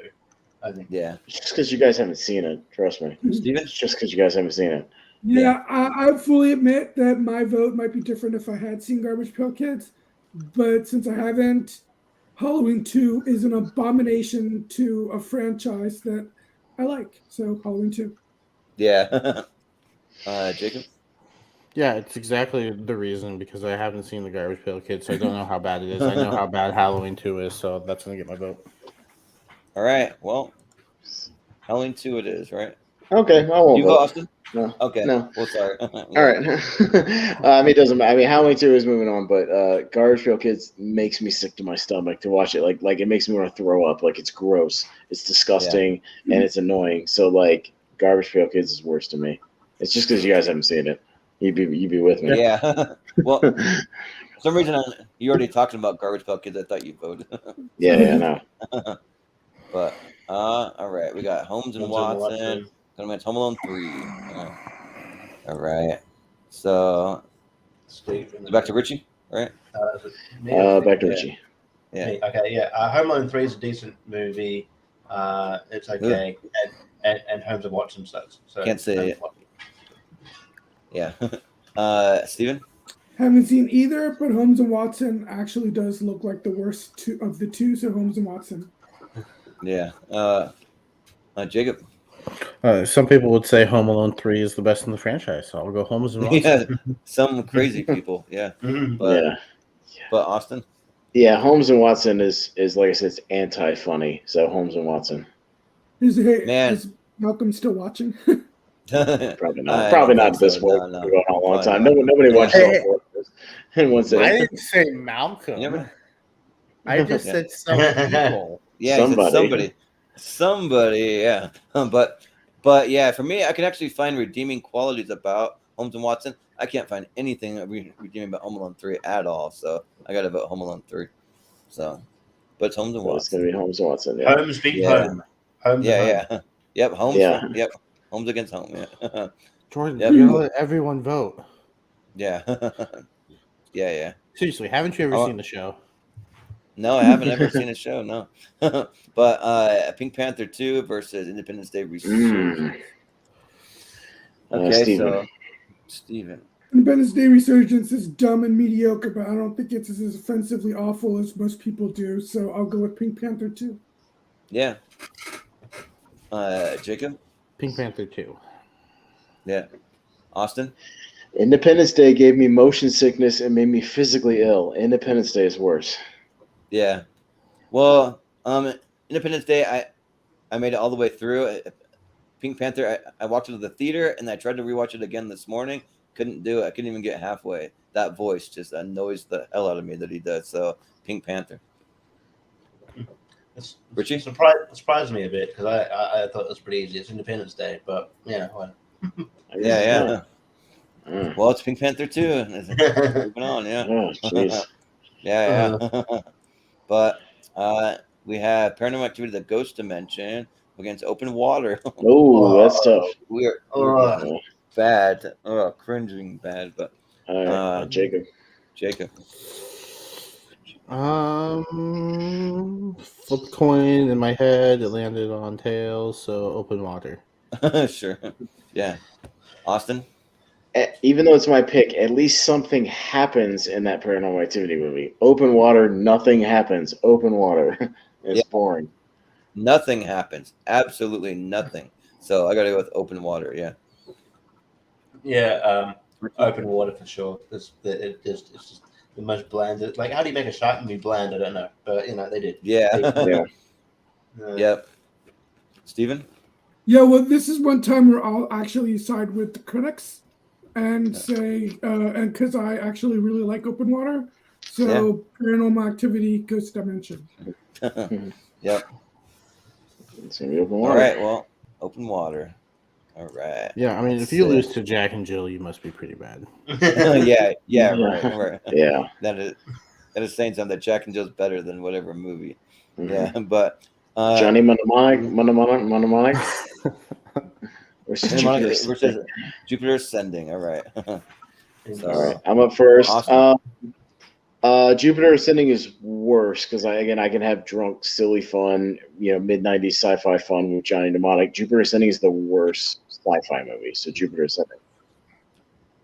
I haven't seen either one of these, but probably the one that sounds the worst is Jupiter Ascending, so I'll vote for Jupiter Ascending. Richie? Yeah, for similar to Austin, I can have fun with a Keanu Reeves movie, even if it's not great. Jupiter Ascending is just, it's horrendous. So Jupiter Ascending. Yeah. Steven? Johnny Mnemonic, easily for me. I mean, I'm not saying that Jupiter Ascending is great or anything, but to me, it was goofy fun. Yeah. That's why it's watchable. I don't get any enjoyment out of Jupiter Ascending. It's goofy. It's goofy silly. Yeah, right. Well, I was calling Jupiter Ascending goofy fun. Oh, that's not. Yeah. Well, Jacob? Yeah, I just want to say Johnny Mnemonic one more time. So Mnemonic. Yeah. Yeah, before he leaves this tournament. Yeah. Mnemonic does not make it. It'll be a Jupiter Ascending. That's worse. Yeah. All right. But we have Norbit going up against Land of the Lost. Wow. Right. Yeah. Wow. All right. Is it me first? Yeah. Well, I can actually like have a little bit of fun with the Land of the Lost, but it's a very small sliver. But there's no redeeming qualities for Norbit. There's nothing. So I gotta go Land of the Lost. I mean, sorry, I gotta go with Norbit because we're voting for the worst. Yeah. So, but Richie. This is we're just digging deep into the dumpster, aren't we? We're digging deep. Yeah. Deep into the rotten bananas or whatever's in that dumpster. Land of the Lost is bad, but I'd watch it again over Norbit. So Norbit. Yeah. Steven? Land of the Lost is dumb and bland, and but I haven't seen Norbit, but it looks worse. It looks horrendous in Norbit. Yeah. You would be correct about that. But Jacob? There's a reason Norbert already won the worst of. So Tournament, yeah, Yeah, it's already right. won. It's already Norbit. a favorite. He already won once. Yeah. Yep. So Norbert is. It might win twice. We'll see. And Maybe a I would have two-time voted champ. Norbit. Oh yeah. Sorry. Yeah. Come on, Jordan. Have you seen the show? getting You late. know how this works. It's nearly midnight where I'm at. Yeah. So yeah. But we got Meet the Spartans versus Mortal Kombat Annihilation. So Fairly easy, actually. Richie, this is easy for me. Yeah, Richie. like Mortal Kombat, the first one's not even that great. It's fun, but in Mortal Kombat Annihilation is not as offensive as Meet the Spartans. So Meet the Spartans for sure. Mortal Kombat Annihilation is dumb, but it's not. yeah. Yep. Steven? Meet the Spartans is one of the worst movies of all time, absolutely. But Mortal Kombat Annihilation, I actually really enjoyed. I'm not saying it's a great movie, but I really enjoyed the first Mortal Kombat, and then Annihilation pissed me off because I love the Johnny Cage character and what they do, recasting another actor and what they do with him. Yeah. Even Christopher Lambert doesn't come back. Right. Even in the new Mortal Kombat, they don't even include Johnny Cage, like until like the very end. Oh, don't worry, he'll be in the sequel. Oh yeah, he'll be in the sequel, and it'll be the Miz. Just give it time. Yeah. It'll be the Miz. Yeah. But wait, yeah, where are you going? We haven't even finished yet. Jacob, Meet the Spartans. I'm just playing around with it, yeah. But But Austin. Meet the Spartans is way worse than Mortal Kombat Annihilation. Still, at least has a decent soundtrack. So Meet the Spartans. It's worse. Yeah. Yeah. I'll go with Meet the Spartans. It's worse. Yeah. So Meet the Spartans. It's gonna come down to Meet the Spartans and disaster movie, isn't it? Yeah, right. It could. They're both horrible. Right. Greenberg and Seltzer deserve it. Like they make some of the worst movies ever made. I'm stunned that we don't have a single Uwe Boll movie on this list. Yeah, Uwe Boll, like he's never made a good movie in the first place. So like, why would I give a shit about any of his movies at all? Like I don't care. Like they're all bad. Yeah. Like I just avoid them. I avoid them like the plague. Like I've seen like House of the Dead. It's like I avoid them. I just don't bother. I'm sure they'll be on the video game movies one. There's some of those movies. Yeah, we'll have a chance to vote for those. Sure. Some of those movies we'll be on there. Like I didn't put all of his direct-to-DVD ones, but all of his theatrical ones will be on there. So House of the Dead and there's one that I don't. In the Name of the King and stuff like that. Blood Rain. One of his movies that I wouldn't call it a good movie, but I thought it was an okay movie. Yeah. All right, Steven, you're up first for Ultraviolet versus A Wrinkle in Time, and the winners of these, by the way, will make the poll. So just keep that. Well, I have a feeling Wrinkle in Time is going to win this, but I'm going with Ultraviolet. Yeah. Jacob? Wrinkle in Time. Yeah. Austin? A Wrinkle in Time is awful. A Wrinkle in Time. I think that A Wrinkle in Time still has like a 40-something% on Rotten Tomatoes, something like that, and which I don't even get that. So I'll go with A Wrinkle in Time. Richie? If I had seen A Wrinkle in Time, I'm sure it will get my vote, but I haven't, so I'll go Ultraviolet. Yeah. Fair enough. All right. Wrinkle in Time 3-2 though, so that makes the poll. Yeah. Make the poll. We have Transformers: Age of Extinction going up against Baby Genius. Oh, that's tough. Which one? That's tough. Oh. Man. Yeah, this one's really tough. So who's first? Is it Jake? I think. Jacob. Yeah. Jacob. All right. What do you got? Baby Geniuses. Yeah. Austin? I just have to look at something really quick. I got to see the runtime for Baby Geniuses. I just have to because sometimes it comes down.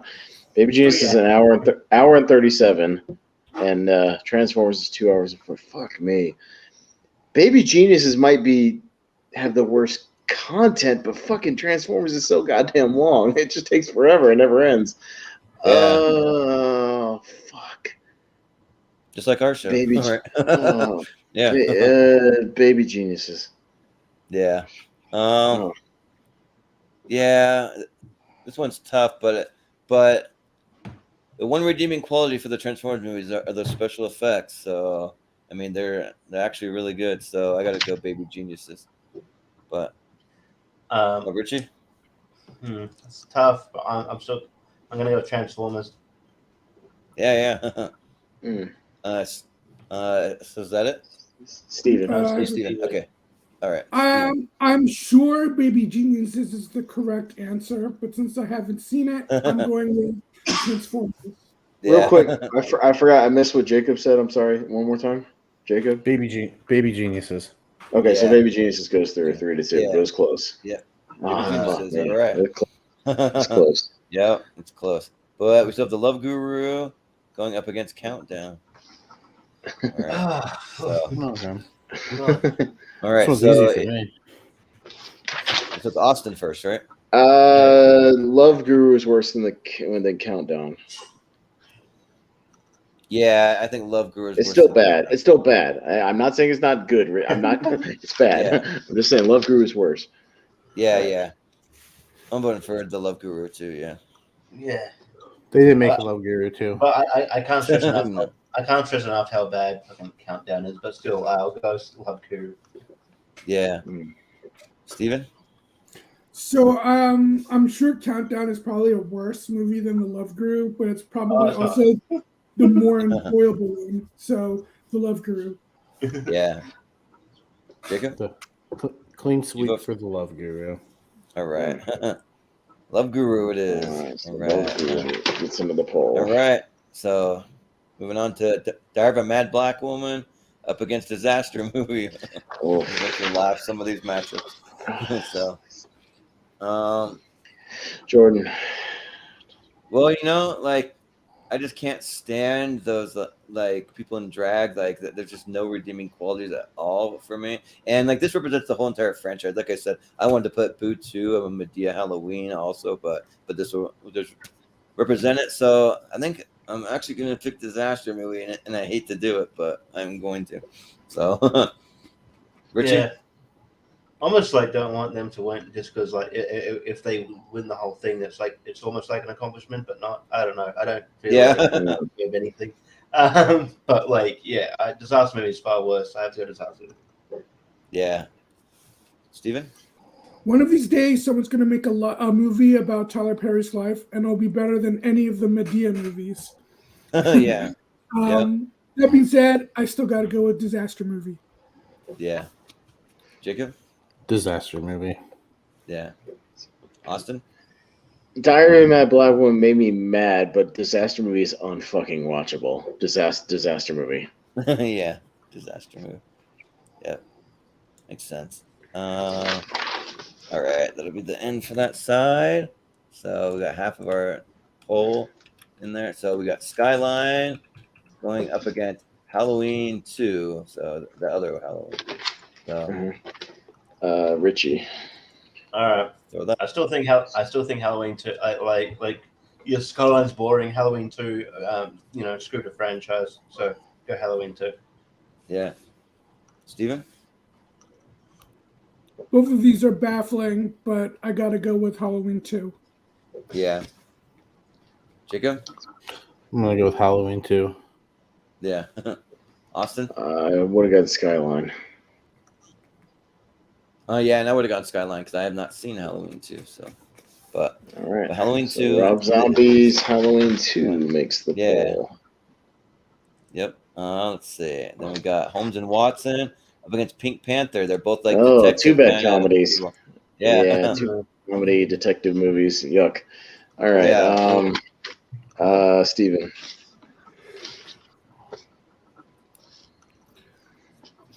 They both look equally horrendous. I love Steve Martin a little bit more than Will Ferrell, so I'll say Holmes and Watson. Yeah. Jacob? Holmes and Watson. Yeah. Austin? In this case, I might flip back because in this case, I think Steve Martin's Clouseau annoys me more than anybody in Holmes and Watson, so I'll go Pink Panther 2 and I'll flip. Yeah, I think Steve Martin's Clouseau might annoy me more than anyone on planet Earth. So I think I got to go with Pink Panther too. So yeah. I won't be mad about either one, but yeah, it's on you, Richie. So I imagine what you're going to I have to. It's my pick. But I have to go Holmes and Watson. Fair enough. Yeah. Sounds good. Holmes and Watson. All right. So we got Open Water up against Jupiter Ascending. All right. So it's Jacob, right? Is that okay? Jupiter Ascending. Yeah. Austin?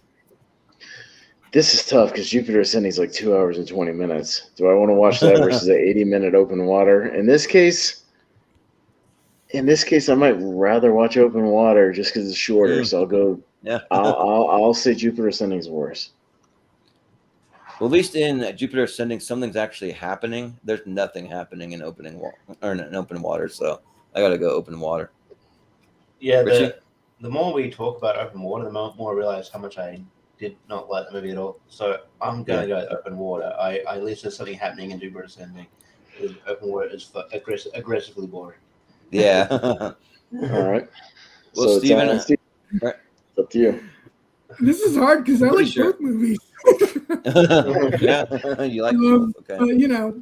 I think Jupiter. Well, then in this case, which one you like more will survive, and which one you well, the other one will go through. So think of it that way. Yeah. I mean, Jupiter Ascending is the one that I like a little less, so I will probably vote for Jupiter Ascending. Okay. All right. Jupiter Ascending makes the poll. Most boring movie I've ever seen is out. Yeah. But you have Norbit going up against Meet the Spartans. Oh, fuck you. This could be the championship right here. This could be a championship match. Like, this could be. Yeah. Oh, my God. All right. Oh, and I got to vote for. Oh, fucking hell. I said from the beginning, like, anytime I will vote for Freeburg and Seltzer being worse, I will. So I'll stick with that and say Meet the Spartans, but I'm not happy about either one. So I'll say Meet the Spartans. Yeah. I think for me, like, I think that it's hard to find entertainment value in either one of those, but if you have a gun to your head, I think that Meet the Spartans, I could probably just sit through and, like, just drone through. I wouldn't laugh at all, but I couldn't do it with Norbit. I just couldn't. So I'll vote for Norbit. Richie? Yeah, this is like, which bigger pile of shit would you rather eat? Yeah. Yeah. Brown or green? Which one would you rather eat? Yeah. I'll go meet the Spartans, but they're not happy about it. It's okay. I understand. Yeah. Steven? Norbit may have cost Eddie Murphy the Oscar, allowing Alan Arkin to win. So at least it was good for something. Yeah. Meet the Spartans isn't good for anything, so I vote for Meet the Spartans. Yeah. Jacob? Yeah. Jacob? I think I would have went Norbit, but I don't really care. Yeah. Yeah. I was at the point where it's like, I don't care. They're both equally horrible. Yeah. Yeah. Meet the Spartans makes the poll. Yeah. Okay. Yeah. So congratulations, I guess, to Freeburg and Seltzer for getting 2 movies in the poll. Yeah. So good job. 2 movies. Yeah. You're lucky you didn't have your whole filmography in this. Yeah, I could have nominated epic movie, date movie, Vampire Suck, that Super Fast, like every one of your stupid movies I could have nominated because they're all awful. The Hungover Games or whatever the fuck it's called, the Starving Games, whatever the fuck it is. Yes, all that shit. Awesome. What was the reason why you said Uwe Boll didn't have a movie on here? Because like the only ones I've ever bothered to see in the theater was House of the Dead. Like I haven't bothered to watch any of the other ones except for maybe on cable or something. Like I just don't he's horrendous in the first place, so I don't seek out his movies. I know his movies are bad. Yeah, but you can say the exact same thing for Friedberg and Seltzer. Yeah, but see, I paid to watch 2 movies in the theater. Yeah. Like, so that makes me more angry because the only one I paid to see in the theater of Uwe Boll is House of the Dead. So that he only offended me one time in the theater. Like to me, like a theater experience, paying for it is like worse than just catching it on cable. I think the only Uwe Boll movie I saw in theaters was Alone in the Dark. Yeah, like I don't think I've ever seen a single Uwe Boll movie. Like I've for seen real, a couple, I've but never seen- I've avoided most of them because I just know they're shit. Like I just don't even bother. It's like half of them I haven't even heard of before. I'm like looking at. well, then and the Freeburg Minus Seltzer guys, I filmography, have a yeah. morbid curiosity. I'm like, it can't possibly get worse than Meet the Spartans, and then they make Disaster Movie and it gets worse. Like you think it can't be low, and then it gets even worse. Yeah, right. It's like Yeah. Well, we got a matchup here. We got A Wrinkle in Time versus Baby Geniuses. So, God damn it. what's it gonna be? So who's up first? Is it me? Jordan. Yeah. Oh, man. Well, just because with Baby Geniuses, I know what's happening. I don't like what's happening, but I know what's happening. Wrinkle in Time, I have no idea. So I gotta go. Actually, A Wrinkle in Time. It's like, Richie? Would it rather be shot or be stabbed? Yeah, right. Yeah. Which way would you rather die? I mean, it depends on where you're getting shot and stabbed. If Yeah, it's I right through guess, the but- shoulder, it doesn't really matter. Yeah. It does True. because it's Yeah. painful. I'm Well, gonna would go you rather baby- get shot? Would you rather get shot in the knee, like kneecapped, or like get stabbed and have the knife just sit in there, like until you walk to the hospital? Like which one would you rather have to do? Yeah, yeah. Like, Yeah. Whichever option Baby Geniuses is, I will go with that. Yeah. Yep, Yeah. sounds good. Okay, Steven? A Wrinkle in Time still actually looks at least somewhat interesting. Baby Geniuses, forget it. It's not interesting in any way. Steven? But yeah. But Jacob? Baby Geniuses. Austin? Baby Geniuses has lived longer rent-free in my head for a longer period of time than A Wrinkle in Time just a couple of days ago. So I'll say Baby Geniuses. Yeah. Yeah, also I didn't want to vote for it because it's like we're getting a lot of the same movies that we had for the worst movies of all time, and I don't want it to just be like a repeat of that too. Yeah, but at least like Wrinkle in Time at least made the poll, so you can rail on it in the comments and in the poll. So Yeah. I mean it made it there. So that's there you go. Yeah. I just have to be honest. Yeah, I just saw that one 2 days ago, so it hasn't killed me. Yeah, you got to over be time. honest. Yeah. Yeah. We had The Love Guru up against Disaster Movie. So, all right, Richie. Richie. Oh my god.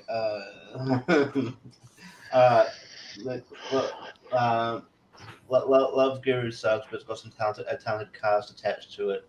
I really can't say the same thing about Disaster Movie. I haven't seen anybody in anything. Everybody showed a recognizable name as Kim Kardashian, and yeah. So Disaster Movie. Yeah. Steven? Well, I've seen Disaster Movie, so I know that is horrendous. So Disaster Movie. Yeah. Jacob? Yeah, you're right, Richie. The Love Guru does have a talented cast, which means it shouldn't be as bad as it is. Yeah. So I'm going to go with The Love Guru. Yeah. A Austin? great cast. of I'm voices. pretty sure that when I saw Love Guru in the theater, I at least chuckled once or twice. Disaster Movie, I had a big frown on my face the whole time, and I was yelling. So Disaster Movie is worse. Yeah. Yeah, that'd be funny to just see you sitting there, Austin, with a frown through an entire Dude, movie. I swear to God, like I was just like, why? Why? That's not funny. That's not funny. Yeah, That's yeah. not funny. That's a reference. That's not funny. That's a reference. That's not a parody. That's a reference. You can't just say, "Hey, there's Iron Man." That's not a joke. Yeah, yeah, right. Hi, I'm Amy Winehouse and I'm drunk. That's not a joke. Like it's not a joke. Every second of this movie that's not a joke. That's not a joke. That's not a joke. It's just a reference. It's not a You all joke. like blockers, right? Kind of. I sort of. Because Ike Barinholtz is in Disaster Movie.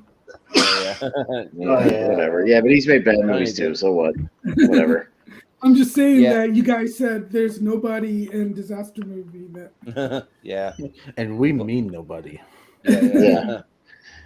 All right, But Jordan. yeah, for me, I think that I would have gone with The Love Guru just because, like, I've tried to watch that movie 2 times and I stopped like 10 minutes into it. It's like the earliest I've ever cut out of a movie. So, All right, but it's going to be Disaster Movie just by a hair.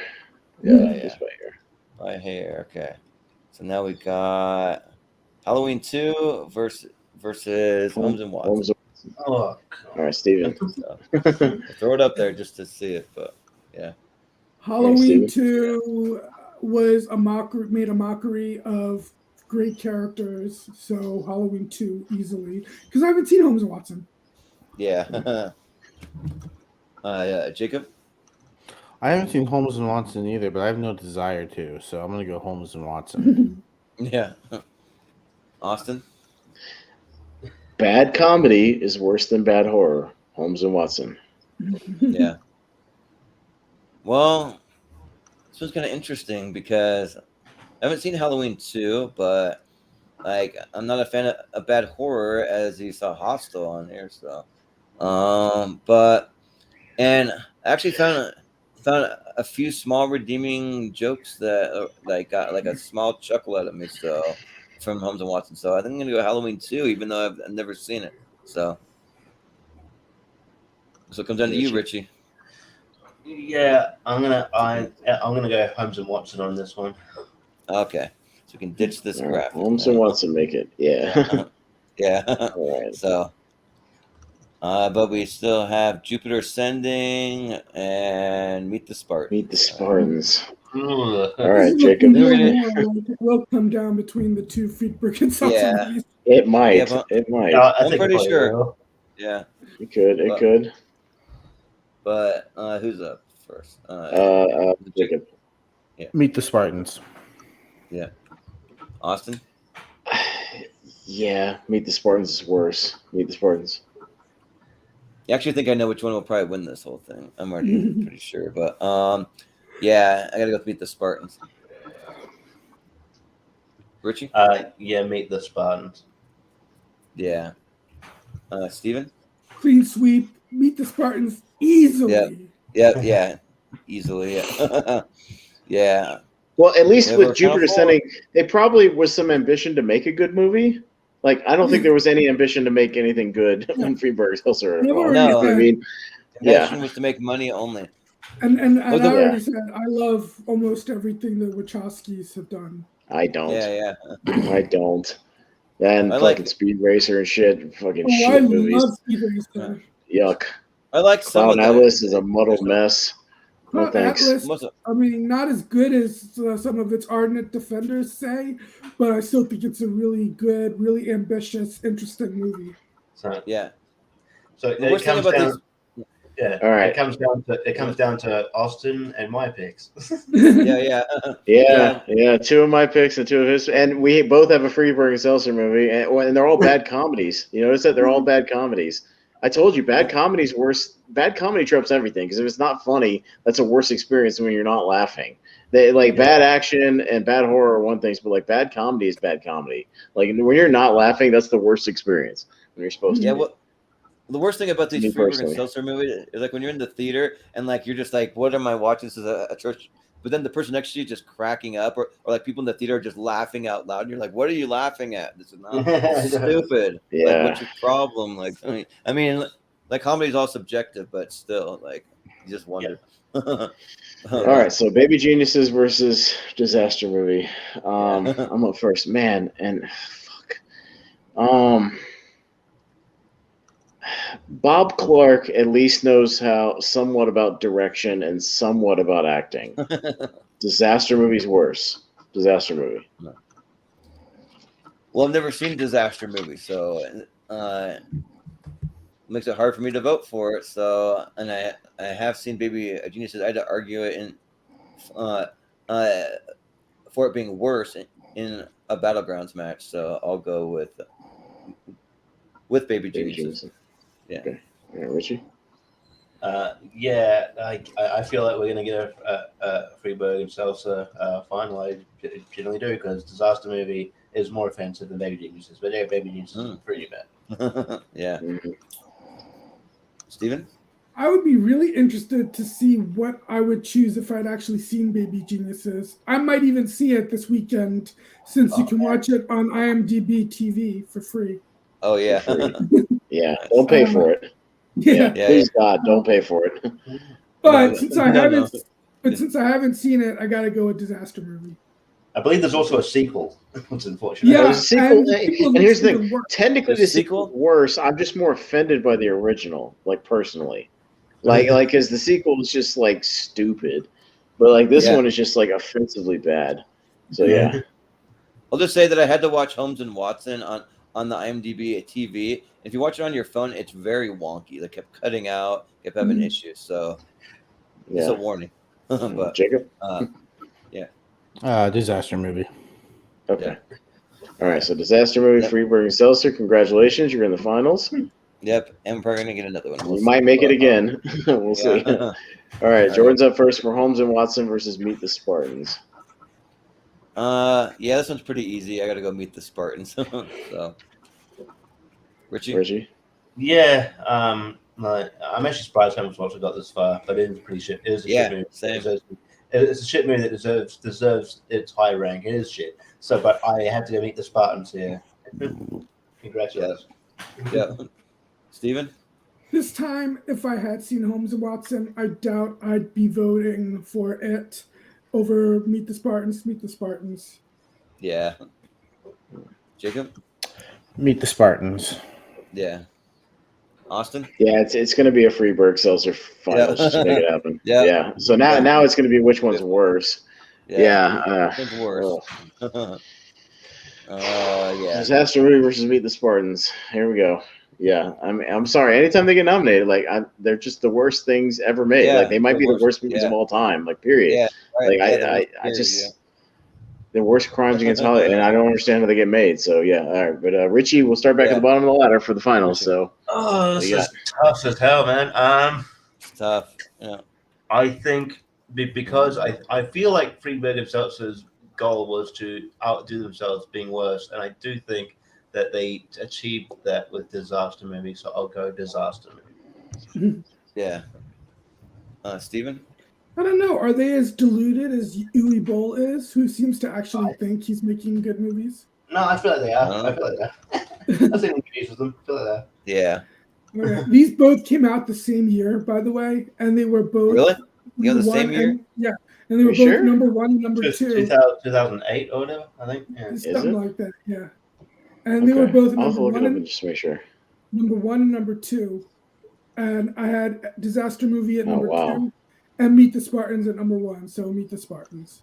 Yeah. Jacob? I'm going to let Rotten Tomatoes decide for me. Okay, sure. Yeah. Meet the Spartans has 2%. God, who gave it a good review? Disaster movie has 1%. Oh, really? Who gave it a good review? I gotta see that. I will go with disaster. I will go with disaster movie. Yep. Yeah. Oh, Austin? See, I feel more slighted because I paid for Meet the Spartans. I saw Disaster Movie somewhere else. But Disaster Movie is more just purely unwatchable 80 minutes of reference with no plot at all. So Disaster Movie's worse. Yeah. Well, I've never seen Disaster movie because after I saw Meet the Spartans, I'm like, never again. And so and also for that horrible scene with Britney Spears shaving her head and the baby has a shaved head. They do This Is Spartan kick her into the hole. It's so bad. So I gotta vote Meet the Spartans. So okay, well it was close. It's still divided, but Disaster Movie takes the crown as it probably should. Yeah, gave it a hard time to decide which was worse, but we figured it out. Yeah. So Disaster takes the crown. That is our. All right. So while we're doing our plugs, I'm gonna look up it's got to be one lone review. I got to see who enjoyed this movie. I'm looking up right now on Rotten Tomatoes. I have to. It's literally one. There's 74 total reviews, one fresh. I've got to see who gave it a fresh. If it's Mick LaSalle, I swear to God. No, it's probably, that's right, Mick LaSalle. It's probably Armin White. Oh no, Richie, it's an Australian critic. Oh no. It's not Armin White. From The Age, it's Jim Shembri. Jim Shembri. You did Armin White, yeah. So he gave it a 3.5 out of 5, and he says, and the thing says the little preview says a dumb film to be sure, but also undeniably funny in more spots than a right-thinking, mature adult person feels comfortable admitting. Bullshit. Bullshit. Bullshit. Bullshit. I bet you got fired from the Age after that review. He felt comfortable admitting it, so like he admitted it, right? So he thinks the Amy Winehouse thing is funny. He thinks the Juno spoof is hilarious. But it's not a spoof. It's just like she's just walking around. It's not a joke. No. There's no joke there. It's a reference. There's no joke. It's just like, hey, there's Juno and she's pregnant. Like, there's no joke. A spoof has to include a joke. Yeah. Yeah. You know what they say. There's nothing more subjective than humor. Yeah. Yeah. Yep. Very subjective. Some people have a sick sense of humor. So you gotta see what else this guy loves. But anyways, I'll let everybody plug. I gotta look into this guy. Yeah. Sure. Yeah, Austin's very curious about this guy. I'm very curious about this dude. I'm sorry. Yeah. Oh, okay. So technically, he gave the Batman 3 out of 5. Disaster movie is a better movie than Batman, according to this dude. Disaster movie is a better movie. Better movie. Now, better movie. Have 3.5 out of 5 better. Are we sure that he liked it better, even though he might have think that Disaster movie succeeded more in its goals than the Batman did? It's in print. Yeah. I'm seeing 3.5 out of 5 for Disaster movie, 3 out of 5 for the Batman. He thinks Disaster movie is better. Yeah, but people don't always use ratings as which movie they like better. Sometimes people on Rotten Tomatoes do. I'm looking at it. I see. I'm sorry. That's what I got to go by. I got to go by it. Yeah. Yeah. Maybe he thought that it succeeded more to this goal. Yeah. He gave Scream. He gave the new Scream a 1 out of 5. I mean, I don't love the Batman as much as most people. I like it, but I don't love it as much as most people. Yeah. But it's a better movie. It's a fucking movie. It's an actual movie. It's a movie with a plot and acting and things in it. Yeah, I'm not direction. Production and a script. You know what I mean? Like, that's my point. There's none of that in Disaster movie. None of it. None whatsoever. Movie. Of course, Disaster movie is worse. I'm just saying that. Yeah. We gave Encanto a 2 out of 5. I'll tell you somebody else who's pretty bad at parody movies that almost made my list is Marlon Wayans and whoever works with fucking him. The 50, Haunted House 50, and shit like that. 50 Shades of Black almost made my list. Oh yeah. And like Meet the Blacks and like the Haunted House and all that shit. Like those movies are terrible too. Yeah, those movies are bad. I kind of like Scary Movie 2, 3, and 4. Yeah. I like Scary Movie 1 and 2, but yeah. No, I actually didn't like Scary Movie 3 is still okay because it's directed by like David Zucker, and like the Zucker guys know how to do a parody because they made like Airplane and fucking Naked Gun and shit. Like they still know how to like do like a parody, but like they also did superhero movie, which was bad. Yeah. No, I know. I'm not saying all their stuff is good. I'm just saying they at least know how to make one and can make one. Those guys have never made a good movie. Ever. Well, the Scary Movies, like, at least had like Leslie Nielsen, some of those guys, you know, like they were in those. So, yeah. But Scary Movie 3 is my favorite of the franchise. So I actually thought that was. But we'll do the plug before we hit the 5-hour mark. Come on, we got to rush because 5 hours is a bad look for a video. No one's clicking on a 5-hour or video, right? I think that ship has sailed. Yeah, right. Yeah, we're done. Yeah. We'll throw it to Richie. Where can we find you? Yeah. You can probably. I think the next time I'm on here is video game movies, which on Tuesday, because most of them are pretty shit. That's why it's a tournament fight. Not although to be fair, we had to stretch the list out, so there's actually some decent movies on there because we included some video game culture movies. So stuff like Grandma's Boy or Ready Player One or Free Guy, things like that. Movies that kind of center around video games. We had to include it to spread it out a little bit. So there might be some decent stuff on there. Yeah, fair enough. Well, so I'll be on there. Somehow, if you check it out, I was on a podcast about wrestling yesterday and wrote myself onto the next episode. So I don't know, that went pretty well. So see what happens. But yeah, we're doing something cool for that. Let Jacob elaborate if he wants to. I'm around the place. I've got a debate coming out with John on Battleground with John Mayer at some point. Not sure when yet, but yeah. So I'm around, but yeah. Yeah, sounds good. Steven, where can we find you?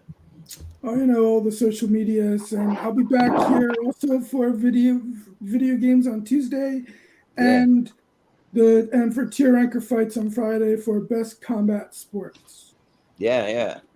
Or did we switch that to Thursday or Friday? I can't remember. We were shuffling them around. Oh yeah, I'm just looking at what he gave me earlier, which was a while ago. Right. Yeah, we haven't switched to Thursday now, so just so you guys know, just because because Friday we had some other conflict Friday, but yeah, so but yeah, so we're gonna do it Thursday, but Jacob, where can we find you? Well, that's good to know because Jordan and I usually go Thursday for our podcast about wrestling, but we'll probably go Friday now. But yeah, a podcast about wrestling. We had an episode last night that was really good, so go check it out. Austin was in the comments. Yeah, we had fun. It was a good conversation. Next week we're gonna it's gonna be all WrestleMania related. We're gonna, instead of doing the cliche, oh, what's your favorite WrestleMania match? We're gonna build our dream WrestleMania card featuring matches that have happened at previous WrestleManias. With the only caveat that we have is that you can only have one title match per title. So you can't have 3 Intercontinental title matches on your card. You can't use the same people twice, probably. Can't use the same people twice. And your opening match has to have been an opening match, and your main event has to have been a main event. So you might think The Undertaker versus Shawn Michaels from WrestleMania 25 was the best WrestleMania match of all time, and you probably wouldn't be wrong. But since it wasn't a main event, it's not going to be in your main event slot. So those are the caveats. We're going to do that next week with Jordan, and I think Richie might join us again. And then tomorrow night, or later today, for those of you who are not in Washington State like I am, Austin and I will be doing a podcast about movies. We will be ranking each other's top 10s. Hopefully, I will watch Tremors before then. Please do, because you need to. I will. You gotta watch it.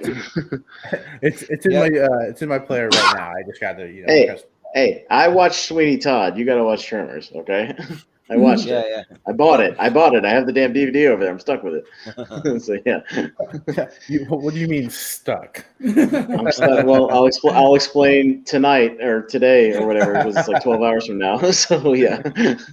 After pretty much, I gotta go to work and then we'll be doing our show. So in a little bit. Well, we're all in the future. It's all Saturday for everyone except Jacob. You're still in the past, so yeah. But Austin, where can we find you? Yeah, so we'll be doing that later today. Whatever. Yeah, the top 10. We're ranking each other's top 10s. So that's fun. If you don't understand, it just means I took Jacob's top 10 and where I would rank those movies. He took my top 10 where he would rank those movies. So it'd be fun. We had one crossover, but we substituted. We'll explain it tomorrow or explain it on the show. And then our next show that I'm doing with Henry on Let's Rank Stuff is we're doing Paul Thomas Anderson to kind of tie in with the Oscars, since he's nominated for Licorice Pizza. So we'll be doing ranking his filmography. It's more of a show for him than for me. I'm not the biggest fan, but we'll talk about it. So I don't like.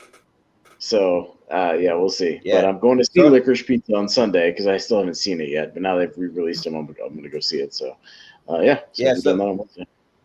So the Oscars this Sunday? Is that when it is, or is it? It's this Sunday.